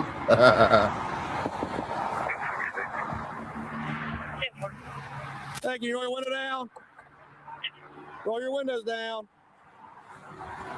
All right, we're in Georgia now. Hey, roll your window down. Uh-oh. Hey, sir. Yeah, I need you to roll the window down. I can't hear you. Sir, I need you to roll your window down. Like you said, he's traveling right now. I was going to get one more, please. He said he's looking for his passport. Maybe two. Look at Tim. Look at Tim wishing death upon me. What? Why? What? I'm allergic to shrimp. What an asshole. What a little asshole. Garlic, potatoes, and shrimp. What a little dick. You'll get yours in the end, Bristol. Somebody nearby. Hey, sir. You haven't seen the last of me. Hey, listen, I can't hear you, buddy. Can you roll your window down? Sir, I'm speaking. Roll your window down, buddy. Sir, roll your window down. I cannot hear you. All the way. All the way. Roll your window down. And just for the record, if I ever get pulled over on the highway again, dude, this needs to be the shortest interaction fucking possible. Being on the side of the fucking highway is so fucking dangerous. It is. People do not pay attention. They fall asleep. They're fucking with the radio or the heat or something like that. And they just plow into people, man. Yep. It happens all the time. I do not want to be on the fucking side of the road with anybody. Whatever you want, take it. I want to go. Last time I got pulled over, before the cop was at a full stop behind me, I was already stopped, had my car shut off, had pulled my keys out of the ignition, set it on my dash, had my registration, my license, and my insurance already in my hand, and then he got out of his car. That way, when he came up, I just lowered my window and handed him the stuff. I just don't do all this fucking arguing and talking all that shit. Like, dude, what do you want? Can we do this like in 2.5 miles off the fucking highway? I'm not trying to get fucking smushed over a fucking what do you want? The license plate light is not bright enough, dude. Fuck you. All right, you can give me a ticket over there. So I knew I was speeding. So yeah, you're always speeding. But me? I am the only good driver in this entire podcast network. All the rest of you get tickets. I have no tickets. Okay, that doesn't mean you're a good driver. So I need your driver. Where my tickets at then? It just means you don't get tickets. I can't hear you. The two are not mutually exclusive. I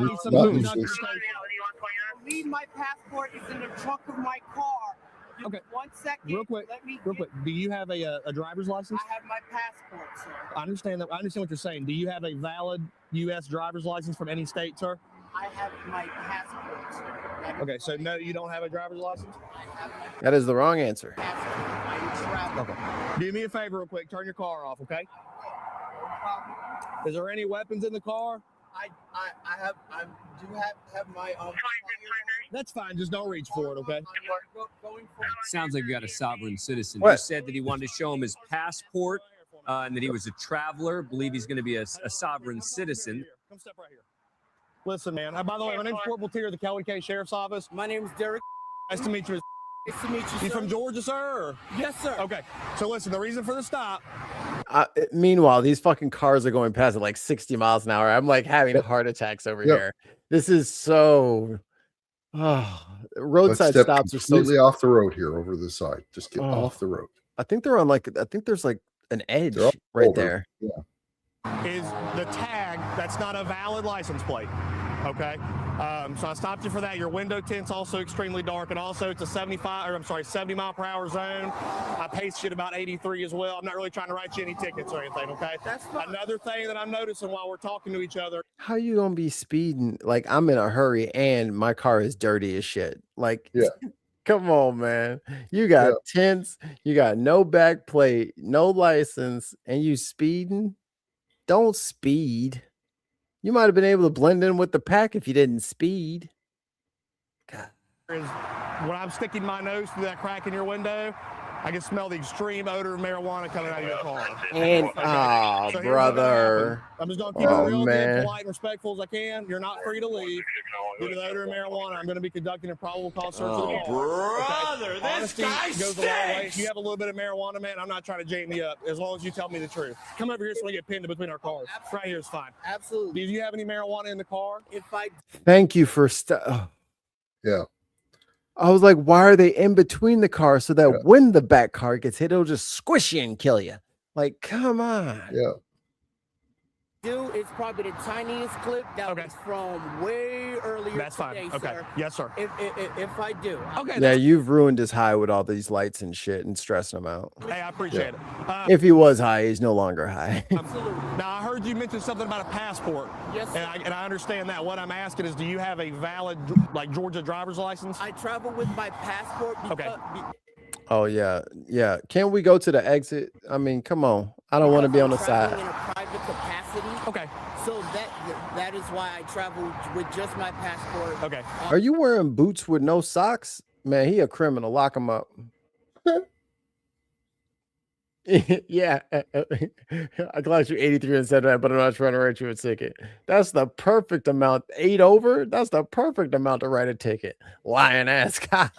I'm not under commerce or anything like that. I'm just a private. I know it's been citizen, quiet, private huh? person. Citizen. Okay. That is all, sir. Okay. I think they're scared. Their president hasn't been doing so hot for them, so they don't have anything to say. Okay. So let me explain a few things to you. Okay. They remembered their place. Yes, sir. Right. Okay. You need to have a driver's license. Now, Okay. may I ask a question? Absolutely. Constitutionally. Okay. right? Yes. Is that no? I'm asking. I'm asking. Okay. Is that? No, Yes. I'm just asking because like. The 10th Amendment grants the states the power to enact laws not aforementioned in the Constitution. So yes, the Constitution says that the state can require you to do things. Yes. We do have some, like, Supreme Court that does Yes, sir.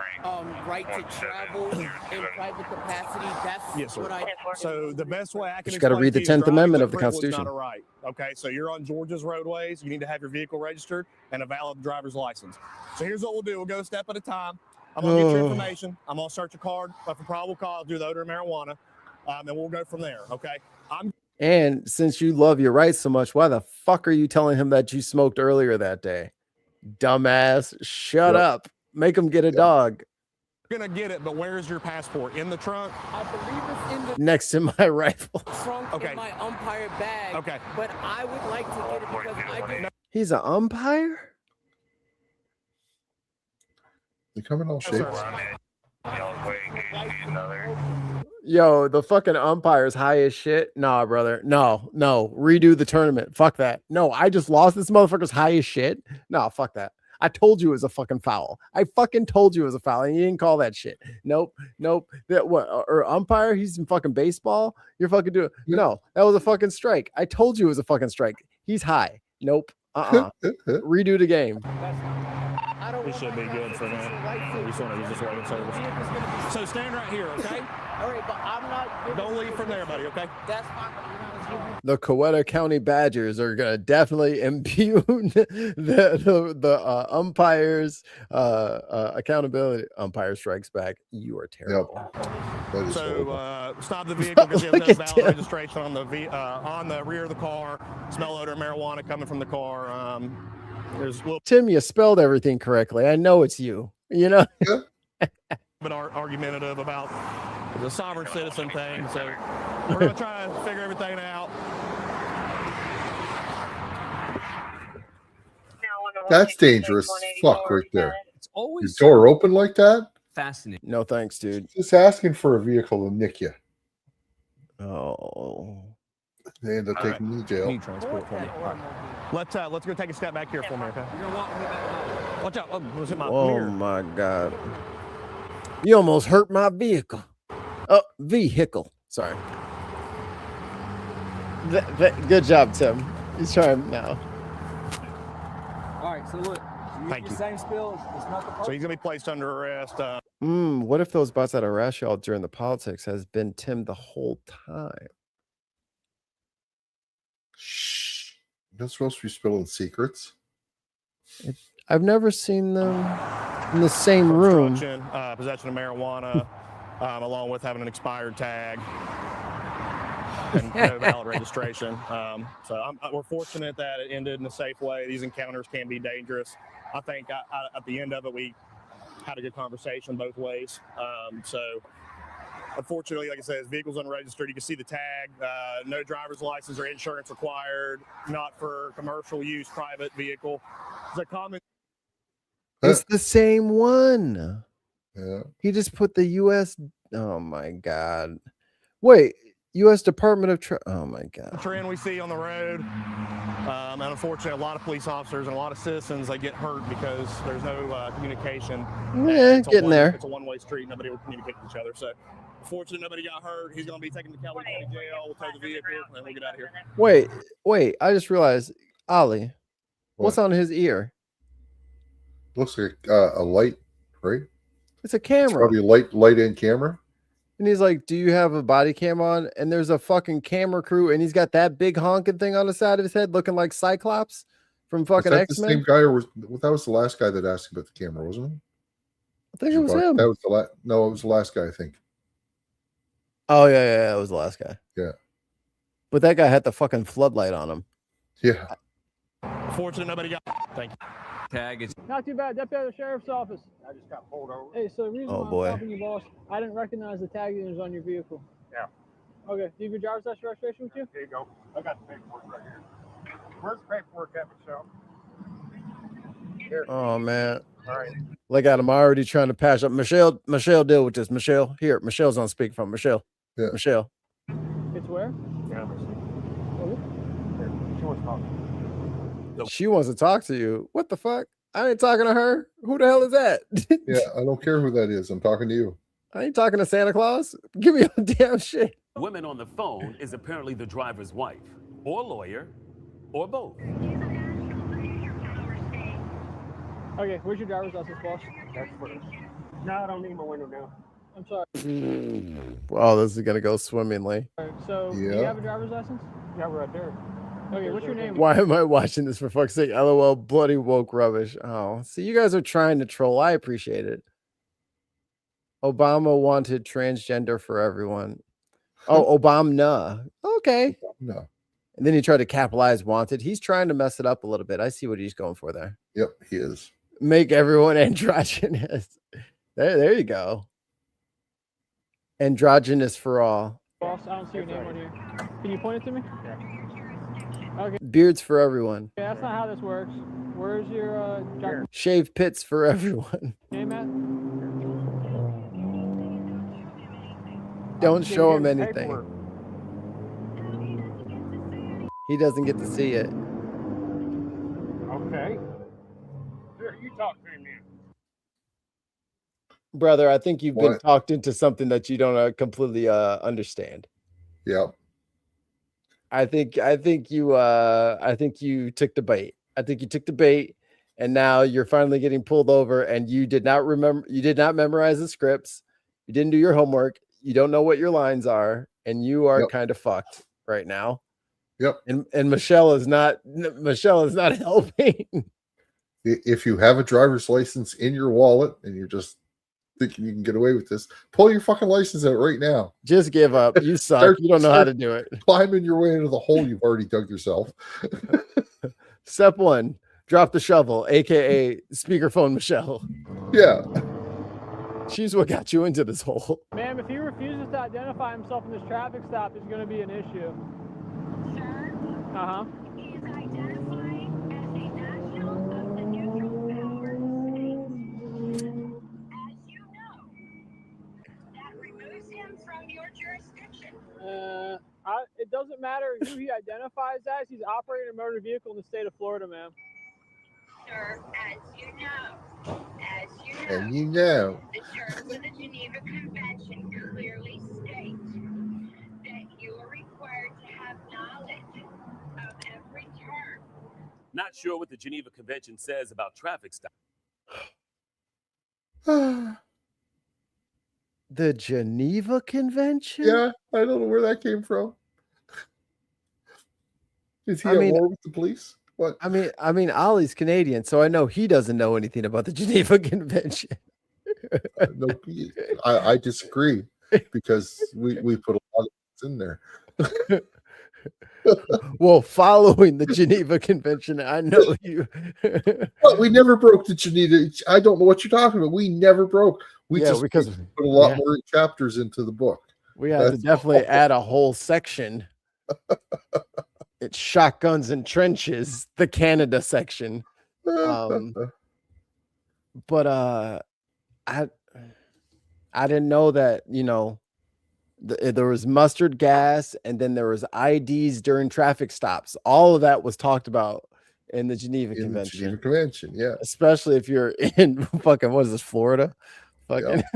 But it looks like this traveler and his vessel are about to part ways. Hop out of the car. I've done something wrong. You're failing you're failing to identify yourself. That's not a law. That's not a misdemeanor. It's not a law. Hey, don't get in my car. What are you guys doing? Oh, you're out. They're jerking me out of the car, Michelle. Dude. Get out. They're getting me out of the car. Michelle. Come on, Michelle. I thought you said this couldn't happen to me no matter what. Michelle, I gave you a lot of money. And you gave me a book, a little white book. All right, I'm getting out. All right, getting out. Stop pulling away from me. You guys are jerking me around. As they arrest the driver, put you in cuffs. Bro, this is the softest arrest I've ever fucking seen. Like, what are you actually complaining about right now? It looks like his legal advisor has finally. Oh, Michelle's on the scene, y'all. Michelle's on the scene. He's not pulled over the side of the road. He also drove to a gas station. They probably tailed him for miles with the lights on, trying to get him to pull over. And Michelle's on speaker. Don't pull over. Yeah. As a trustee of the trust that has. Tim ain't got the stamina. See, it's hard being stupid like that. You can't fake it. It's hard to fake. Yes. Okay. Actually. Has legal ownership to that vessel of. Ma'am, do you have your driver's license on you? You're not wearing your. Oh no, Michelle! You pull up with your no seatbelt on. If he looks at your back plate, is it not going to be registered too? Oh, Michelle! Damn it, Michelle! You literally walked into the mousetrap at this point. Yeah. I was making sure of that. Yeah. You know what? I'm tired of your. Can I see your driver's license, ma'am? You're not going to collect revenue on me. Oh, they definitely are. They definitely are. Okay. Mm-hmm. This vessel is displaying a distress flag in your Oh, they're checking it now. They're checking it now. Let her go. They let her go, but then quickly realized her truck has the exact same homemade paper tags. Michelle, why would you take one guy? Your partner's already getting popped for the fake tags. So you take your fake tags over so they can look at that? Yeah. You're supposed to hide. Hang up. You should have hung up, Michelle, and just drove away. Because I have a phone number for him. Don't do it. Unlock this door now. No, I'm not going to unlock. You. Get out. No. Open the door. No. Yes, so. Now get out. Get out. Get out. You like that little guy, the little spring guy? You see that? Shattered that window pretty easy. Unlock this door now. No, I'm not going to unlock. And although with the window open, go ahead. Sorry. And this is bad copying. Don't put your fingers in something like that. What are you, stupid? I've seen a lot of cops grab a hold of the door window exactly like that and just break it right quick. Just pull it, yeah. Yeah.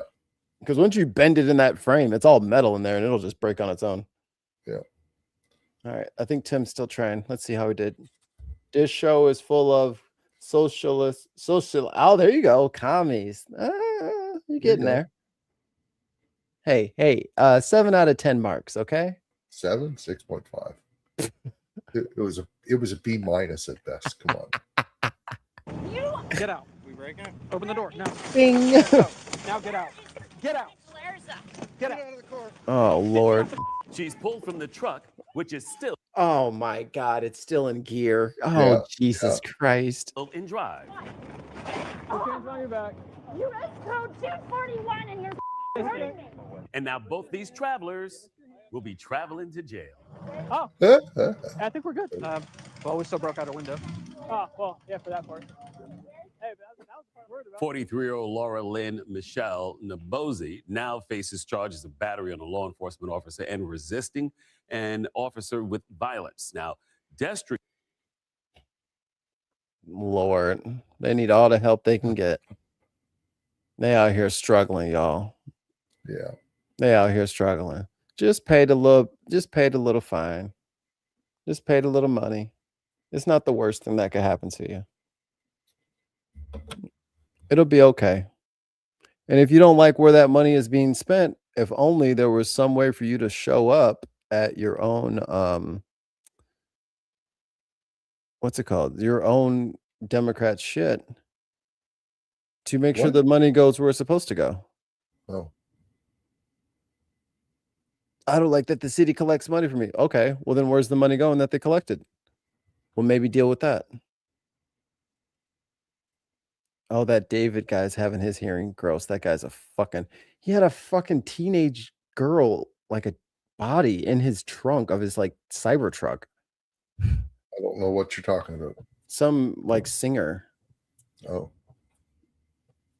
I hadn't heard his shit before. But he's a freak. Yeah, he's a freaking murderer. Yeah. All right, guys. That's it for me and the old man. We're going to call it. I got to eat something. I'm starving. That's not a bad idea. Get something to eat. But we will see you tomorrow if Tim will be back. I will not be on tomorrow. I don't want my money being spent on woke cops or filthy commie roads. Yeah. The only reason I was on tonight is because I had a doctor's appointment and ended up getting off work early. So.